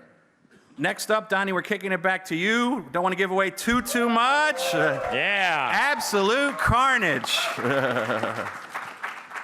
Before I start in on this, I just want to say I never in a million years thought that you guys would embrace this this serial murder with a nuclear bomb event that we put together. Ryan Stegman and I have just been having an absolute blast. Jesus. Yeah. Have you guys read issue 3, Absolute Carnage number 3? Ended on a bit of a bang. I don't want to spoil it for anybody, but the Hulk got the symbiote. Issue 4 is I rarely back out of a promise that I make, and the fight between Dark Carnage and Volk, I guess we're calling him, the immortal Venom Hulk, I suppose, is huge. And meanwhile, what you have here in these pages is Eddie without his symbiote, trying to figure out how in the world he can still get in this fight, because he tends to learn a few things from his old pal Peter about responsibility and power and these things. And Eddie doesn't have his symbiote, but he's not alone. He's going to jump back into the fight, and things are going to get a lot worse before they get better. #if they do. But also, the next arc after Venom, after Absolute Carnage, is also you kind of doing a little homage to something that's went on in the past. Venom Island. Okay. So this is the direct ramification of Absolute Carnage. Obviously, Absolute Carnage number 5 is going to be a very big deal. Also, Venom number 20. I can't encourage you guys enough to read that issue, because that'll be setting up both Venom Island and some seeds for some things that you guys are never going to see coming in a million years. There's this character named the Maker who's been running around in the book, and he's had nefarious plans and these things that will all be revealed in Venom number 20. Venom Island, though. As a very young child, I fell in love with my favorite issue of a Spider-Man Venom kind of a crossover. Was, what is it, Amazing Spider-Man number 374? Someone will fact check me on that one. Is that right? Where Venom takes Peter to this deserted island and just hunts him. And it's incredible. It was drawn by Eric Larson, written by David Michelini. And it was just brutal, and it was amazing. We are returning to that island. For the first time since then. But the biggest thing for me, just as a nerd, as a guy who grew up with Venom and Carnage and Spider-Man, is that I am joined by Mark Bagley on Venom Island. Yeah, absolutely. We in the Venom and Spider-Man office, we kind of had a talk about it, and we were like, after the events that we have taken with Carnage, who was created by Mark, we only thought it fitting to bring him onto our pirate ship and let him help us burn some stuff down. So look out for Venom Island in December. It's going to be a wild one. Yep, great. Yeah. Now, speaking of putting characters through their paces, Dan, what you've been doing to Tony Stark and Iron Man has been quite the ride. Yeah, I'm been evil. Right now, if you guys have been reading Iron Man, back when Matt Fraction wrote Iron Man, he downloaded his brain. Tony downloaded his brain digitally, and then slowly uploaded his brain. When Brian was writing Iron Man, he got Tony killed in Civil War II, and his body had to be rebuilt. And if you know the problem of the philosopher's axe, if you take an axe and you just replace the handle, and then you replace the axe head, is it the same axe? What Tony's finding out is the thing that came back, it's a copy. Is Tony dead? Has he been dead all this time? Has he? Well, there's another character we've had in the book for a while. Yep. Can we talk? Ooh, this is right now. Ultron is running around and he's smushing people and robots together, and he tried to smush the Wasp and Jocasta together to have his ultimate bride. And Tony, you guys read the latest Iron Man? Tony got fused with his armor. The thing calling itself Tony Stark is now this horrible cybernetic creature. I wonder if he's going to make it through this giant Ultron story unharmed. I do not know. I do not know. Because I think issue 19, if we told people, issue 19 it's the last issue of Tony Stark Iron Man. Uh-oh. It's really? over. Yeah. It's the end of issue 19. It's the end of 2019. Yeah. At the end of 2019, we're wrapping up Iron Man. What It's could over. possibly happen in 2020? 2020? Oh my God! So are you ready to show people this? It's been hinted at. It's been teased at. Yes! No one's seen much yet. So starting in January. We are fulfilling the promise that has been around since the 80s, that you're going to get a future where Arno Stark is Iron Man. So in January, we are launching dun, dun, dun, Iron Man 2020, an all-new series written by Dan Slott with Chris Gage, drawn by Pete Woods. I have been fighting to get Pete Woods to Marvel for so long. We have these constant emails back and forth over the years like, come to Marvel, come to Marvel. And the thing that got him to Marvel is Iron Man 2020. It's gonna be so good. We've been seeding it for a while with Machine Man, Jocasta, Sunset Bane, all the characters that you've seen in the future of 2020. We're in 2020 now!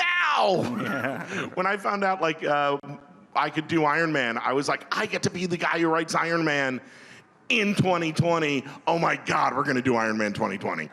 Al, speaking of space, speaking of cosmic, speaking of billions of lives, speaking of multiple personalities. Yep. Why don't you tell us a little bit about the Immortal Hulk? Immortal Hulk 25. Now, who's read Immortal Hulk 24? Who was freaked out by Immortal Hulk 24? The ending. Yeah. Most people who read it.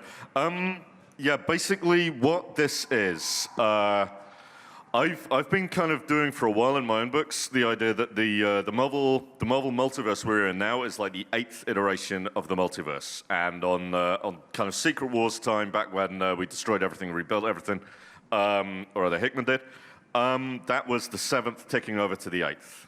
And what this book is the first and maybe the only book to be set in the 9th cosmos. So we're going to see the multiverse after all of humanity, and the only human or even slightly human creature left in there is the Hulk. So we're going to see like a cosmic Hulk in a completely alien landscape. I've been saying a lot of stuff like this is like no Marvel book you've ever seen. I stand by that. It went to print just a couple of weeks ago. And then, these covers serve as a good precursor to Alex Ross. So, Alex is just an amazing painter, has the most, storied career in comics. He has contributed so much to all the different companies. And this year, while it was our company's 80th anniversary, it was also the 25th anniversary of Kurt Busiek and Alex Ross's book, Marvels, one of the defining books, one of the defining painted comics of all time. And Alex has been doing a lot for us. We've been continuing celebrating the Marvels anniversary in many different ways. Now, were there anyone out there who was a fan of Earth X or Universe X or a lot of those other books? Well, you're going to be getting more because Alex is coming back with his co-conspirator Jim Kruger to do Marvel's X. Wow. Oh, wow. So this is going to be a prequel to the Earth X trilogy. Much like Marvel's, it's going to be seen through the eyes of not Phil Sheldon, but a young boy by the name of David. And this is going to have a lot of the classic characters that you know from that Earth X, Universe X series, Spider-Man, Captain America, Ghost Rider, but seen in a whole new different light. And it's going to be drawn by Welby, who's a wonderful Serbian artist, really emulates and has been inspired by John Paul Leon back in the day. And he's really the perfect guy to draw this series that's going to take us back and look at that universe in a completely different light with Alex doing all the covers. So this is going to launch in January by Alex, by Jim Kruger, and by Welby. Now, Dan, last year you relaunched the Fantastic Four. You brought the first family back to Marvel, brought them back to their roots, have been playing with the history, with the mythology, and in the new arc, Point of Origin, you are going back to the original trip that they took into space. Yes. and we named the rocket finally. It's called the Marvel One. It ushers in the age of Marvels. Reed and the crew were originally going to go with his faster-than-light drive to this planet outside of our solar system, and since they crashed, they never finished the mission. They finally decide, hey, let's recreate the thing. Let's go to the one place in the universe we've never been, the place we wanted to go. And they end up on this planet called Spire. And we've just met Spire's version of the Avengers, who are the Unparalleled. These 7 superheroes who have just, if you've read last week's Fantastic Four, kicked their butts. And now they might be stuck on Spire forever. This might be their new home because no one's allowed to leave. Oh no! Paco Medina doing some absolutely beautiful. Oh my God! artwork. We have Paco Medina on art, and also how do you say Sean's last name? Isaacs. Yes, Sean Isaacs. Sean Isaacs. We have this 2-man team on FF. Both of them work together to build this whole world. Everything from like how the buildings look to what kind of clothes people on Spire wear. Everything about their culture. All these new superheroes. That new character, the Overseer, who looks really creepy and cool. So, did you guys all read War of the Realms? Jason Aaron, Russell Dowden are doing this great big cosmic adventure, or Asgardian earthly adventure earlier in the year. And one of the characters that spun out of that was Jane Foster Valkyrie. Al, you've been writing this book with Jason. Cafu's been doing gorgeous things on the art. Bullseye, the Talking Horse. The Grim Reaper. Yeah, the Grim Reaper. I mean, why don't you tell us a little bit about what's been going on? I mean, we're kind of getting towards like why the Grim Reaper has been sort of shadowing Valkyrie and kind of paying Bullseye to try and kill her essentially, and we're going to kind of find out why that is, and that's basically without dropping too much. It's like when all the Valkyries died, and when Jamie came back, there was like an opening in terms of who gets to be the Valkyrie. And the job of a Valkyrie is to bring the souls of heroes to like an afterlife. Now Mephisto has spotted how useful this can be. So he's sort of set Grim Reaper up as like a potential, alternate Valkyrie to like grab the souls of heroes and like take them to him. And then, of course, Jane comes along and spoils the plan. And then, as we said, Jason Aaron was really, bringing his time on Thor to a close. War of the Realms ended. Now he's finishing up his run with the new King Thor by him and Esad Ribic.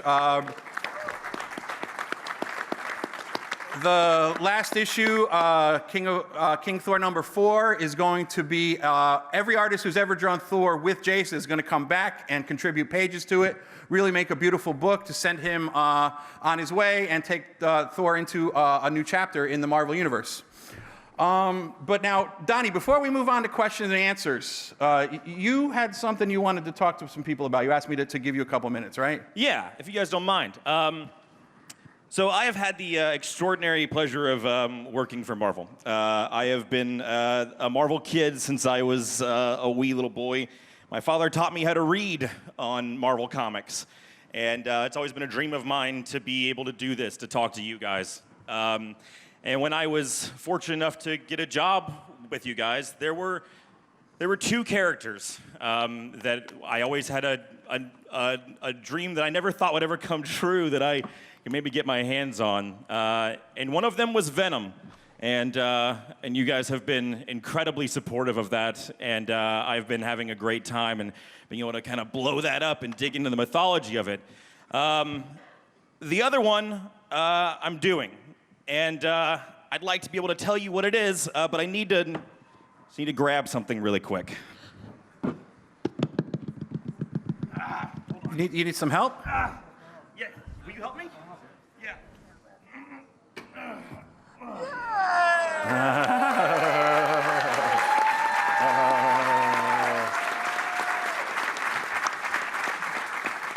That's right.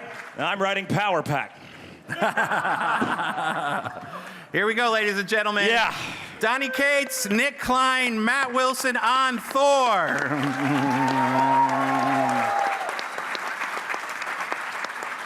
So Nick, do you want to tell us a little bit about your artistic approach? Because as an artist, you tend to vary your style with every project. You wrapped up Deadpool with Scotty, and now you're coming on to Thor with Donnie. And, you know, the style that you're bringing here is just spectacular. Can you talk a little bit about that? Sure. I mean, on Deadpool, it was more of a comic style, like because it's a comedic book. But just because of the sheer awesomeness of the artists that also went ahead of me in Thor, like, I just wanted to step up my game, obviously, and I hope I did. And you guys are in for a treat, because when we had our first phone call, and Donnie's like, all right, this is going to be like I'm going to walk you through the first 30 issues, and I was just like one punch after another, and I was like, oh my God, I have to draw all this, but it's going to be crazy. Every issue is an event book. Every issue is the biggest, craziest thing that you're gonna see, and it just ramps up from there. So I hope you guys will join us. We'll be around all weekend. These guys all have tables downstairs. Please stop by the Marvel booth if you want to talk to me or the editors. And thank you all so, so much.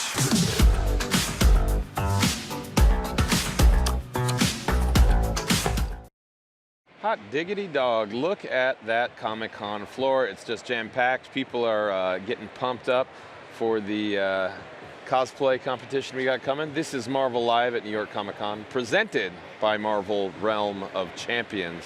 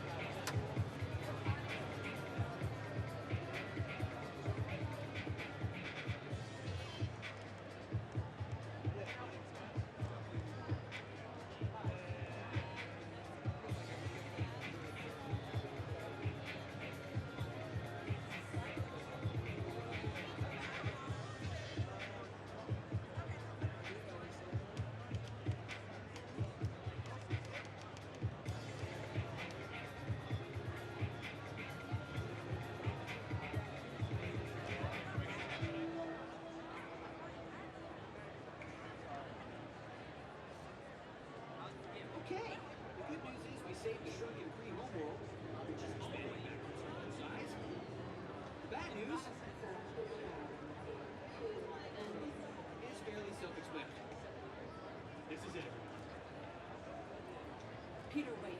Did you see that mirror in the weapons vault? Remind Mora, I'm trying to spend my final moments in this galaxy with some mid-70s one-hit wonders. I may not have to do final moments. That mirror is called Vortex.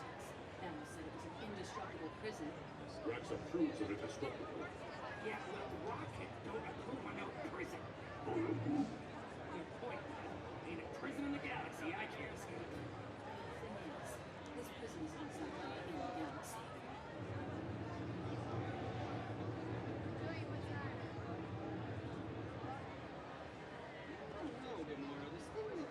Welcome back.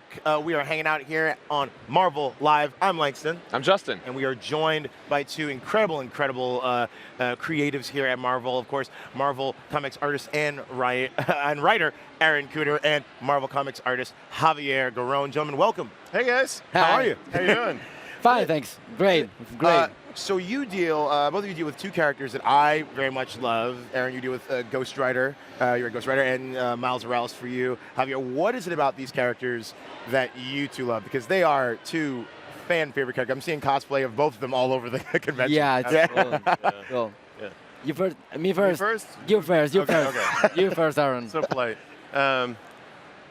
So a lot of my career, I've done a lot of work on characters that are spandexy, happy heroes, Fantastic Four, Guardians of the Galaxy, and working on Ghost Rider has allowed me to dive into the dark side. You know, it's fun getting dirty.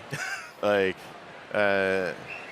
we have these moments where you have in a lot of comics you have heroes that are doing what's right for what's right, and they get kind of the hero fame for it. You know, with Ghost Rider, these characters are suffering because they are the spirits of vengeance. Danny Ketchum is a Ghost Rider who doesn't even want to be Ghost Rider. He's constantly wanting to just have a normal life. Same with Johnny Blaze to an extent, except he's now the king of hell, and he has a lot of responsibilities. So it's like these characters that have the flaws are pushed onto them because of their powers, because of their origins, versus, you know, a lot of other heroes that their flaws are accentuated by their powers or something like that. So it's a nice break from what I've done in the past. Being happy. Yeah, and it pushes me as an artist, so it's cool. Incredible. Yeah. Miles, oh my, Miles. What's not to love about Miles? You know, I've been a super fan of Spider-Man my whole life. And Spider-Man is the kind of hero you can really relate. I always say, come for the hero, stay for the character. So you come for the hero because Spider-Man swings across the city, and it's spectacular. It's the human being against the architecture in his highest form, which is the skyscrapers in New York. It's visually stunning, but then you dive into the person, which was Peter Parker traditionally, and you could relate to all those day-to-day problems that he had. He had no money. He had to struggle with work, with family, with love, and he had a lot of problems you can really connect with. So then comes Miles, and Miles brings something to the table that we didn't have since a long time, which is the classic essence of Spider-Man that we love, which is high school Spider-Man. Yeah. And he also brings what I love the most about the character. I love Peter Parker, but Peter Parker has suffered so much. He has been through so much. And Miles is innocent. Miles is still pure. He has a struggle. He has battled with a lot of enemies and villains. But he's a kid. He's innocent. And that innocence, I don't know, it gives me hope that he can be better.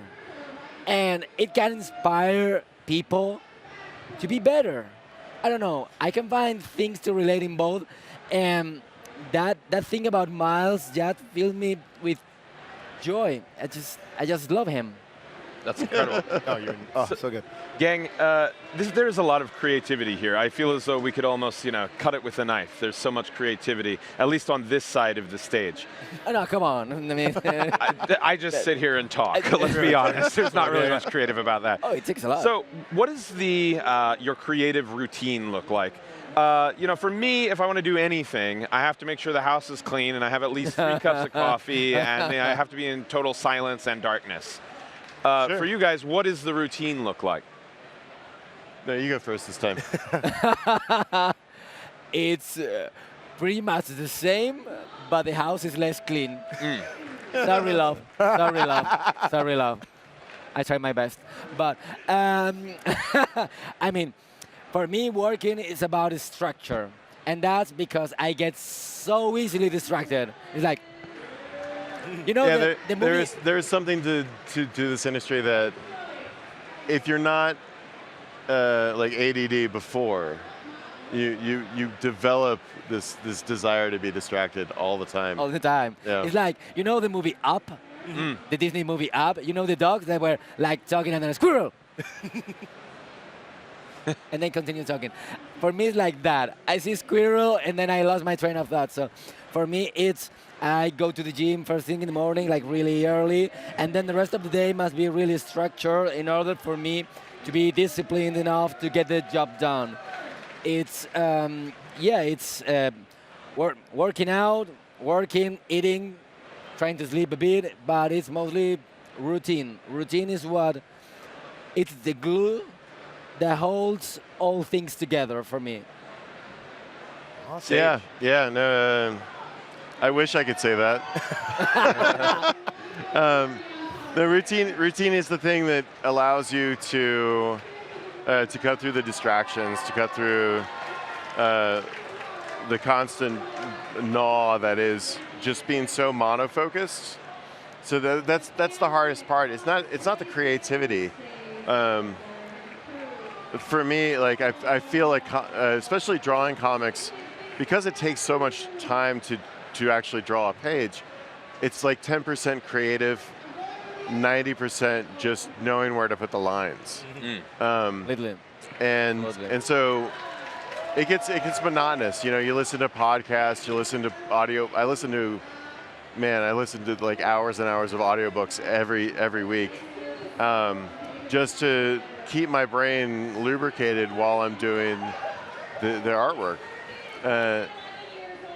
The catch is knowing when to stop, like knowing when you've done enough on a page to say, okay, I can turn that in, versus pushing it to that like nth degree of like everything's cover quality sort of stuff. So for me, I don't have a routine, but I need one. Like it's desperately needed. I think this is the origin story of your routine.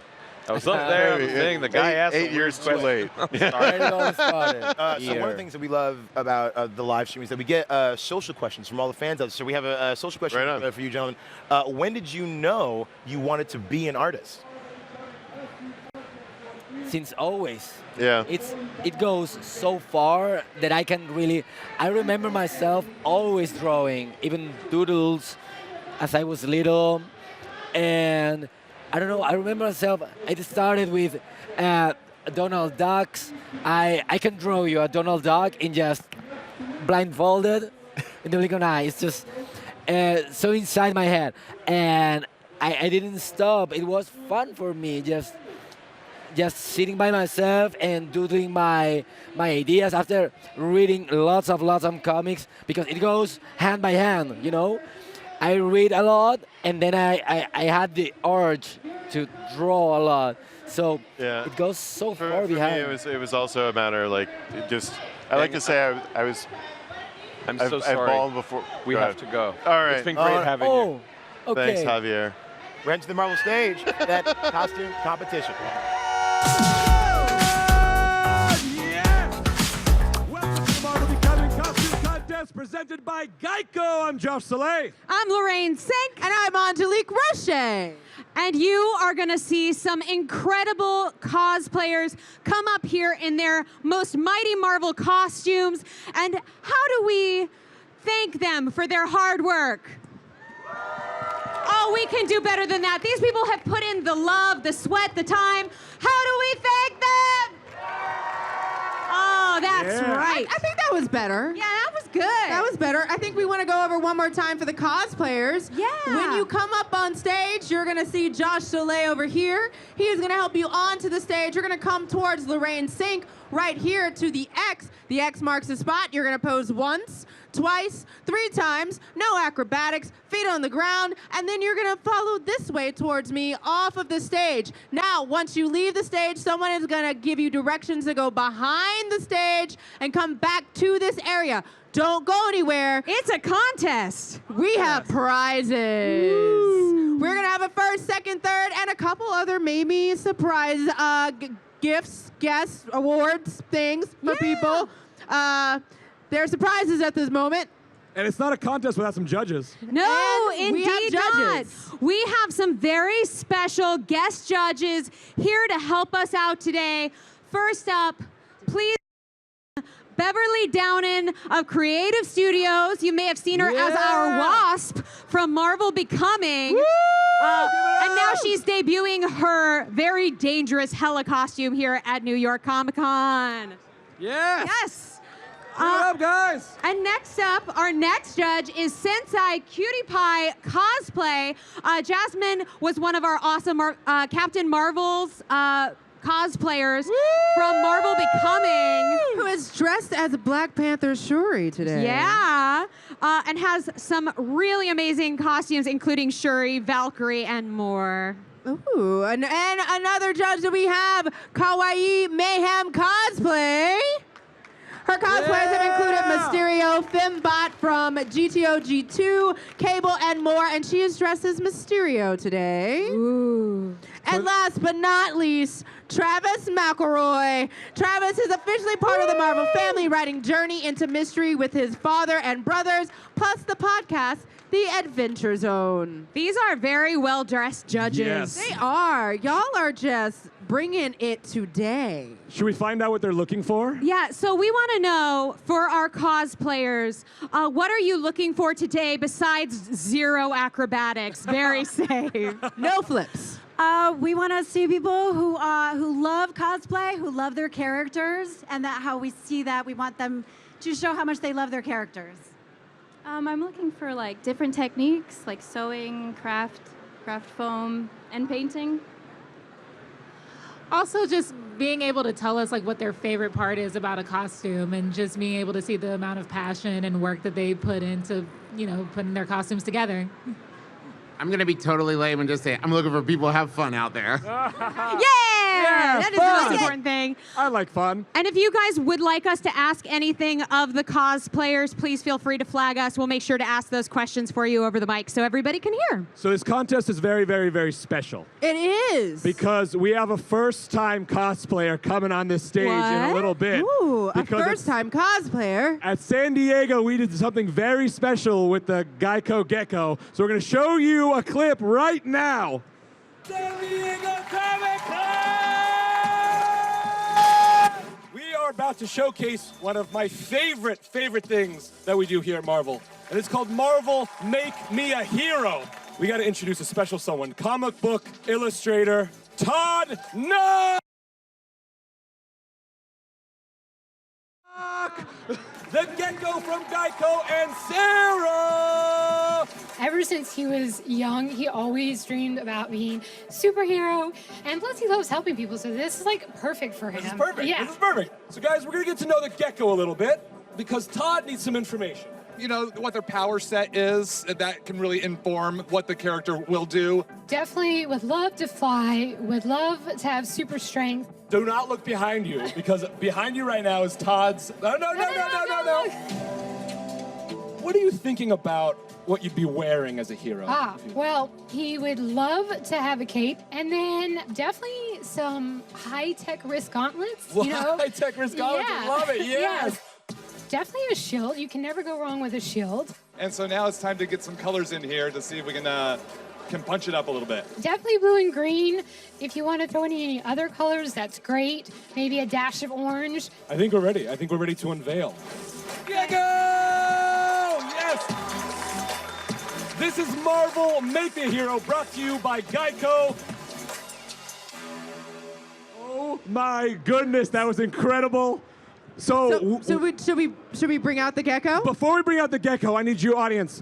Gecko, Gecko, Gecko, Gecko, Gecko, Gecko. Let's bring up the Gecko from Geico! Yes!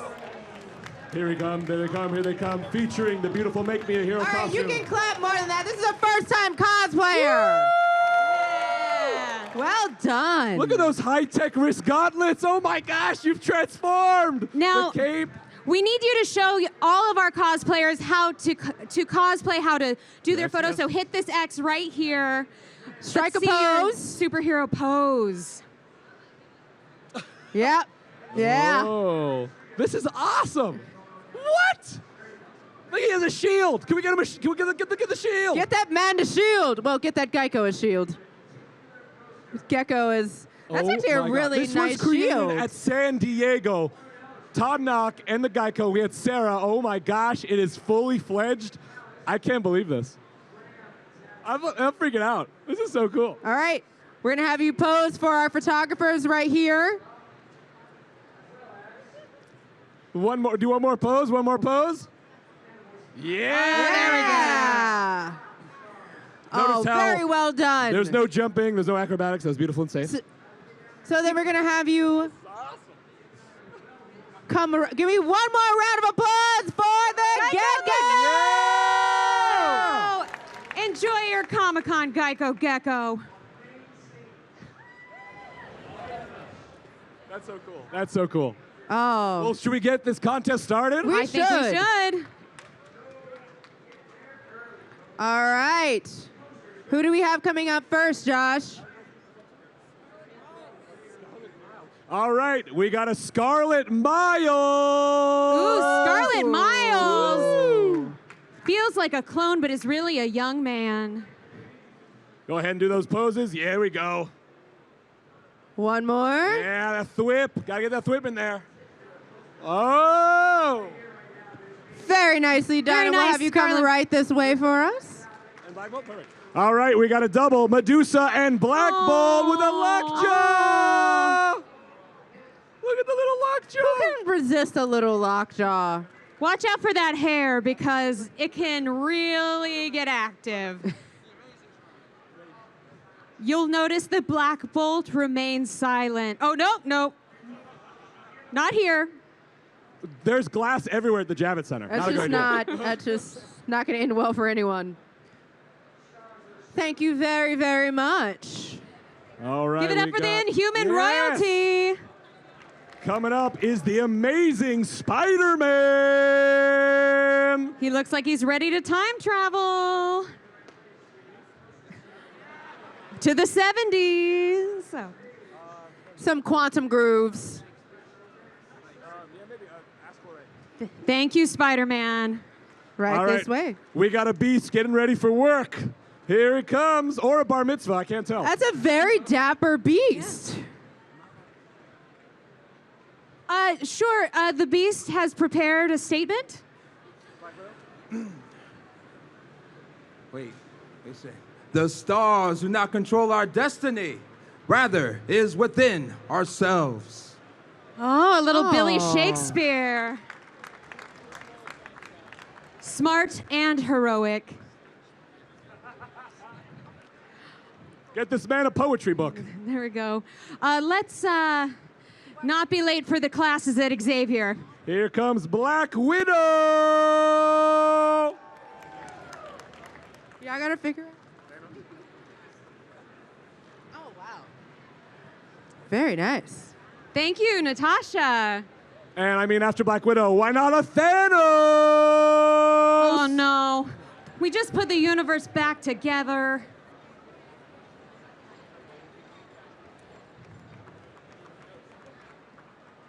He's just don't snap. Don't. Oh, no. Don't. Oh boy. All right. Well, Well, I guess it didn't work. Great. All right. Where's Langston Belton when you need him? Here comes oh my Taskmaster. lordy. It's Tasky, the Taskmaster. He knows every move in the Marvel Universe. He can literally take on any skill. He just can't remember his social security number anymore.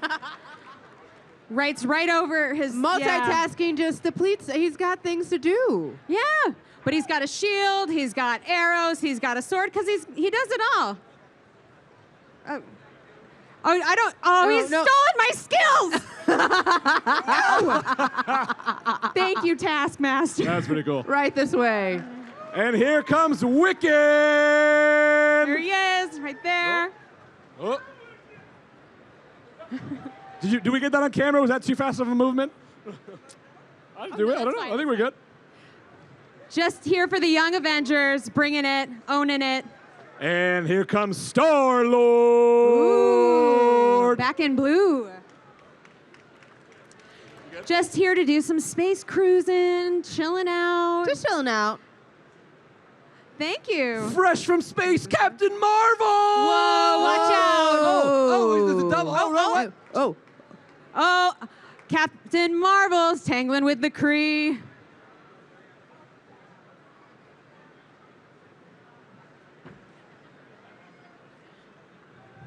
All right. Well, Thank you. Thank you very much.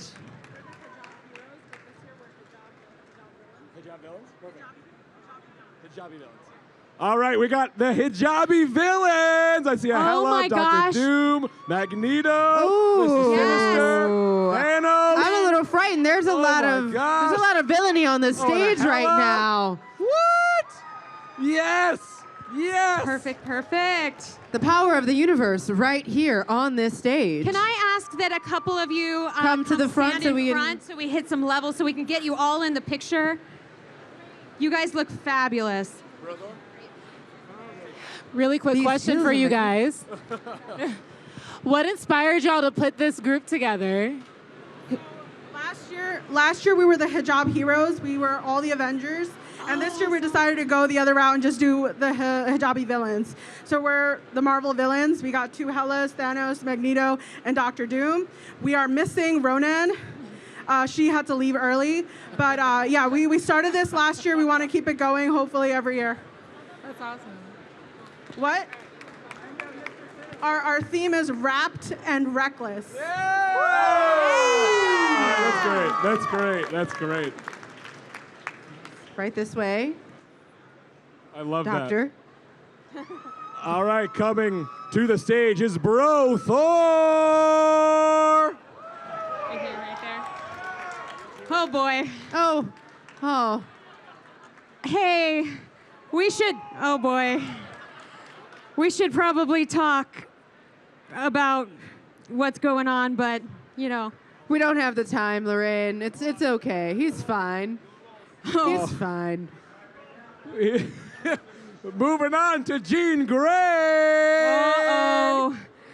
I feel a powerful force? A powerful force of death and rebirth, the Phoenix.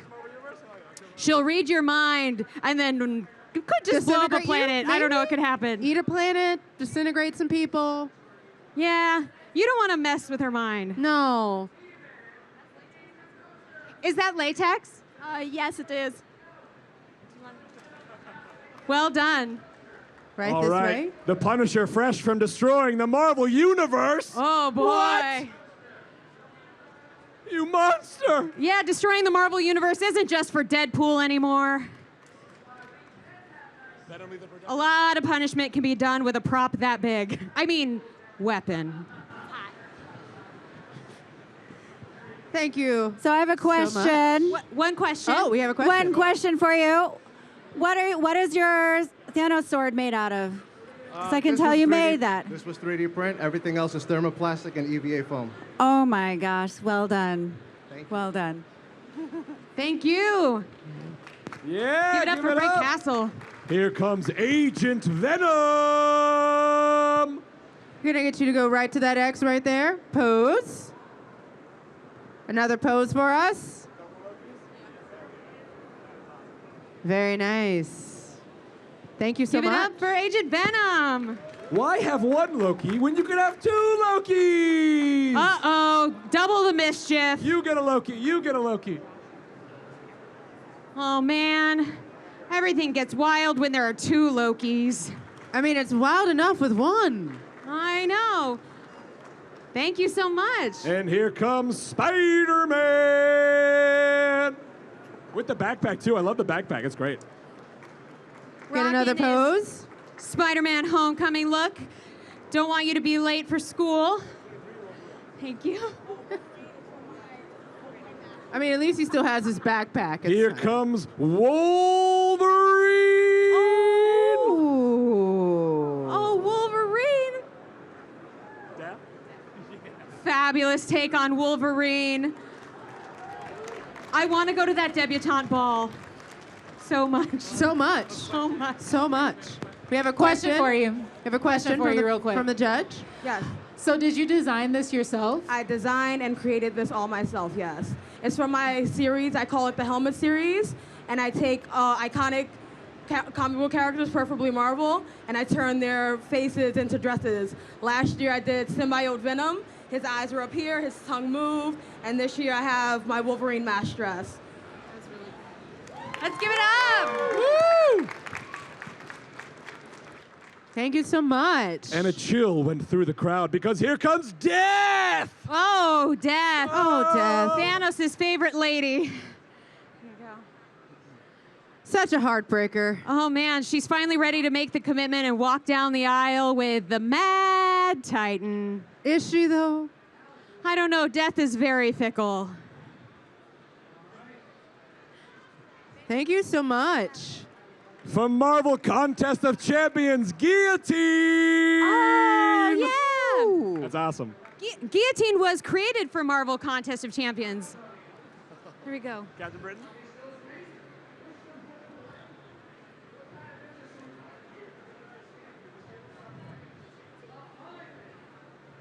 Watch out for the guillotine, you'll lose your head. Oh. That's how they work. That was just facts. Just and facts. here Just facts. comes Captain Britain! Oh. The head of Excalibur, kicking it with mutants. Very nice. Thanks so much, Captain. All right, I was going to say Sinister Six, but Kraven is on a hunt. So the Sinister Five! The Sinister Five! Vulture, Mysterio, That Kraven always and hunting. Electro! Oh, and there's Sandman! We're good. All right. Holy That is smokes. awesome. We've got the Vulture. We've got Mysterio. We've got Watch Doc out for Ock. that wingspan, Lorraine. Okay, I have We've got Sandman. Oh, man. We are just All right. one villain away from Amazing Spider-Man Annual number... I have a quick question for Doc Ock. How hard has it been walking around the con floor with that on? Walking isn't too bad. I can run in this. It's walking for like 6 hours is tough. Well done. Well done. One more pose. Is this authentic sand? No. Josh, do you know how sand works? Thank you so You much. guys did great. Give Thank it up. you. Give it up for our villains. All right, here comes Hela with a Vulture running behind her. Uh-oh, she brought her own Bifrost. Let's have a pose, Hela. Portable Bifrost. Hela, what did you make your helmet out of? Because I'm missing my helmet. I might need some help. This is made by the potions mistress, Carol Detour, right? It's all con-safe, handmade paper mache and foam. Yes, extremely lightweight and great, and also could be quite deadly if people don't get out of my way. After you, Hela. I will just stand here and gesture. Kneel before your queen. And here comes Goose the Flurkin. Oh, meow, meow. Good kitty, good kitty. Watch your Just hands. to the watch red your, X, kitty, watch your right hands, here. Lorraine. It's not a cat. It's a flurkin. Oh no, there's a Tesseract and it's coming out. Oh, Goose. Everybody forgives you for what you did to Nick Fury. I was going to call him Nick Fury Nick because Fury? he's a cat, but Thanks so much, Goose. Wait, Good I mean, kitty. whenever you want Sam to leave. Wilson's That's- Captain America.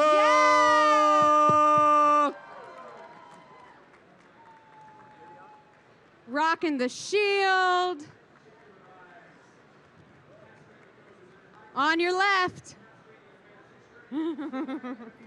Thanks so much, Cap.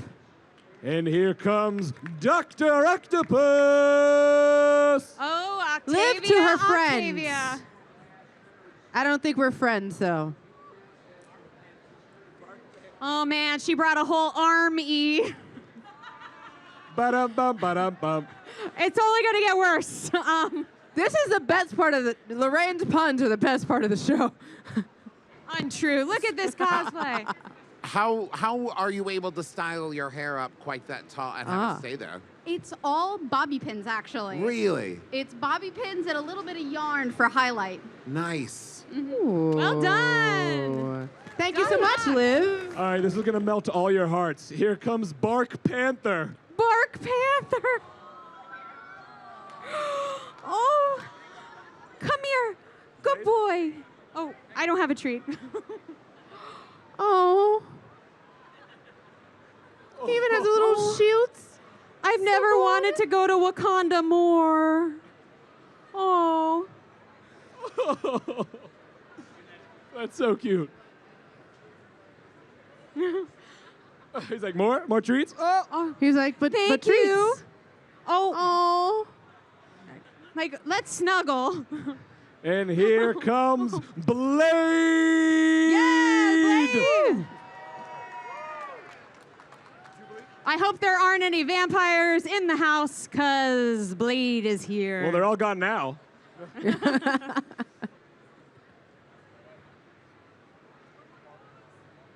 Yeah! Give it up for Blade! Woo! Jubilee! Jubes! Oh man, she's chewing her gum. Oh, well done. That's always is what you want. You want her chewing her gum? Oh my God, I just want to go to Rocking a the mall. All they want to do is shop, Lorraine.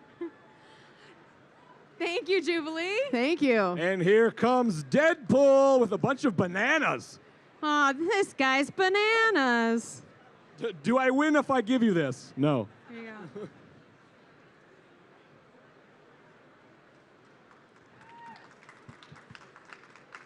go. There we go. There it is. Bring in the Deadpool style. Watch out if you got chimichangas. This guy's coming for you. Thank you so much, Mr. Pool. Wait, your banana. Wait, your banana. All right, here comes Killmonger.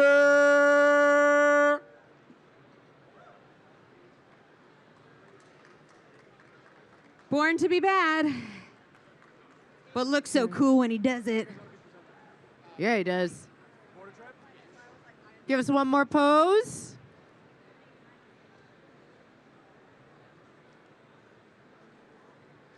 Thank you so much. Yeah. Give it up for Killmonger. Where's my phone? And here comes the Border Tribe. Oh, yeah.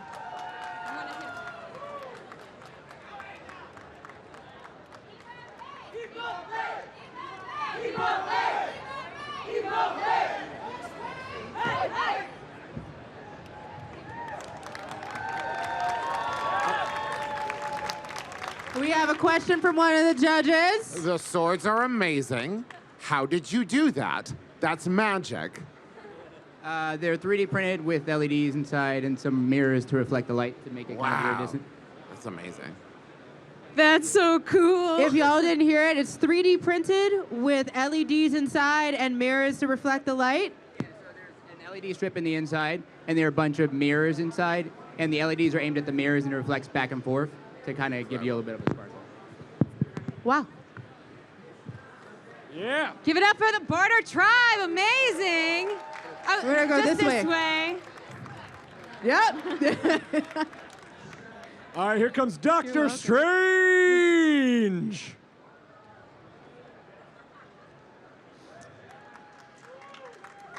Feels magical. It's almost timeless. Oh, man. I tried. Has the Eye of Agamotto to prove it. Thank you, Doctor Strange. Give it up for Doctor Strange. Comes Thor. Let's give us a pose.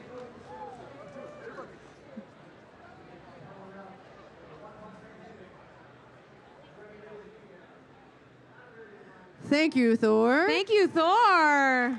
And here comes to Bucky Barnes. Oh, Bucky, he just wanted his plums. Oh. That's all he wanted. Just a normal life and a plum. He just wanted to disappear and eat his plums. Trouble came looking for him. Oh, man, Spider-Man, move over. There's a new meme in town. Give it up for Bucky and Bucky. Here comes Deadpool. Yeah. Deadpool. Wait, you dropped something. Oh, he brought something. Oh. I think he's trying to pay off the judges, but I'm not entirely sure. Good for one free chimichanga at... Oh, nope. Nice try, though. All right, okay. We're gonna work together right there. Strike a pose. Give it up for Deadpool! And here comes Wolverine. Oh, Wolverine. We're gonna get you to strike a pose right there. One more. Thank you so much, Wolverine. And here comes Cyclops, the Guardians of the Galaxy. We got a Drax. Hooked on a feeling. We got a Rocket. We got a Nebula. We got a Yondu. We got a Groot. I'll crowd around the X, around the X. But where's Star-Lord? What? Oh my gosh, that Groot. Did you leave Peter Quill behind? Right there. Right there is good. Oh man. I would go on space adventures with them. They look really cool. Yeah, give us another pose. That rocket mask is amazing. It like opens up. That's wild. Thank you so much. Thank you so much, Guardians. Wait, this way. All right, and here comes Logan.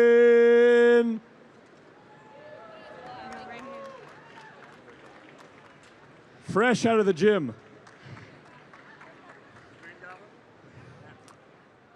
The Weapon X program is going to be looking for this guy. Thank you so much. Give it up for Logan. And here comes the Green Goblin. Oh, that is so good. Give us a pose, Green Goblin. Holy smokes. I would not tangle with this guy. At all.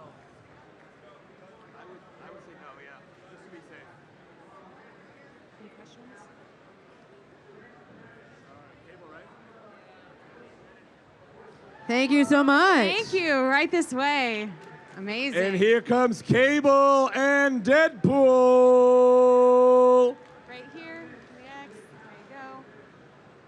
Be careful with the swinging. Aww. How would you like to be presented? Best friends forever. Thanks, guys. Enjoy your tacos later. And here comes Zemo. Uh-oh. Baron Zemo, not the nicest. Oh, he's got a Captain America cowl. We're in trouble.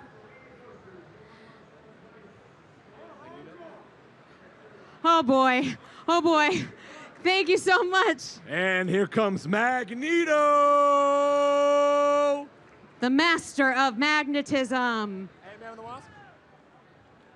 If you feel your Hide your wallet medals. shaking and your watches, you know why. One of the judges has a question.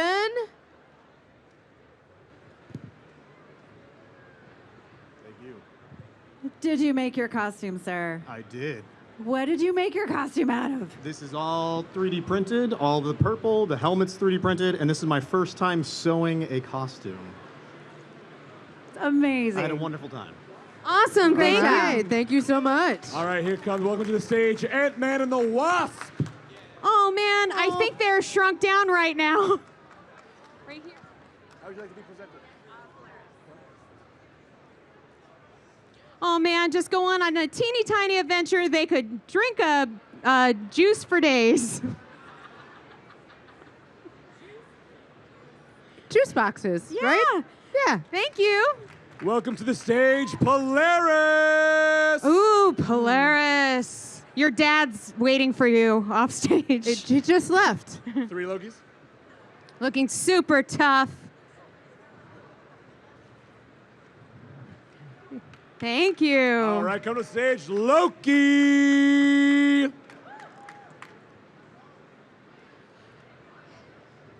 In town for Mischief, just waiting for the Avengers. Maybe your brother will show up, cause some trouble with that. Thank you, Loki. And here comes another Loki. They've just duplicated. Loki's not very low key. Whoa, no, what? This Another cosplay Loki? concept. Whoa, whoa, Oh, no. whoa, whoa, what? 2 Lokis. Oh, no.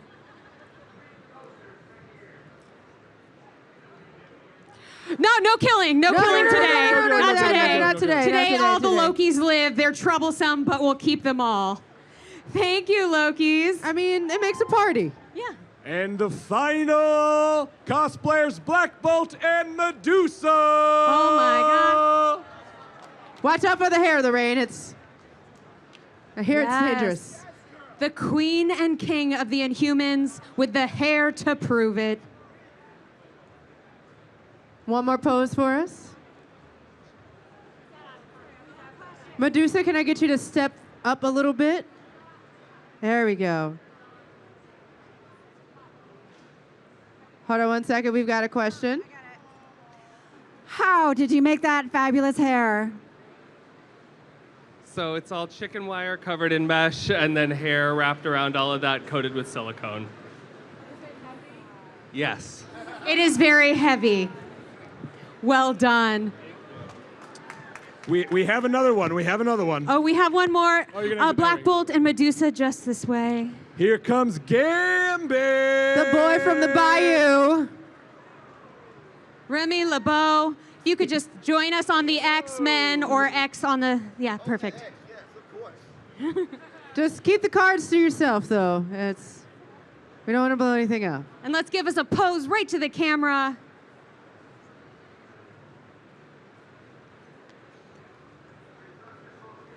Thank you so much. Thank you. All right.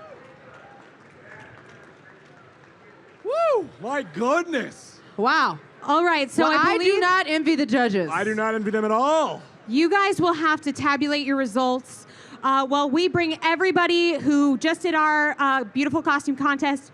We're inviting you back to the stage now. We're gonna take a group picture. To take a big group photo. If you guys have your cameras or your phones, which are cameras, this is a great moment to snap a pic just for you guys.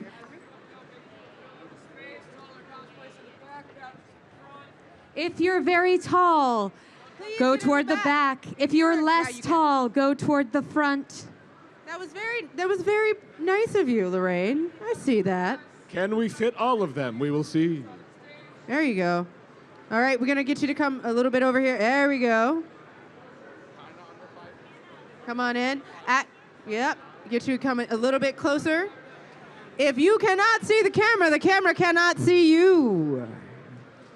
The cameras are going to be right in front of you. You see that? You see Jason right Scoot there? in as much as you can. Who's waving his hand? Squeeze tighter, everybody. Squeeze get tighter. close, become friends, get very, very close. If you can get down in front, there's not a lot of room, but on that side there's a little bit more. We can definitely scoot in We have here. a space right here. Tight. We and can then get a we're couple gonna get you people tight in. here in the front. We're gonna get you to come right over here, Miss Guillotine.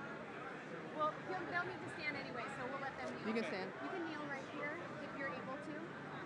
Okay. Are you able to kneel? That would be wonderful. There we go. So we're gonna get you. And everybody squeeze in respectfully and kindly. So we can fit everybody let's go this up way. on the stage. I got it. Okay. So watch out for these precious. Hi, Bubby. Hi. You're my favorite. There we go. Scoot in. Just protecting.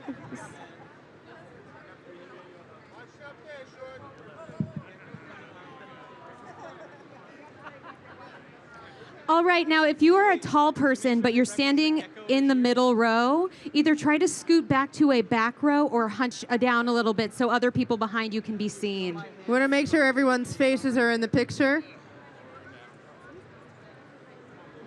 And we are being joined by the Geico Gecko in his very first costume. All right, y'all can clap louder than that. Can we get a round of applause for all these amazing cosplayers? Keep going. Keep it going. All right, we're gonna hold here for just 1 minute. We might have to do 2 groups just because there are so many of you. So the first photo is going to be right here. Everyone look right here in the center stage, right here. Give your best pose. Gonna put my arm down.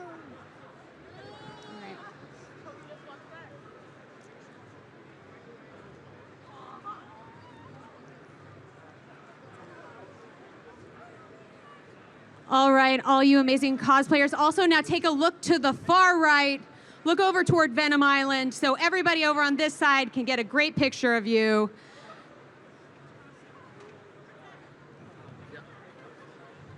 I see you. To the left, yeah. And now everyone take all of that smoldering energy over to the left. Top left, right there, right top left. Look at the deck right there on the top left.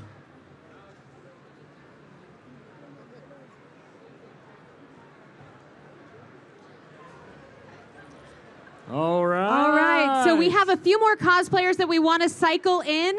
So if you are in the very front and you are able to walk down the stairs easily, if you could step down so that we can let the other folks fill in who haven't gotten a chance to be in a shot. If you are in the very back of the shot, go ahead and stay so you can get a little bit closer to the front.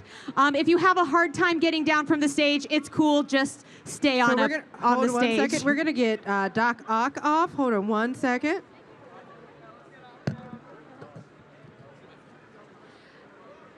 And go ahead and exit to your left of the stage, so that people can enter here from the right of the stage.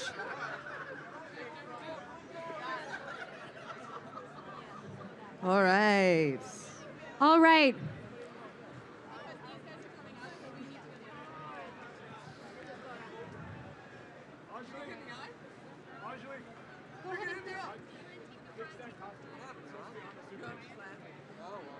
Oh, man.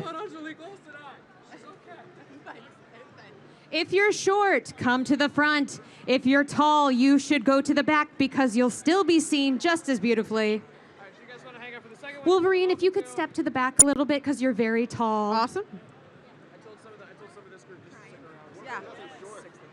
Oh, great. So I think we can keep everyone who's currently on stage can stay on stage. Yeah, I think everybody can stay now.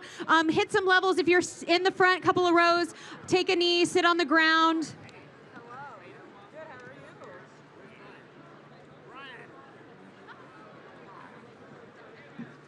Get nice and close, nice and close. Can you actually hit a knee, or are you okay? Thank you, sorry. There we go. We're in the way. Just remember, if you cannot see the cameraman cannot see you. All right, does everybody see the cameraman there in the middle? Great, we're doing great. Let's look at him and pose.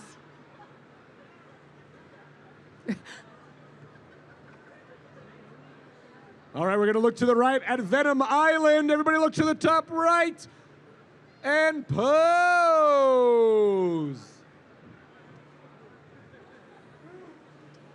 All right, we got one more. Groot. One more. Come on, Groot come on, is Groot. surprisingly gingerly ambling on up. That was phenomenal. He just got his bark changed. He is. Oh. Well, while we recover from that boy. pun, I'm going to need all of you to look to your left and look up. And pose.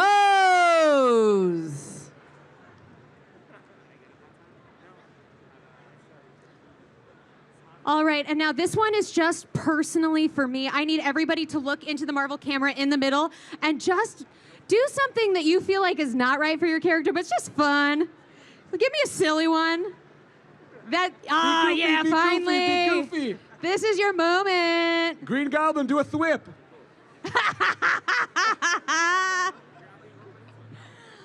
You guys are so awesome. Give it up for all these amazing costumes.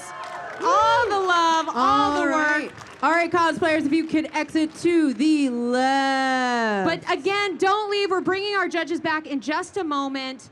And they're going to announce our prize winners. So go behind the stage don't and then come around the go other side. Anywhere.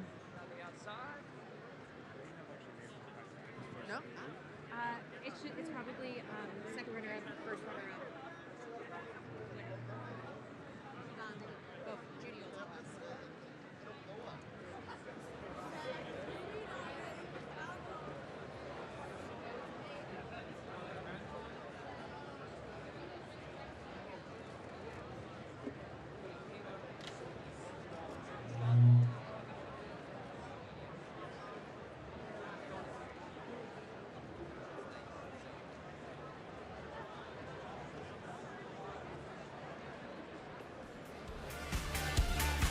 Oh my God. Here we go. Oh wait, Our judges are. Do we have? Our judges will be up here in just a moment. They are just finishing up their scoring. How amazing! How amazing were all of these cosplayers? It's amazing, right? Right? Yes, Come give it on. up for them again. Honestly, I really do believe cosplay is such an amazing heart within the fandom community. The hours of time, money, sweat that they put into these costumes to just walking the floor. It's exhausting to walk the floor for 8 hours, but can you to do it imagine in costume? Imagine doing 8 hours in 8 arms. No, I don't wanna. But I think also the cool thing is the technology, right? The technology in cosplay, how LED lights and 3D printing and the different materials. Yo, that takes so much planning and time and like layout to do.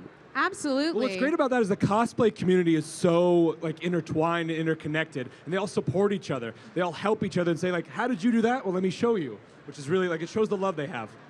And you guys should definitely check out Marvel Becoming. There are so many awesome episodes up on Marvel.com where they go into how a costume is made, why a cosplayer takes on that persona, why the character speaks to them. And it's honestly really informative, but it's also really inspirational. Oh yeah, and one of the things you just said, like a person really connects with a character, and that's the character they do. And I love the fact that we see different iterations. Like we saw like 12 Lokis that were all different. But I think that's because we all want to be Loki.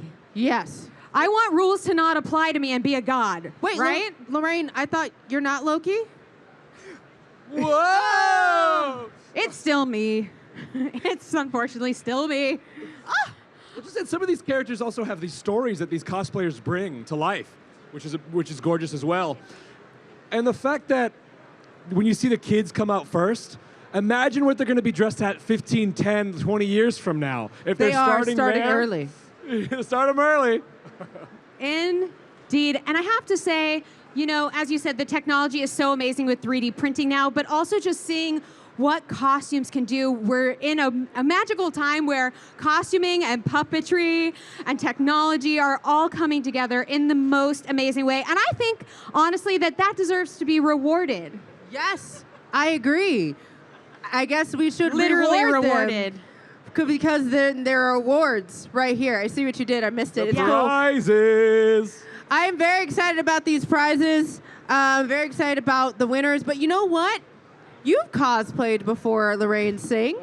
I have. A lot. I have. Do you have a favorite cosplay that you have done before? My favorite cosplay ever was I did the John Cassaday version of Scarlet Witch in the big red duster. Yes. And the big crazy red boots, and it was very warm.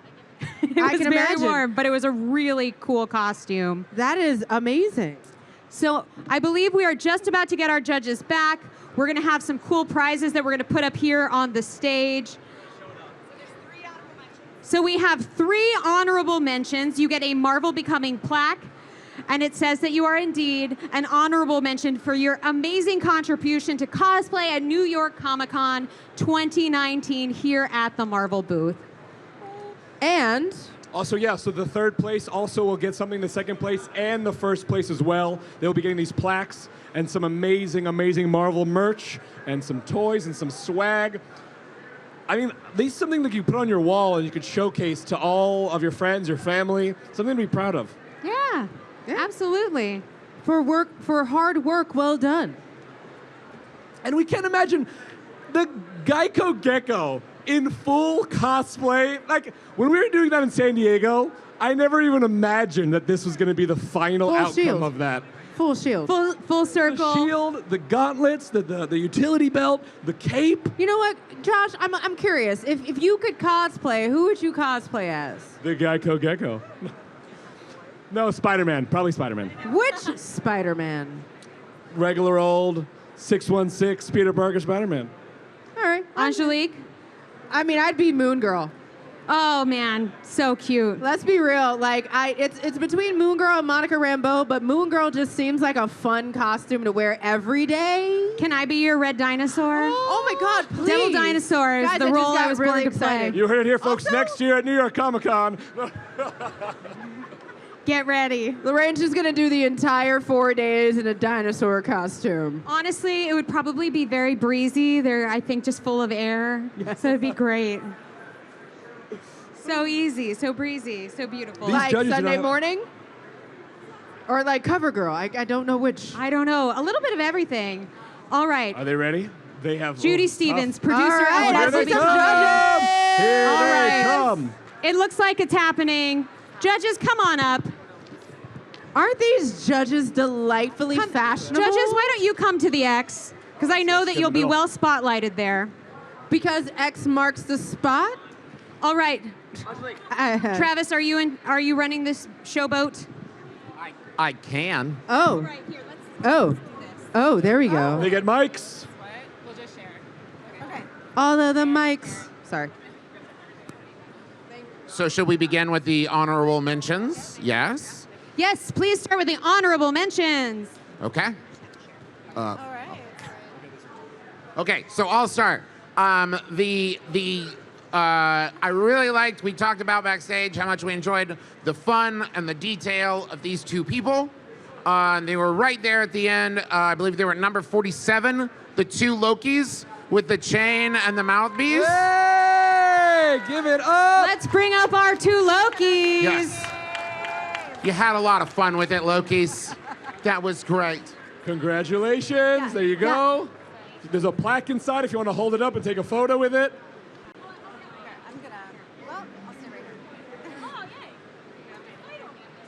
Oh no, they're gonna fight over that forever. I mean, they've got the time. Thank you so much. We're gonna have you stand over. Yep, stay on stage for us, but not too close to the screen. I got it. We're good. All right, who do we have for our next honorable mention? So our next honorable mention, we all were just super impressed by the amount of detail and creativity and just thought that went into this design. It is our Wolverine couture dress. Oh, Wolverine couture dress. Yes. Come on up.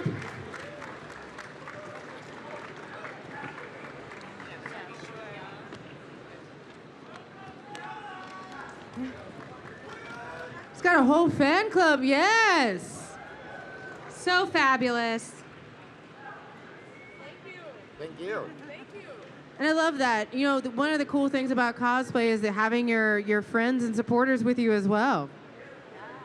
All right, who is our next honorable mention? Okay, our next honorable mention is the group because we understand how much coordination that takes. And you guys killed it. It's the Guardians of the Galaxy group. Yeah.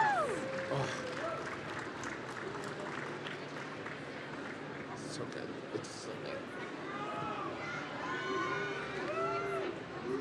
Correct.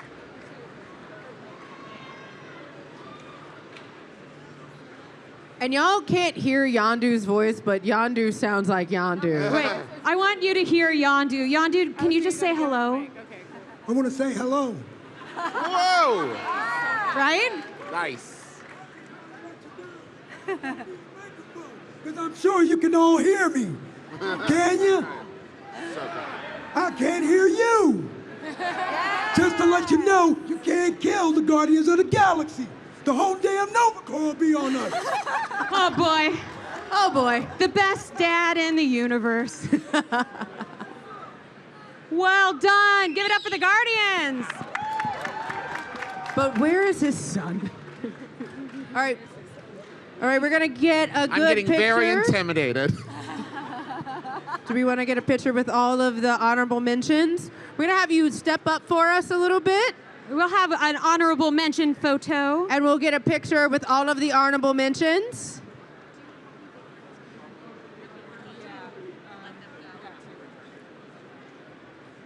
All right, and look straight to the camera and pose. Give us one more pose. Thank you so much and congratulations. Congratulations. Give it up for our honorable mentions. Thank you so much. If you'll just step this way. Good job, you guys. Well done. All right. We still have 3 more prizes. Oh, yeah. Are you ready, judges? We're ready. Give it to us. Well, we were so blown away with this group. I got chills when they came up on stage with all the heart and the soul and the creativity behind their designs. Give it up for the hijabi villains in 3rd place. Hijabi villains. Nice.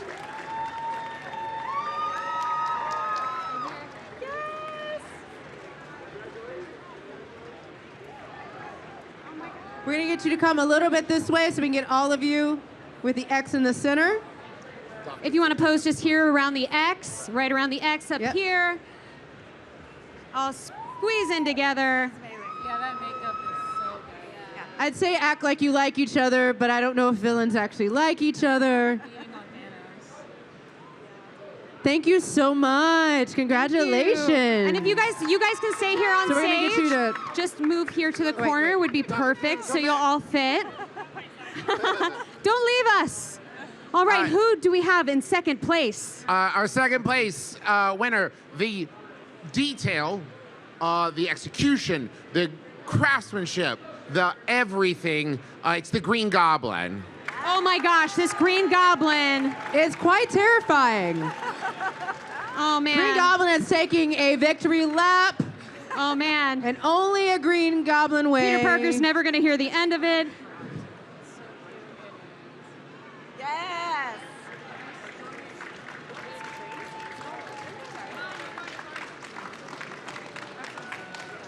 And Green Goblin, if you perfect, right there is great.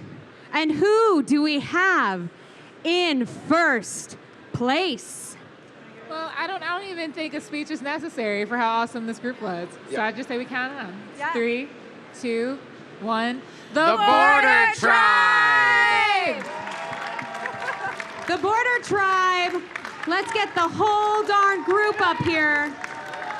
I don't know if you guys could see because some of you guys are towards the back of the audience, but they have beautiful sort of prosthetic work on all of their faces. Their design work on their costume is so intentional and so detailed.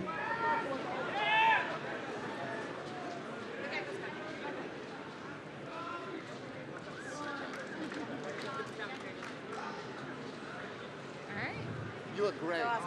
You're welcome. Give us one more pose, Border Tribe. Awesome. Awesome. Now we want everyone together, the judges, all of our winners today. Let's all gather in around our incredible Border Tribe winners. Super impressed. And we're going to take these out of the way so that they're not in your way. But you can have them back. I will not steal them. And our Geico Gecko is going to come on up and take a photo with us as well.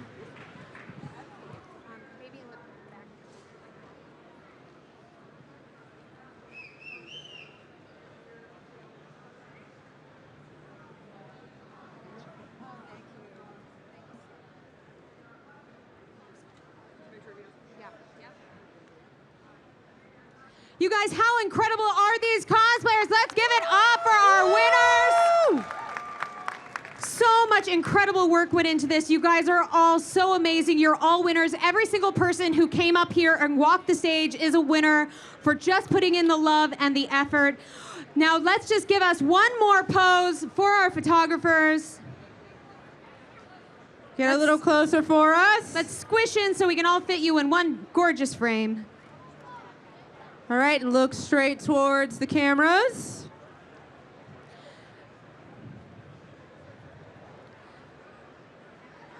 All right, photographers, you good? And then let's go ahead and take a look to the right so everybody over on the right can get a good shot of you guys. Make sure they can see you.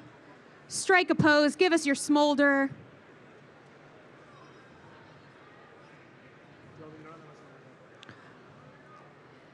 All right, we're gonna do one more over to the left and look up for us.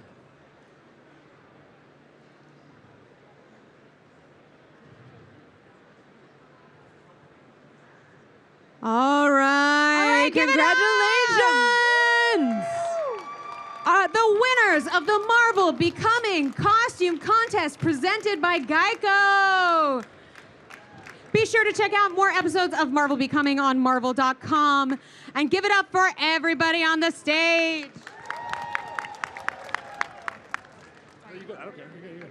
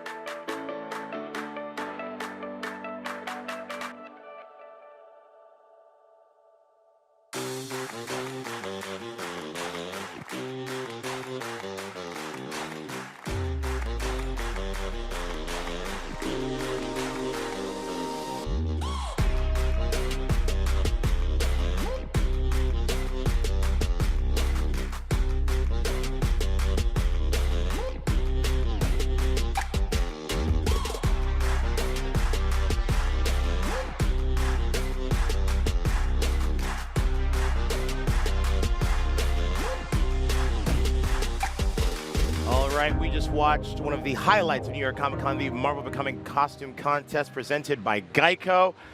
Hard competition. All of those amazing cosplayers are great. Yes, welcome back to Marvel Live at NYCC, New York Comic Con, presented by Marvel Realm of Champions. Justin Warner, what a day. What a day. I mean, just watching all of that effort. You know, I mean, think about how many hours went into that. That's an insane amount of devotion, and I got to hand it to our fans because that was incredible. Shout out to Taskmaster. Always is one of my favorite Marvel villain, and it's always great to see its head. The mouth moved. It was great. I think that's my favorite thing. It's like seeing people who we all have favorite characters. We all have favorite characters we love and connect with, and seeing somebody else show that love and appreciation, so you get to kind of like walk up to that character and be like, oh, it's like you're real. It's almost like that theme park attraction of like seeing a character in real life, which is incredible. One of the many, many things I love about cosplay. I'm totally with you. Starting tomorrow at 11 a.m., I, Justin Warner, will be cooking on that stage. You mean it's time for Marvel Eat the Universe? Yeah, it is time for Eat the Universe, right down the hat. I actually didn't know. I got a cue card that said, hey, what's happening tomorrow at 11 a.m., and I like forgot that, yeah. You realized it was your show. Yeah. But yeah, it's going to be epic, and we're going to have a very, very special guest. If you're a fan of hip-hop, if you're a fan of New York, you are going to have a very good time with Eat the Universe tomorrow. I'm so pumped. I was going to ask you some hints, but that was a great I rarely have secrets. You know, I'm not on that side of like the Marvel, you know, entertainment circle. But I have a secret, and I'm very excited about it. Well, if you want to learn Justin's secret, you got to show up tomorrow. But thank you guys out there so much for watching the live stream today. I'm Langston Belton. Justin Warner. And this is Marvel. Your Universe.